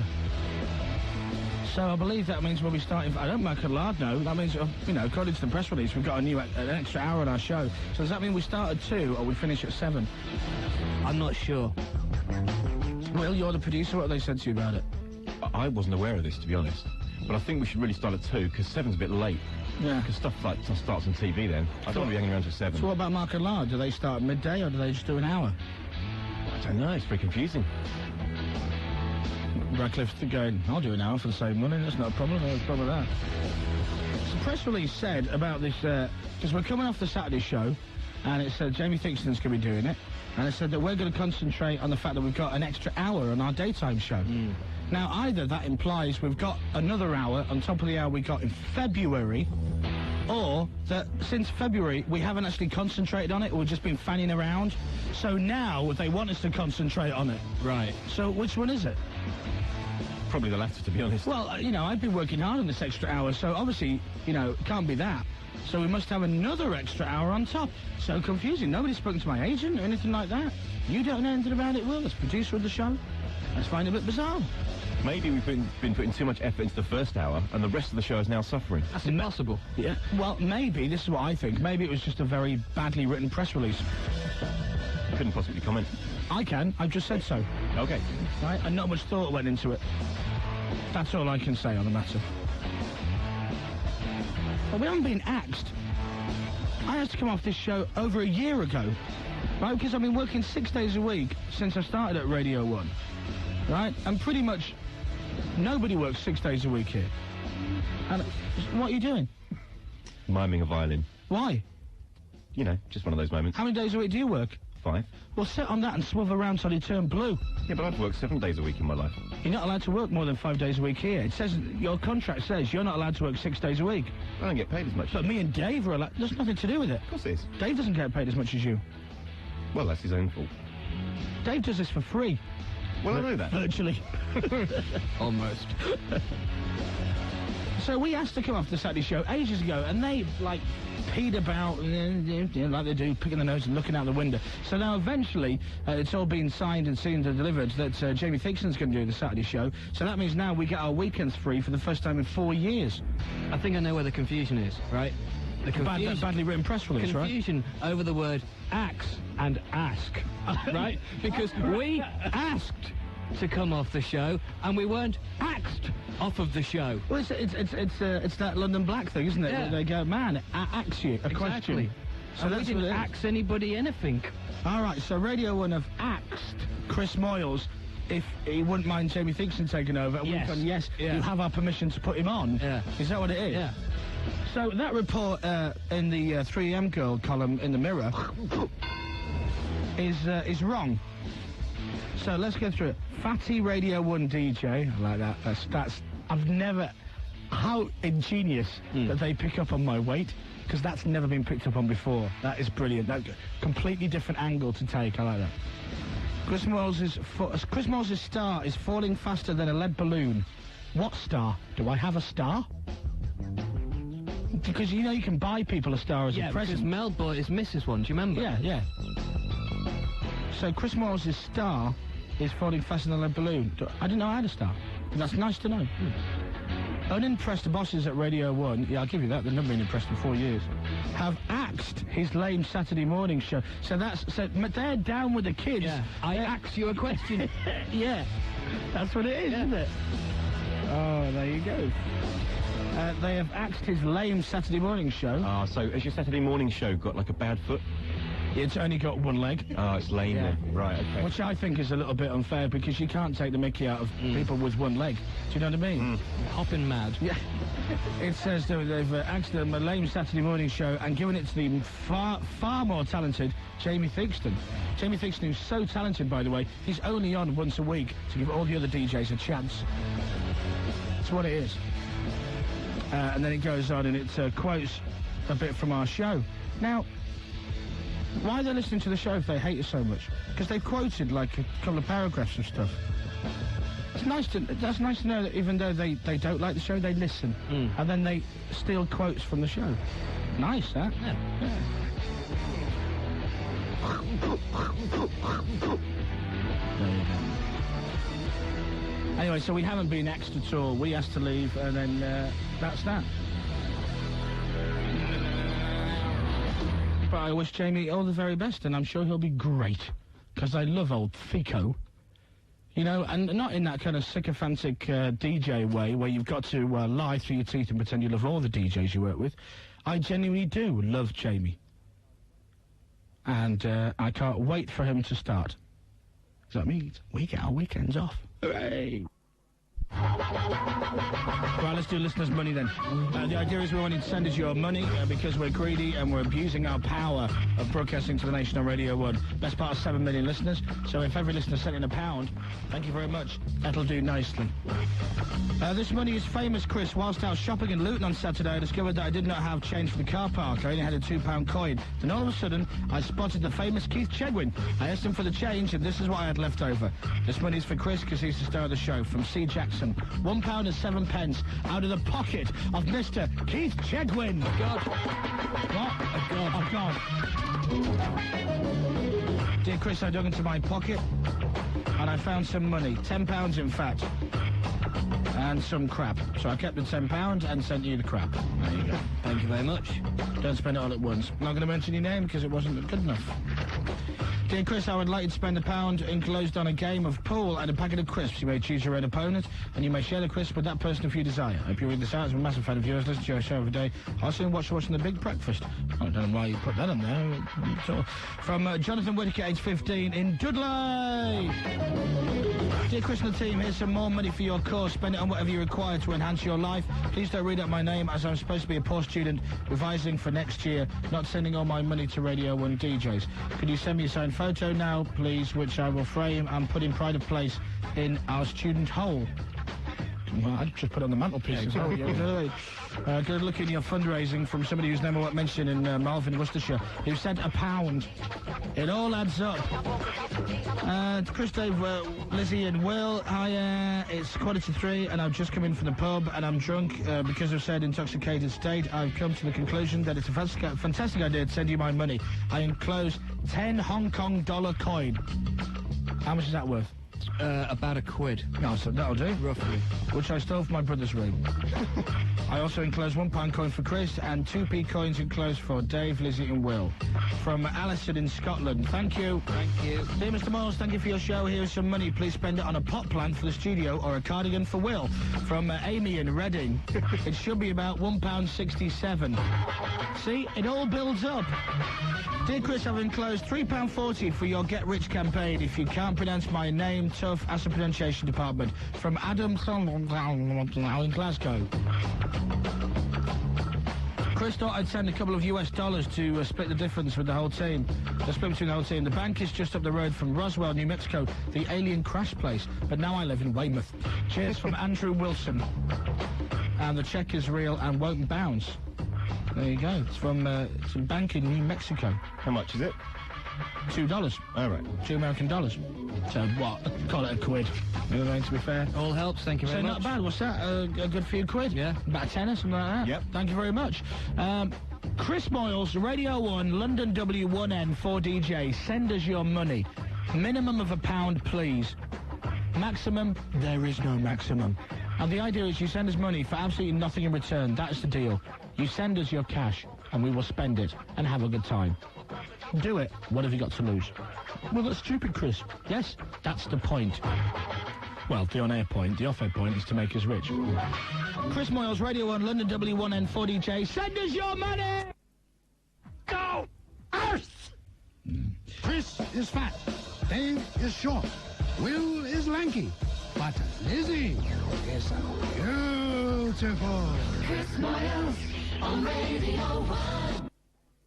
Enough with tips and advice and things. I'm big dog. Everybody's mic is going to be switched on, and whoever laughs at Missy Elliott, sounded like he was, will be banished from the studio for 10 minutes, and I really mean it, all right? Yeah. Everybody, right, if you laugh at what Missy Elliott is singing, right, 10-minute ban for studio.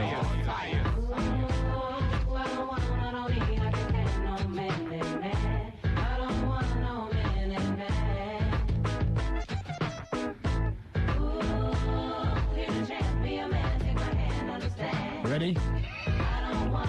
Dave, 10-minute ban. Oh, it hasn't started yet. Here we go.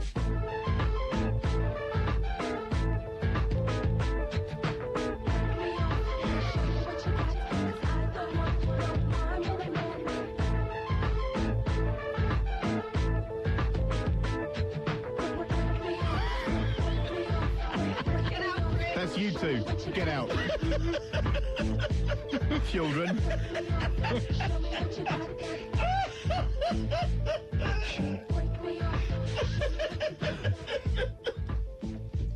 Oh, man. It's not, though, is it? No, What is It can't be. well, I'll tell you what. I need to get the lyrics for I'll that, see the actually. video. Trust me, it's not. Radio 1. Right, Missy Elliott and 1 Minute Man, So Solid Crew coming up. It's Carolyn, it's 3:30. Carolyn? Yeah? Right, I'm going to play you the last 30 seconds of Missy Elliott's record. If you laugh, you're not allowed to read the news at 4:30, all right? I'm not going to laugh. Mickey, make sure her microphone is switched up nice and loud, so even if she sniggers. Right, Mickey? Okay. Right. And the same thing, I'm going to do this again, okay? Anybody who laughs during the next bit of 30 seconds with the record, you're out the studio for 10 minutes. You ready? Go.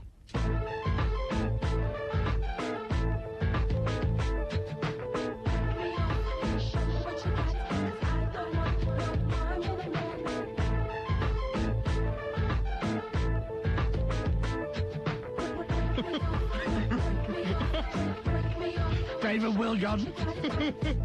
Mickey, how's Carolyn doing? She's okay at the moment.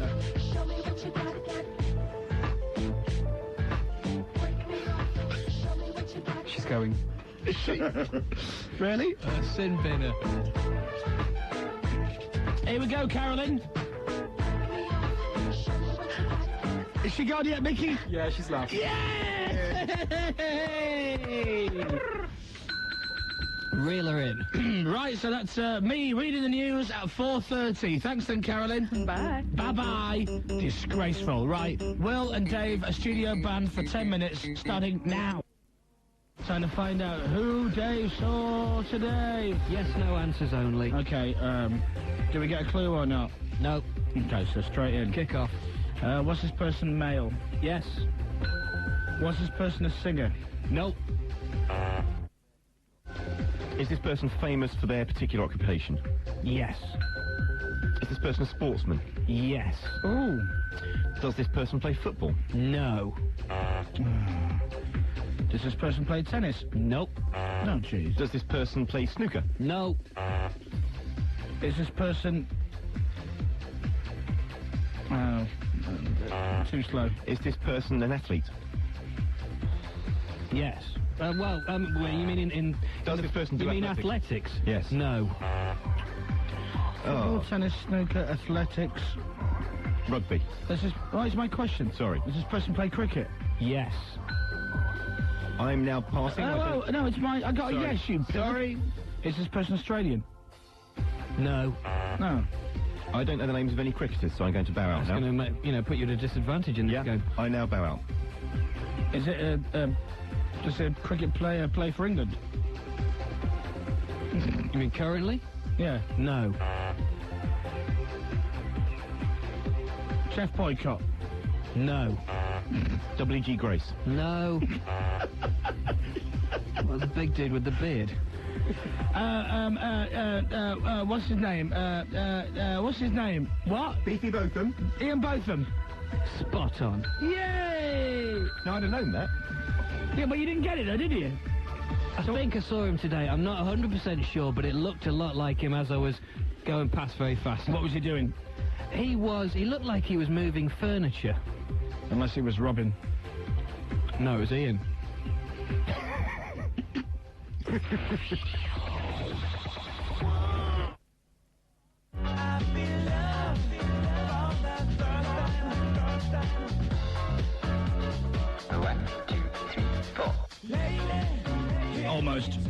Almost. Do it again. 1, 2, 3, 4. Almost. Yeah.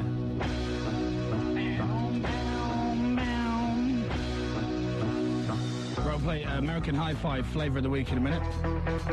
I like that record. Okay, I haven't looked at these three, but these people have been sending us money, right? Right, here we go. Chris, I did not have any money, so maybe you can trade in this signed beer mat, signed by Chris off of Emmerdale. Who's that then, Lizzie? It's the one in the wheelchair. Chris Tate. Oh, really? He's not really in a wheelchair in real life, do you know that? He's an actor. No, you know that. He's acting. And some woman, his wife, I think, it may be worth something. His wife? Not that blondie who plays like his kind of on-off girlfriend. I like her. I think she's really fit. Anyway, from Robert Kelly, 17, in Wales. Good, but not good enough. Moving on then, please, dear Chris Moyles, Comedy Dave, the Sexy Thin Lizzie, and Mr. Greyhead, please find enclosed a cheque for £12. Good. Wow. Payable to Chris Moyles. Lovely. By the time the cheque clears, it will be the early part of next week and not this weekend. Blah, blah, blah, blah, blah, blah, blah. Please give a shout out to the lads, Nath, Shed, Wackaday, and Grumo, as we are all off on holiday in 2 weeks. From Bobby Newell. Thanks, Bobby. Thank you, Bobby. Dear Chris, I've donated this £1 note to your appeal for my hard-earned gyro. Is this Scottish £1? Yes. Right, okay, that's all right then. Hope it's useful to you. Can I just say I saw you at Big Sunday, Irvine, and was impressed by the weight you have lost. Congratulations.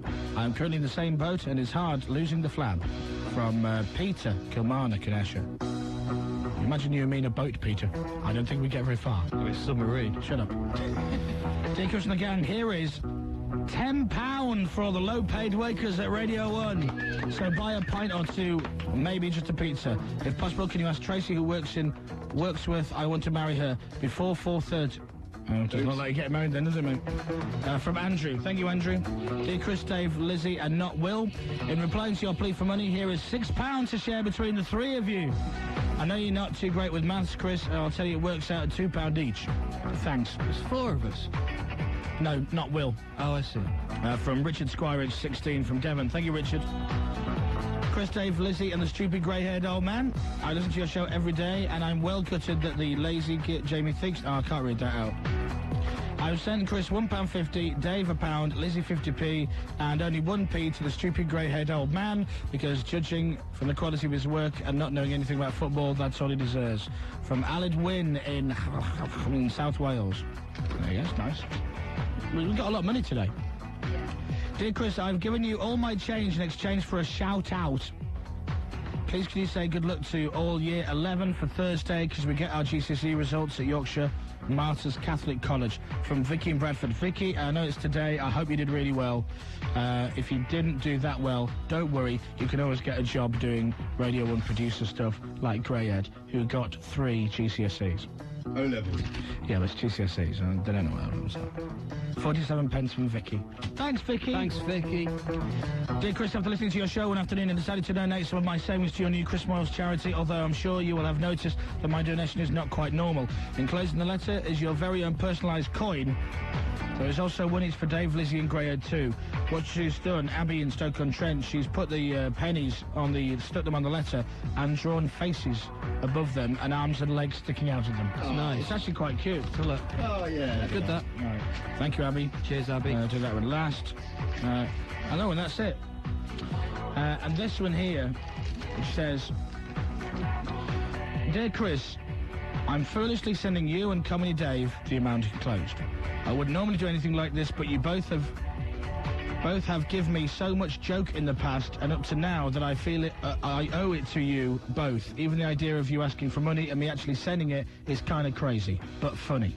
Even though the joke's on me. The real reason why I'm sending so much is because it was meant to be £10, but my girlfriend said if I sent you that, she wouldn't talk to me for a whole day. So I worked it out and thought that if I sent you £50, she wouldn't talk to me for 5 days. They have sent us £50 note.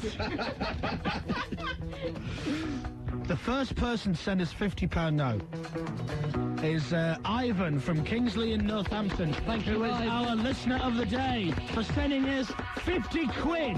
And it's a real look at that. It's a real red one. It's a real one. The ink is dry. You can put it up to the light. There's the watermark and everything. Yeah. Check it out now. The Funk Soul Brother. Right about now. The Funk Soul Brother. 50 quid from one of our listeners. Check it. Look at it. Feel it. Smell it. Money. Money, money, money. Anyway, the letter goes on. It's quite a funny letter. So anyway, 5 days his girlfriend won't talk to him for, which is how long he intends to go to Amsterdam. Brackets, which I forgot to mention to her. So she'll be none the wiser if it works. £50 well spent. If it doesn't work, we'll be done for sure. Oh, well, it's the chance you take, though, isn't it? Yeah. As far as I'm concerned. Look at it! Look at it! £50! 50! Look at it! Look! £50 from a listener for nothing in return. Now, this is the kind of quality listener that I looked for. All right? Anybody can listen to the radio, but only certain people can be brilliant listeners. As far as I'm concerned, Ivan is a brilliant listener. Ivan, this is for you, my friend. American Hi-Fi, flavour of the week. For 50 quid, mate, I'll even play Jennifer Lopez for you and play. In fact, all the records today are dedicated to you. She paints her nails and she don't know. Yeah, she's the flavor of the week. She makes me I really like that record. American Hi-Fi, flavour of the week on Radio 1. 50 quid!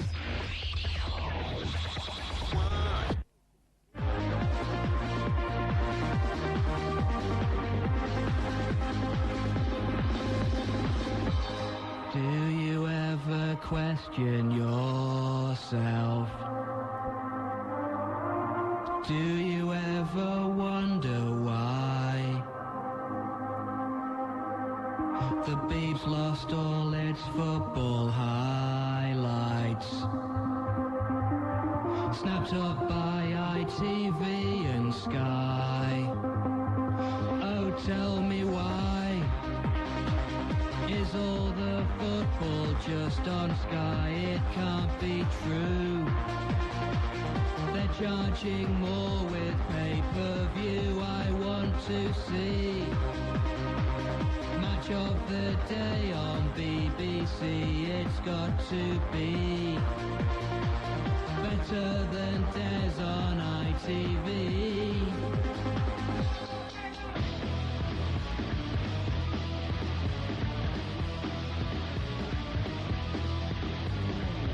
It's Friday. It's 3 o'clock. Now, live from London, Chris Moyles. Kilmarnock entertain Viking of Norway. The Shut It. I'm not saying anything. Hibernian are away to AEK. Kilmarnock entertain Viking of Norway. And Rangers travel to Makhachkala in Russia. Radio and Newsbeat. More reporters. It's Hibernian, not Hibernian. I don't care. Tell your friend. What was he shouting in your ear, Dominic? He was shouting areas of the body. I don't care, I'll say it. I was in his headphones, I was shouting down, because I can talk into this mic here, and switch it off so no one can hear, but I can press the button and he can hear it in his headphones. And what you do is you just shout the word, penis! Which is so childish, but if you constantly do it... You shouted Willy as well, didn't you? Shh, don't give the game away. Yeah, I think there was a So I can do it now, right? I can say, so, what are you planning for the weekend, Dom? Well, I've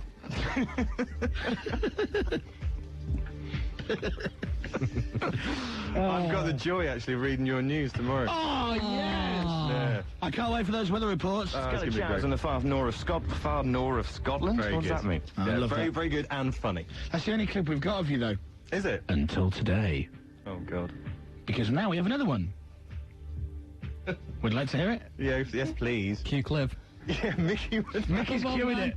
Would you like to hear that? Yes. It's coming soon. Okay. On tune Radio 1.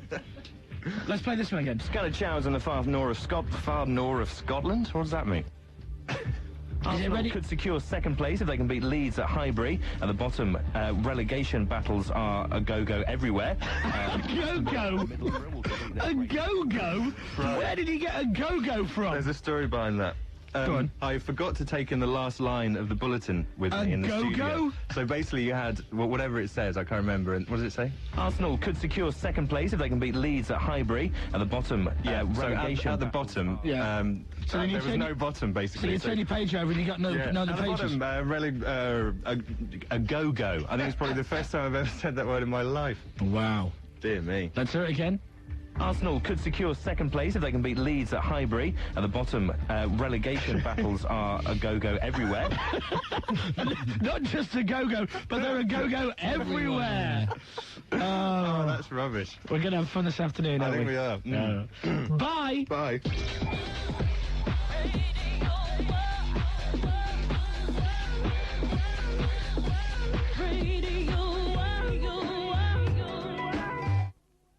Now, we have a record to play from one of those Jackson family members. Chris. Yeah, hang on, mate.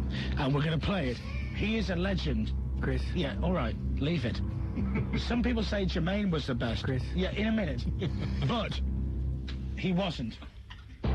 In my opinion... Chris. In a minute. Michael, seriously, I'm going to smack you in a minute. Right? Chris. Will you... I do apologise. Listen, shut your face, or the monkey gets it. Right? Chris, I can get it. You can get what? The monkey? You're weird.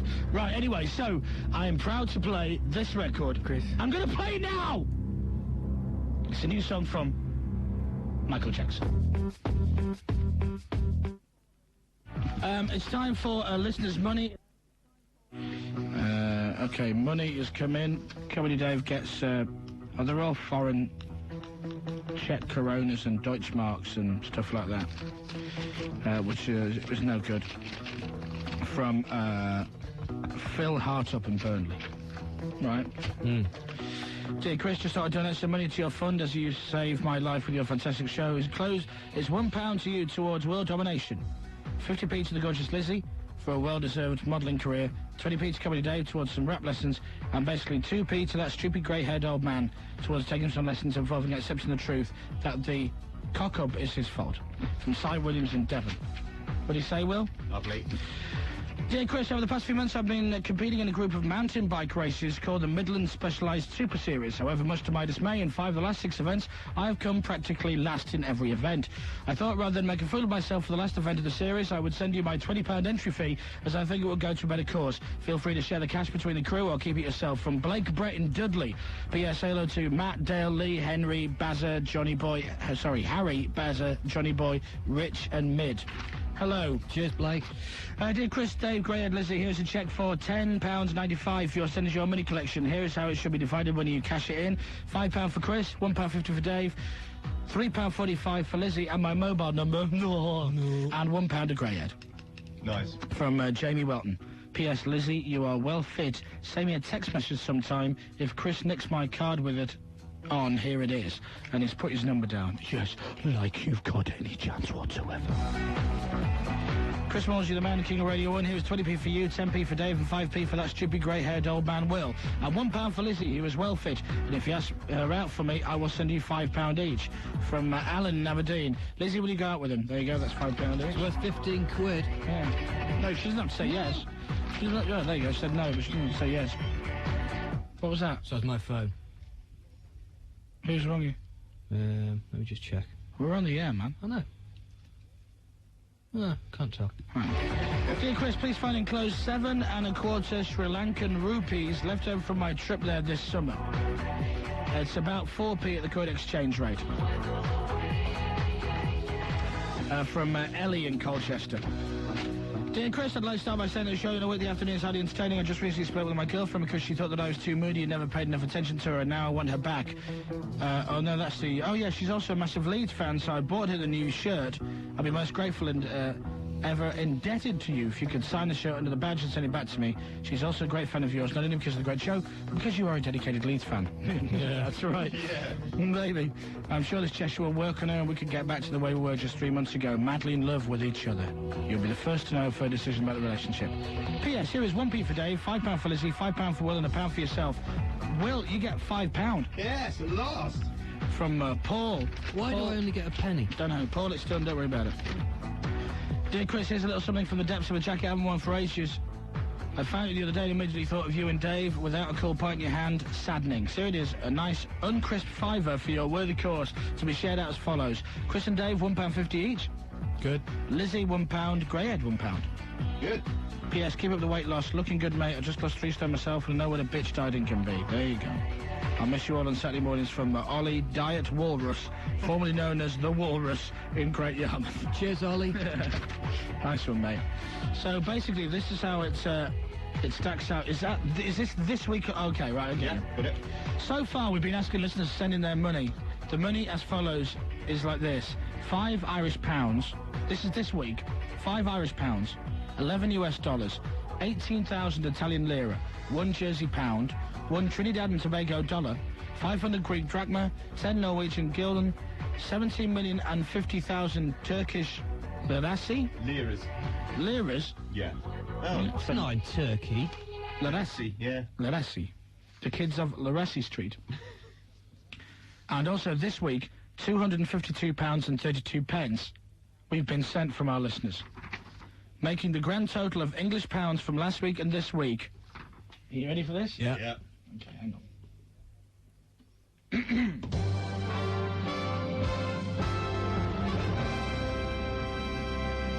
We've been asking you, the listeners, to send in your money for no apparent reason whatsoever. Over the past couple of weeks, you have been sending in the money, and we thank you immensely, especially the pillock who sent us £50 yesterday. What a div, but we'll get lashed on that.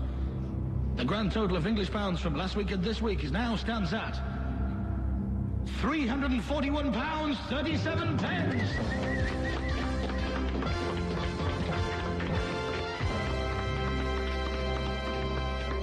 Our executive producer Mick says it's an abuse of our privileges being national broadcasters and we should actually stop the feature immediately and give the money to charity.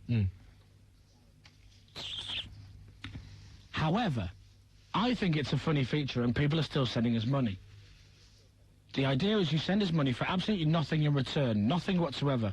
Once we have got the money, we can do what with it, whatever we want. We decide, you have no say, that's that. You send us money, no pressure, for nothing in return. It's a gag, right? Well, at £341, and he wants us to stop. Sod that. Chris Moyles, Radio 1, London W1N4DJ. Basically, we want you to send us your money!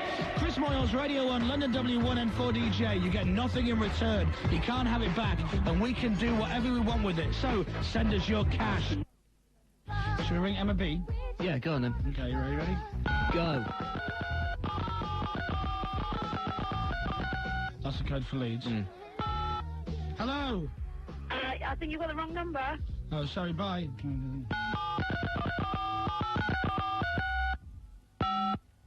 Is that Emma? Hey. You alright?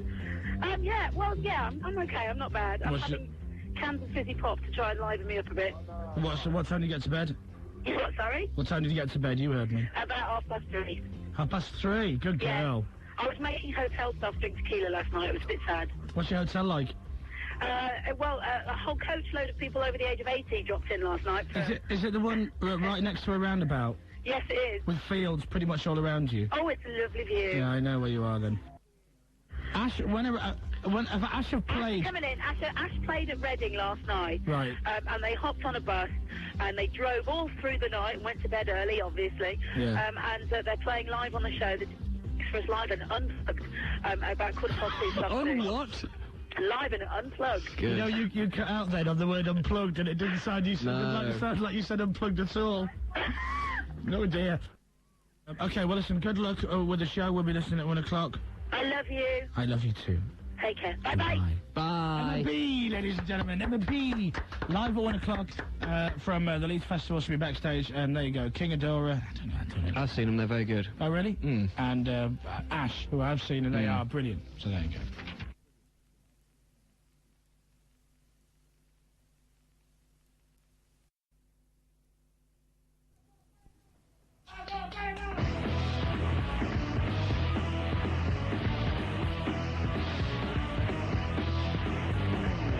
It's Monday. It's 3 o'clock. Now, live from London, Chris Moyles. Happy Bank Holiday Monday. How great it is to be alive and at work.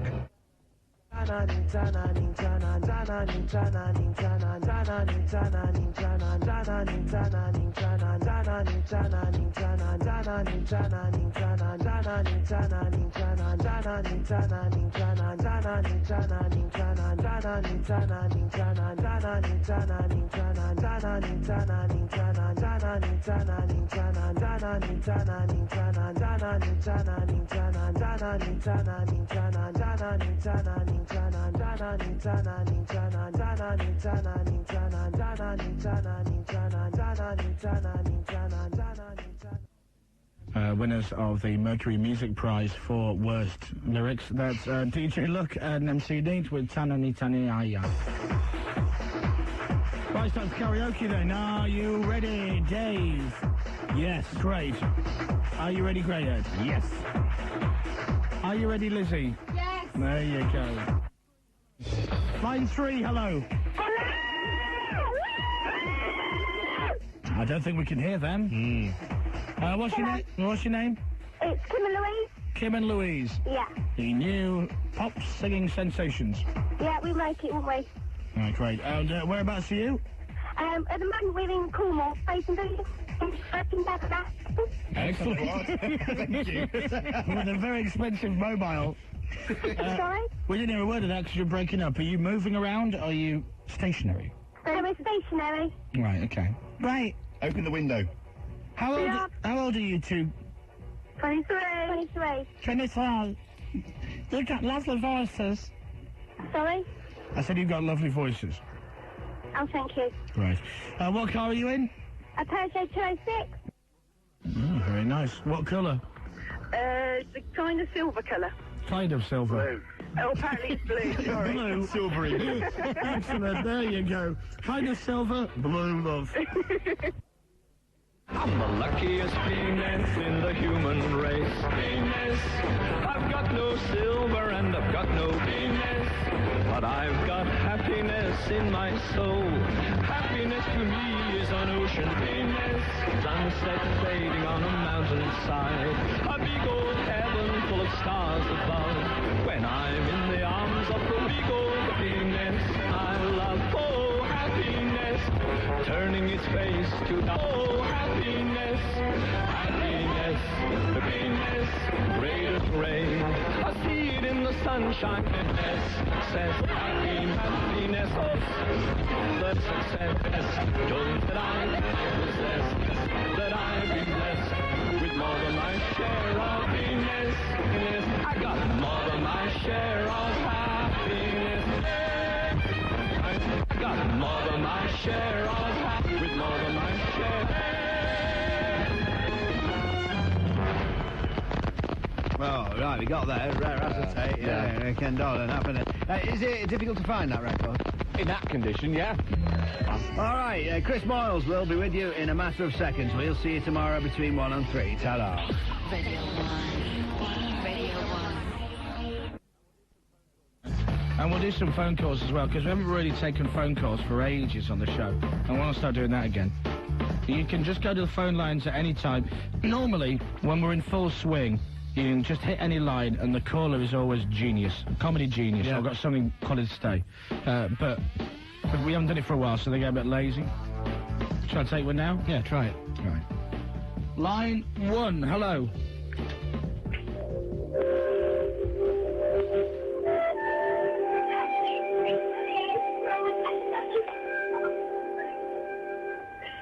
That's great, thanks very much. Oh, there's more.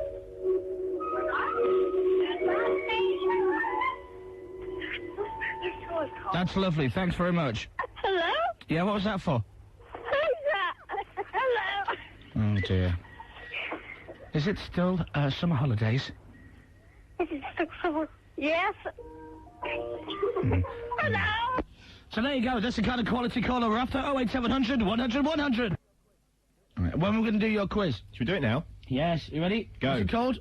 The weakest lyric. I have several song lyrics, the opening lines from which Fog lyrics. you must identify. Fog lyrics. Song lyrics. They're the opening lyrics from songs. Okay. You have to identify the song it comes from. Identified that thong. It's as simple as that. It's as a we thong play, for Europe. Sorry. I was being all tight then. Go on then. As we play the weakest lyric. Start the clock. Song number 1. Right. 25 years of my life and still I'm trying to get up this great big hill of hope. Chris. Coolio. No. Carry on reading. I'm trying to get up this great big hill of hope, far a destination. I realized quickly when I knew I should that the world was made of this brotherhood of man, for whatever that means. Chris. Brotherhood of man. No. With you, Dave. It's an older song. Pass, I don't know. Chris? Read it again. 25 years. Read it as it's sung. 25 years of my life and still I'm trying to get up that great big hill of hope for a destination. Oh, Chris, Sugar Babes. No, it's an older song. 4. It's 4 Non-Blondes. What's up? Next song. Oh. All of the day and all of the nights, you do the things that make me feel so right. My shining star, my guiding light. Chris. Billy. Yes, and? All day, all night. No, I need the proper title, please. Dave. Yes. Day and night. Correct. Point to Dave. No, come on! You can't give him a point for that, you arse! Okay, next song. Sometimes you're better off dead. There's a gun in your hand. Chris! Yes. You think you meant so and say Pet Shop Boys, Western Girls? Correct. Point to Chris. Yeah, bugger on! Penultimate song. Talk to me. Tell me your name. Chris! Yes. No, I just told you. Talk to me. Tell me your name. Talk to me. You blow me off Chris, like it's all the same. Ricky Martin! Yes, and? And the one where you blow him off. Blow me off. No. What does she do? She didn't. She doesn't tap. She doesn't knock. She's blow me off. She doesn't blow you off. Yeah, Lizzie, what is it? No she bangs! Points. No points. Oh, come on, man! The final song, Stand By. Your man, Tommy Wynette. Get in there. Last song. Hang on, that wasn't it, was it? No. All right, keep going. No, I don't lack ambition. Chris. Yes. Yes, you do.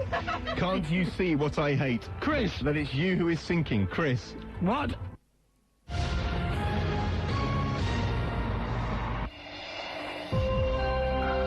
statistically, Dave was the strongest link.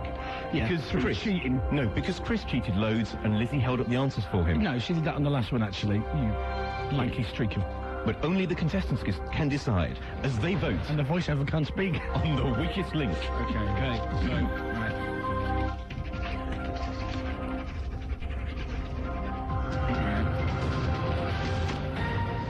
That's it. Let's find out who's voted for who. Chris. Dave. Okay, Chris. and...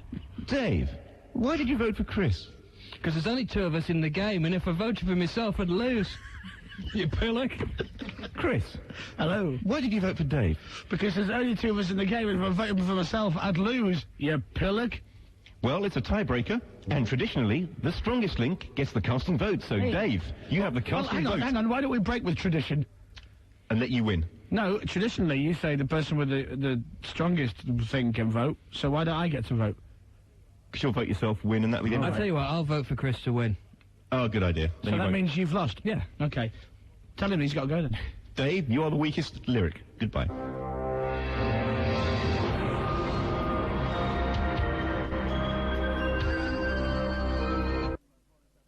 I got an email from Paul in Southampton that says, Chris, I'd just like to say that I saw you on TV last night and thought that you looked cool. You've lost a lot of weight. You've inspired me, although I have just eaten 3 mini rolls. On Saturday, we were doing this appeal. The Little Trees Appeal. With your help, we can get them in the top 10 on Radio 1. Didn't do as well as we thought. It got to number 11. Just outside our target. We wanted to get the Little Trees into the top 10 with the Little Trees Help I'm a Fish song. But sadly, we were just outside. Number 11, right? I love it when these people write these songs and fill it full of swear words and stuff. They don't get played on the radio. So what they do is they just take out the swear words. And this new thing, it's been around for a few years, I suppose, but instead of leaving a gap, right, they add silly sound effects. Like, boing. Stuff like that. Yeah. Every day is a holy day, so stop the violence and put the away. Look, see, it's just like someone throwing a tennis ball through his window. Now, do you know when I mess about and I go... Yeah. Like that. That's all they do. Listen. Every day is a holy day, so stop the violence and put the away.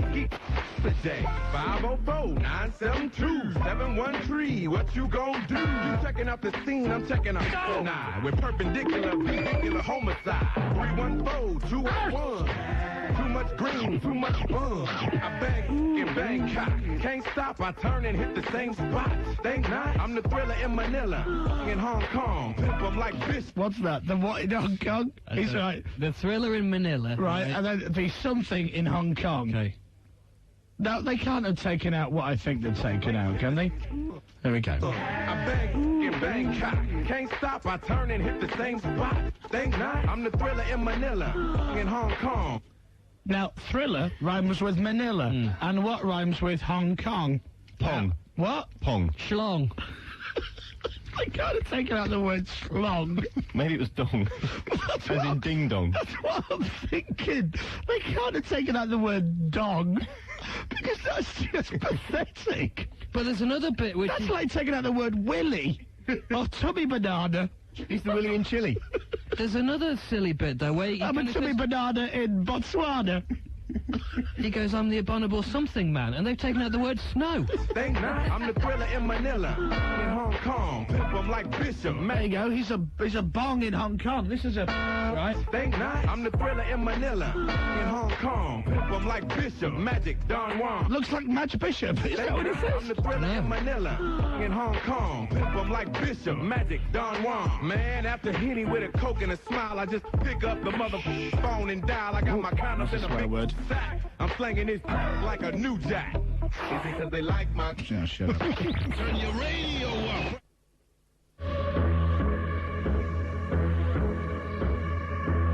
Give a little bit of that, a little bit of this, let them know, yeah. Shut it. Catch your groove, girl, catch your groove, that's it. Octopus Kinder. Fingers will. Come on, where are you? Shall we have a listen back to the segue? I'll leave him for 2 minutes. All he's got to do is press the start button after Koshin so that Shaggy starts. It really couldn't be easier. And bearing in mind that the Koshin record ends, right? So this is essentially, right, what you have to do.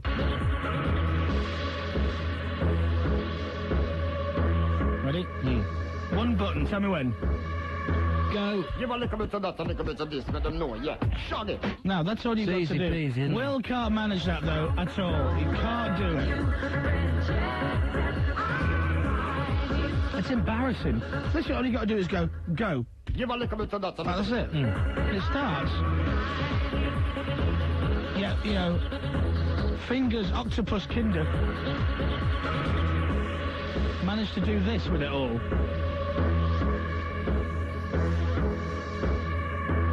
Give a little bit of that, a little bit of this, let them know, yeah. Shut it.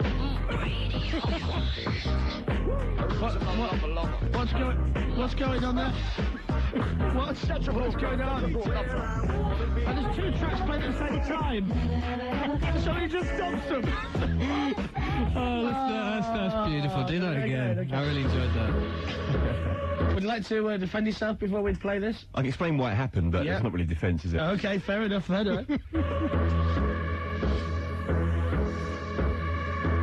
Give a little bit of that, a little bit of this, let them know. Here comes the record. Nearly works. Oh, that's it. Dave Pearce, your heart out. Catch a groove, girl, catch a groove, that's right.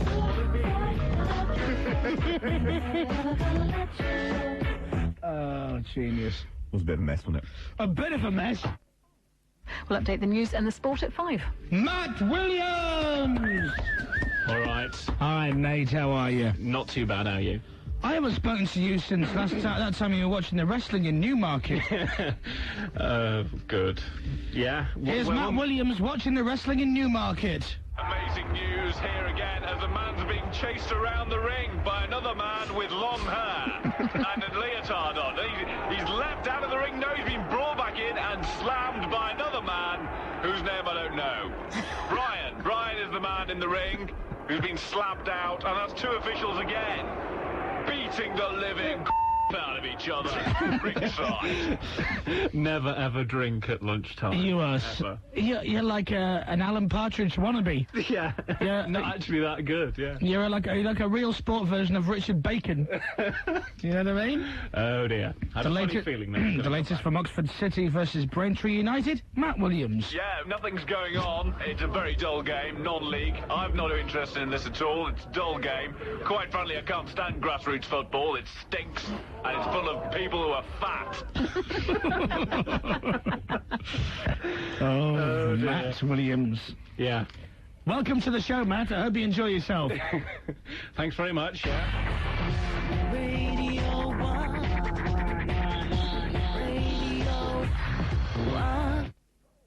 1, 2, 3, 4. Oh! Well, we've been asking people to send in their money to us in our feature, which we haven't really called it anything. Just send us your money, innit? Yeah, basically. Big Dan from Pompey. Dear Chris and crew, Chris, your show rocks. You and Comedy Dave are the gods of comedy radio, and I suppose you the two are all right. Anyway. Because of that, take my money, I don't deserve it, and share the rest between Thin Liz and that grey-haired pillock.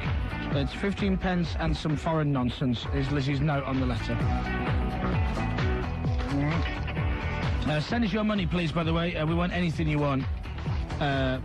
Mainly cash, minimum of £1, please. There is no maximum limit. You have to beat the £50 note sent in from one listener, which we got the other week. If you want your name read out. Doesn't guarantee it, though, but if you send £200, chances are it's quite high. To Chris and Co, here is 20 what? Zloty? What's that? Zloty, isn't it? I don't know. It's equivalent to about £3.30. This is all I had left over from my holiday in Poland. I would like to give this money to Dave. This is payment for him never to sing again. Sending money to you, that was a good conversation piece at dinner with my friends last week. Hope you raised a lot because you work so hard and you all need a good night out. Have fun. Joe from Wiltshire. Thank you, Joe, for the Lotters Lottie and all that. That's not Joe Hicks, the Page Street girl, is it? What? Probably. Joe from Leicestershire. Oh, okay. 19. That was from. A picture of Paul Daniels and a letter which says, To Chris, Will, Dave and Lizzie, as chairman of the Magic Circle, I was touched by your cash plight and decided to send a fellow entertainer a bit of cash so he can pay the rent on his bed set. Like my tricks, however, I found your poverty situation hard to believe. Yours sincerely, Paul Daniels. And there's a cheque from the Bank of Magic payable to me £150 and 32 pence. And Paul Daniels. However, I must say that, I don't know if it's a real Paul Daniels or not, because I was quite surprised that Paul Daniels would have the writing of a 14-year-old child. I'm pleased that we've touched the magic circle anyway. There you go. As it were. From Jane in Colchester. Hi, Chris. A few weeks ago you said, if you don't ask, you don't get. Is this to do with money? No. Right, don't read it out then. After conversing with my bank manager, I'll be delighted to contribute to your fundraising event. After contemplating the plight of the homeless and the horrors of world famine, I decided that your cause was the most worthy and of importance. I enclose a vintage 1983 pound coin, which shall be distributed amongst the team on the following basis. Chris gets 40p, Dave gets 40p too, Lizzie gets 20 pence, and Greyhead owes me 25p. But Will, since I'm in a terrible mood, I'll cut off the debt. Blah, blah, blah, blah, blah. Fond regards. Oh, Steve-O Trash. That's that weirdo who keeps emailing every day. It's like a psycho fan, isn't he? Oh, they read out another one of my emails again today. I must get that on tape. That's now 4 they read out. I will label the cassette of this show another one with me on it. You know, I'm on that show more than they are. It should be the Steve-O Trash show. I want to be a DJ, you know. I'd be a great disc jockey. Listen to this. 97 to 99 FM, this is Radio 1. Hello, I'm Steve-O Trash. Got some great sounds coming your way today, and here's one of those top 10 records that, well, it's not in the top 10 yet, I'm sure. Hello? Oh, hello. I'm sure it will be. Oh, hello. Sorry. This is the Manic Street Preachers, and oh, crap. He'll be recording this now, won't he? Yes. He'll love that. Hello? Oh, I've managed to screw the microphone. Yeah, well done. Hello? That's better, right, okay, rocking. I'd do another phone call to America next. America? Should we America? America. Hello, am I here? Hello? Where are you now? I thought last night we couldn't have a meeting because you were busy every night this week. Would you like me to move on? Is this awkward for you? I was busy. Oh, okay. What were you doing then? I went to see a couple about weddings. Photos. Oh, God. We haven't really talked about this on the air, have we? Not massively, no. Do you want me to talk about it or not? No, I'd rather you didn't. Okay. It's a secret personal part of my life. Okay, let's talk about it then, shall we? Yeah, do you want to change that answer? Go! Do you, Mr. Smith, very intelligent businessman, wish to pay this monkey lanky streak of urine to take your wedding pictures? You pillock. That's what you do, isn't it? It is, yes. And I can luckily I know the couple that I'm doing the wedding for don't listen to this show. Just why don't we ring him and just tell him how bad you are? Bear in mind that one of the times you were taking photographs at a wedding, talking about Zoe Ball and Norman Cooks, you fell in a lake with all your camera equipment. No, I didn't actually fall in with the camera gear. And I wasn't actually being paid to do weddings then. But you were there taking photos, 'tis true. You did borrow a mate's camera. Yes. And number 3, you did fall in a lake. Yes, but not with the gear. All right, okay then. That's still one of my favourite stories ever. I now pronounce you man, and who's just fallen in the lake? Oh, dear. Radio 1.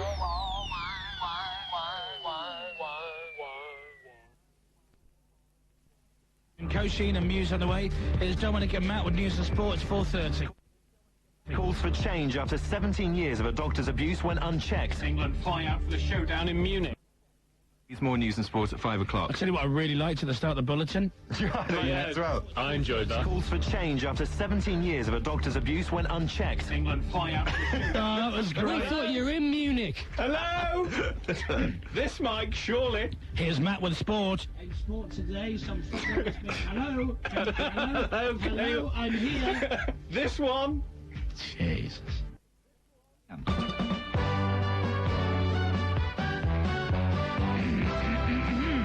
Here we go. Sports Desk, John Culshaw. And now, some anagrams of Christopher David Moyles. That's my middle name, by the way. Is it? I didn't know that. I know. I've kept it a secret for the past 4 years on Radio 1, but now I see the cat is out the bag. Oh, sorry. That's fine. Well, here they are, the anagrams of Christopher David Moyles. Yo, stop saying David. Chromosphere ivy adds slit. Chromosphere slat did ivy. It's cracking. Dry imp clued sauce.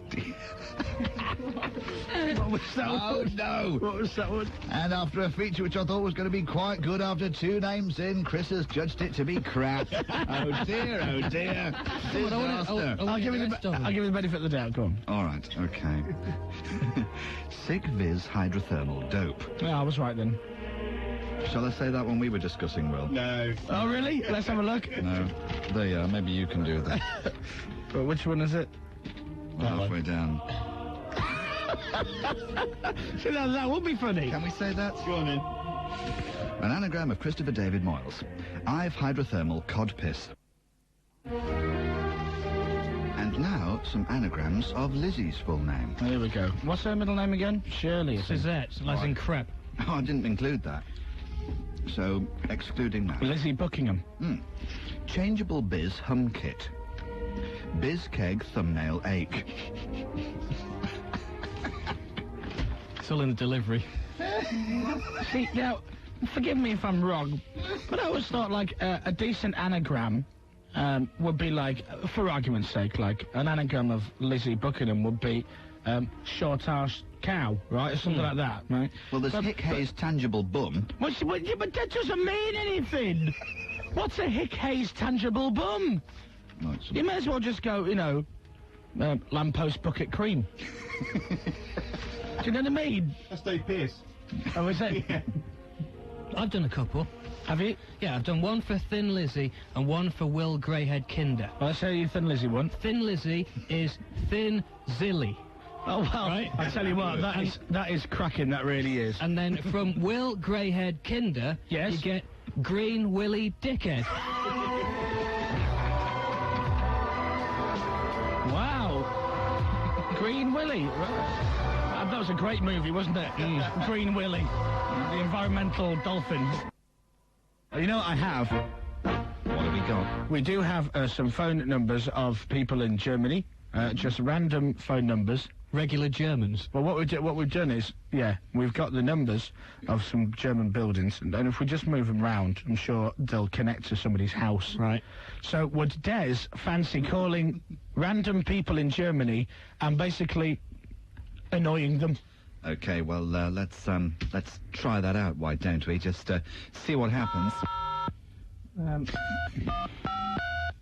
And we'll, you know, my knowledge of German is limited, but I'll give it a good go. Do you know any German, Des? A few little bits. I can maybe string some sentences. Burkhard Berlin, Kohl, guten Tag. Hi there, Germany, whoever, wherever you may be. Des here. Vorsprung der Technik, ich bin ein Düsseldorfer mit. Wen möchten Sie denn sprechen? Vorsprung der Technik, Hofmeister Rottweiler, Oktoberfest, Ralf Schumacher. Der Herr Schumacher ist nicht im Hause. Bundesliga Bernhard Langer Doppelgänger, Deutsche bitte. Kleinen Moment, ich gebe ihm mal die Frau Löhnwitz, ja? Schweinhund Bratwurst Bundesbanker, Johann Sebastian Bach. Burkhard Berlin, Löhnwitz, guten Tag. Ich liebe Dick Van Dyke, das Franz Beckenbauer mit Sauerkraut-Achtung, Baby. Dido, live. You ready for one big Sunday? Right, I'm going to down another one, all right? If you say so. Okay, hang on. You ready? Stop laughing, here we go. Stop laughing.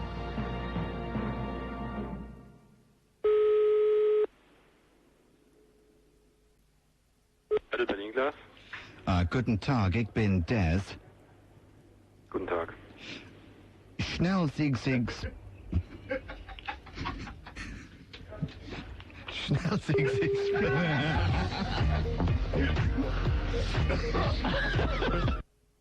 Do you want to do another one? Okay, yeah, quite up for that.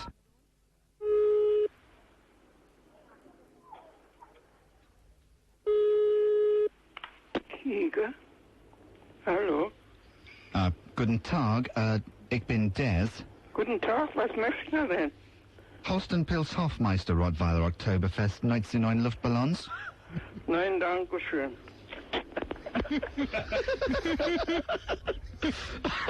See, they are funny. Keep it together. Just random German sounded like phrases and then. Deutsche Bank 24, Müller, guten Tag. Guten Tag, ich bin Des. Hallo? German stereotypes, why don't we? Is Fritz there? Ja, guten Tag. Wiener Schnitzel Kraftwerk mit Michael Schumacher und Helmut Kohl Spieler? Nee. München-Gladbach Laserhürden Strumpffontäne mit das Großballons Nina Mischkow? Ich kann Sie nicht verstehen, es tut mir leid. Ich bin ein Düsseldorfer Hofmeister. Wen möchten Sie denn sprechen? Wir sind hier in der Deutschen Bank, 24. Dachshund Luftballons Jürgen Klinsmann Apfelstrudel. Wen möchten Sie bitte sprechen? Vorsprung der Technik. Wen möchten Sie bitte sprechen? Ich kann Sie nicht verstehen. Sieg Sputnik über eine kleine Bierkeller, Hofmeister.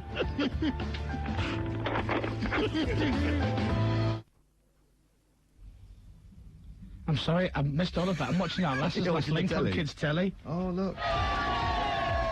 Right, she's finished now. Go on, you were saying what? Yeah, so I get to be Doctor Who. I'm sorry, it was our lass's last link on the telly. She's out of work as of tonight. I've got to bloody look after her, haven't I? She's got a paper round starting at 7 in the morning. I was just making sure she was all right. I had a tenement with my mate that she started blubbing on the telly. Hang on a second. It's that Cool Joe 90 trail now. Oh, did Cool? Yeah. Wayne's World. Wayne's World, Purdy on, excellent. I Love 1992, tomorrow at 9 on BBC Two. Cheers, love. So you were saying what? So it's to do with cars and football? Yeah, a bit about cars, bit about football. Hang on, it's a trail for football. No game gets the heart racing, the adrenaline rushing, the memories flowing like this game. Hoping big Scotland versus Croatia. Their lives. The manager says we must win. Wales versus Armenia. Join the man who played the game. Not just any game, this game.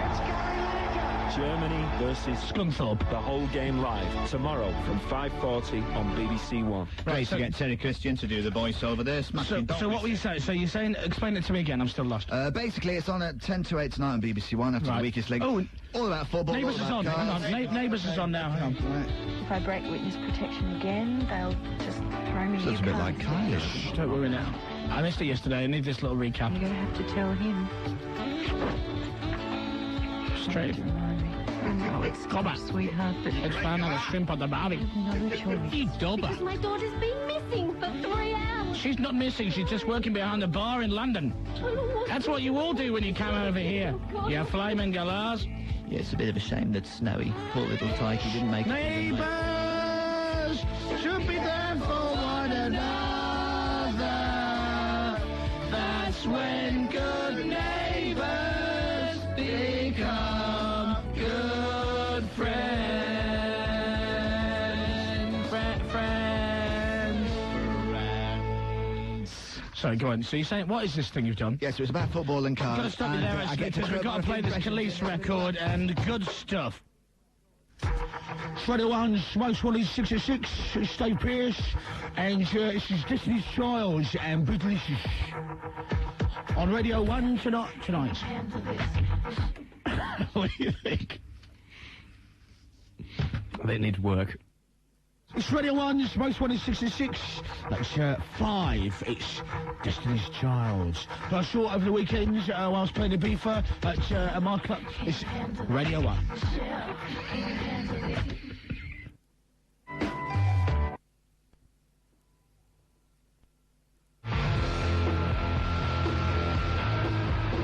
What is that? Just sorry about that. Apparently in certain parts of the UK there were some transmitter problems. And so most of you won't have noticed that would have gone perfectly. Nelly Furtado into Fido was a very beautiful segue as well, hit the vocal. But I believe in certain parts of the UK there was a little gap there between those two records. And it's the funniest thing I've heard in ages. I've got to say what happened. That's hilarious. That is really funny. Tell the class. Good luck, Jamie. You'll need it.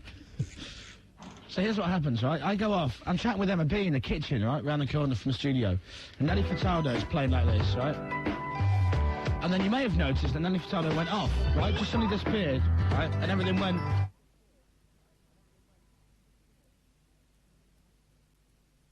And then about 10 seconds later, this happened. And Feeder comes on halfway through. So I've gone, what happened? And the brilliant Anna, the very talented producer that we have today, she's pressing the buttons. Dave's on the phone to somebody, and Dave says, sorry, can you turn it down for a bit for me? So instead of turning the speakers down, she switched the record off. So she went like this. And sat there while nothing went out of the air. And then after that, right, we get a phone call from Fergus Dudley, who's our executive producer, saying, hi, love, is that transmitter failure or was that a mini-disc problem? And I'm going, no, it's neither of them, it's just Anna. Turn the whole thing off because I was on the phone. Oh, we're back on now! We're back on! It's like the entire radio station went through a tunnel. You know, when you used to listen to the radio in the car, and the media wave, and you get to the tunnel, and it goes... out the tunnel. But the radio station just got moved for a few seconds.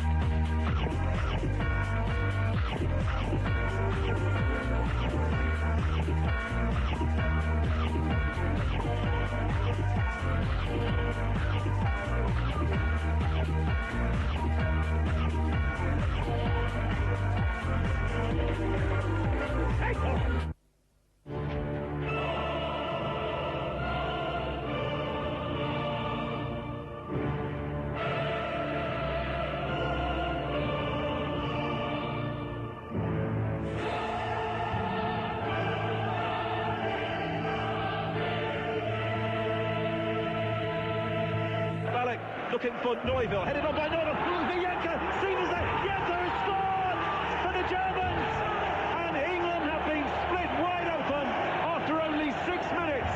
Headed back in the bike again by Neville, and a chance for England, and a goal for England from that man once more, Michael Owen. The Germans never came to terms with that high ball which was played forward, and Owens put it away. Beckham crossing left-footed this time. Ferdinand jumps, heads it back. There's Gerrard. Gerrard shoots. What a goal for Steven Gerrard! 30 yards, a screaming shot, low to Oliver Gahn's right. So typical of Gerrard. He sees a glimmer of an opportunity. Bang goes the ball, and England take the lead. Beckham plays a lovely ball back in again. Heskey drops it down. Oh, and Owen scores! Michael Owen scores! Oliver Kahn makes a complete mess of it. And this is unbelievable now.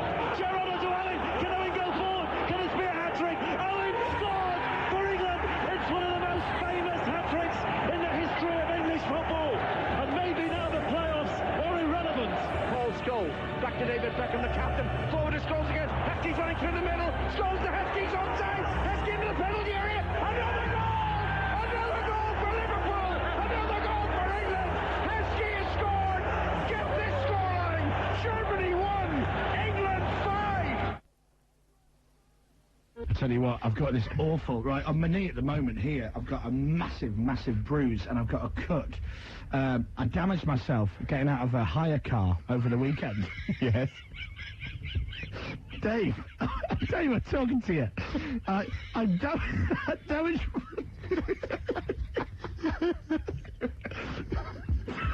Dave, it's going to be worth it. Cheers. Dave, I've got a bruise and a cut on my knee where I bashed it over the weekend on the side of a hire car. Yeah. Hurts? No, Europe car, I think.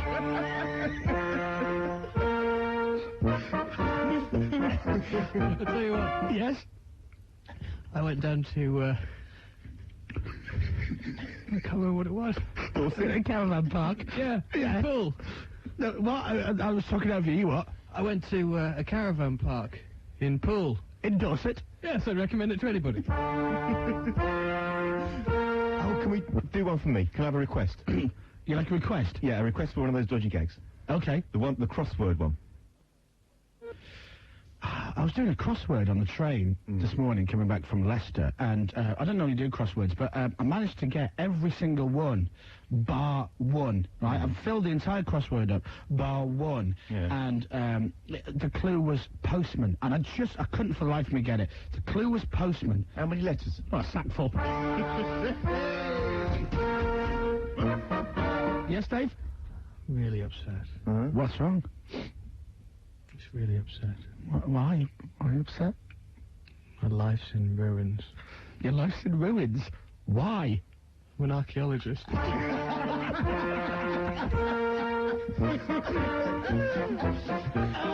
dear. No, we're going to do another one, but we can't think of it. I've got one. What? I'm a bit upset myself, actually. Oh, hang on. I was a bit upset myself, actually. Why? A friend of mine, he died at the weekend. Oh, I'm sorry. Died in a bowl of muesli. Really? Yeah, got pulled under by a strong current.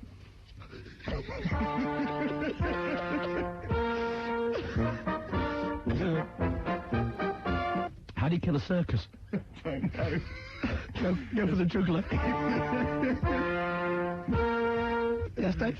The other one, the guy who works in the circus, they just sacked him out of the blue. They said, sling your off, mate, you're off. Taken him to court for fun fair dismissal.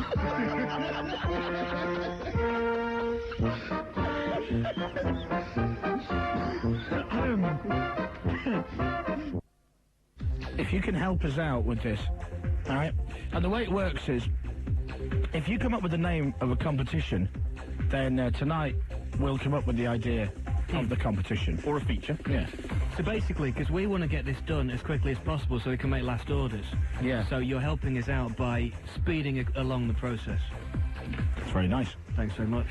So, bearing in mind that a lot of the features we do on the show, the titles are self-explanatory, like true or false. Yeah. Girls going to football. Viaduct. And, of course, when I first started the Radio 1 in the early days, there was a competition called What's the Missing Word or Words, which I thought was a great title for a feature. Throwing sugar lumps at the studio clock. Yeah, throwing mince pies at the studio clock. Yeah. It's very simple. And then when Will and Lizzie came on the show, we started getting a bit, flamboyant with our features, such as Secret Squirrel, which wasn't about a squirrel, that was a secret. No. Right. The Great Receptionist Stopwatch Challenge is a receptionist on a challenge while the stopwatch is ticking. But, you know, viaduct certainly isn't a viaduct. That just happened to be a favourite word at the time. Yeah. So, 08700 100 100, give us a name for a feature or a competition. We don't want to know the competition, we don't want the idea, we just simply want the name. 08700 100 100. You ready? I'm going to read some out. Okay. Ben from Southport, how slow can you go? Tim from Ipswich, bash the bishop. Thank you. Alan from Telford, I'll show you mine if you show me yours. Nick from Ellesmere Port, dog fodder.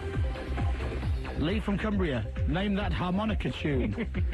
Nick from Ramsgate, 5-1. Andrew, that's one for our German fans.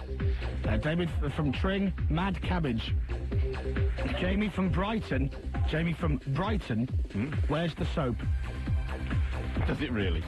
James from London, psychic sidekick. No, that's from Mark and Lars. Yeah. Yeah, it's that's what you said, isn't it? Yeah, I thought that. Yeah. That's not exactly what we... Yeah. Here's another one from James from London, right? Biggity biggity bong. The Wheel of Misfortune.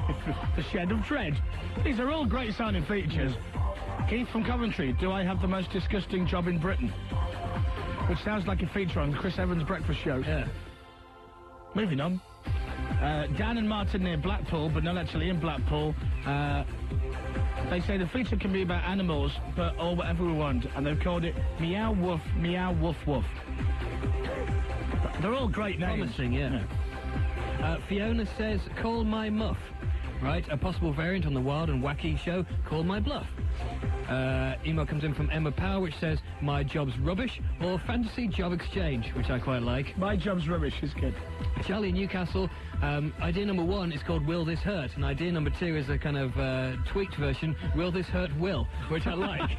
I like this. I like that. That is great. Will This Hurt Will. Yeah. I think it's got loads and loads of miles. I got one from Jackpot which says beat Will with various random items. Yeah. There's also throwing bricks at Will as well, which we like. We're kind of saving all of these. Thanks. Throwing bricks at Will. That's great. Michael Bishop says idea number 1 is dump 'em or hump 'em. Thank you very much. Idea number 2, whose sock is it? And idea number 3, my favourite, what time is it in France?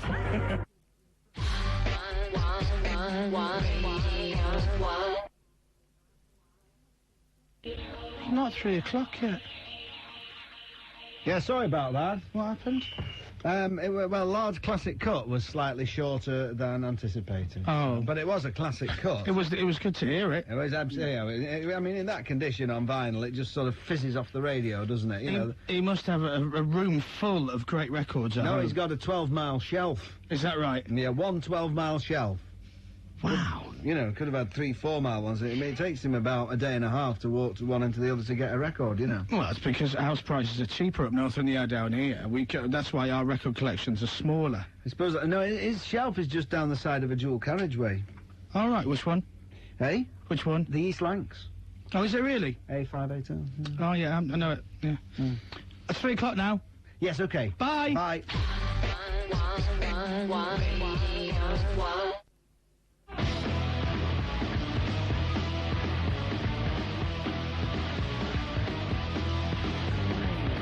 It's Tuesday. It's 3 o'clock. Now, live from London, Chris Moyles. Yesterday, if you were listening, what we said was, give us the name of a feature for a competition, and we'll come up with the idea.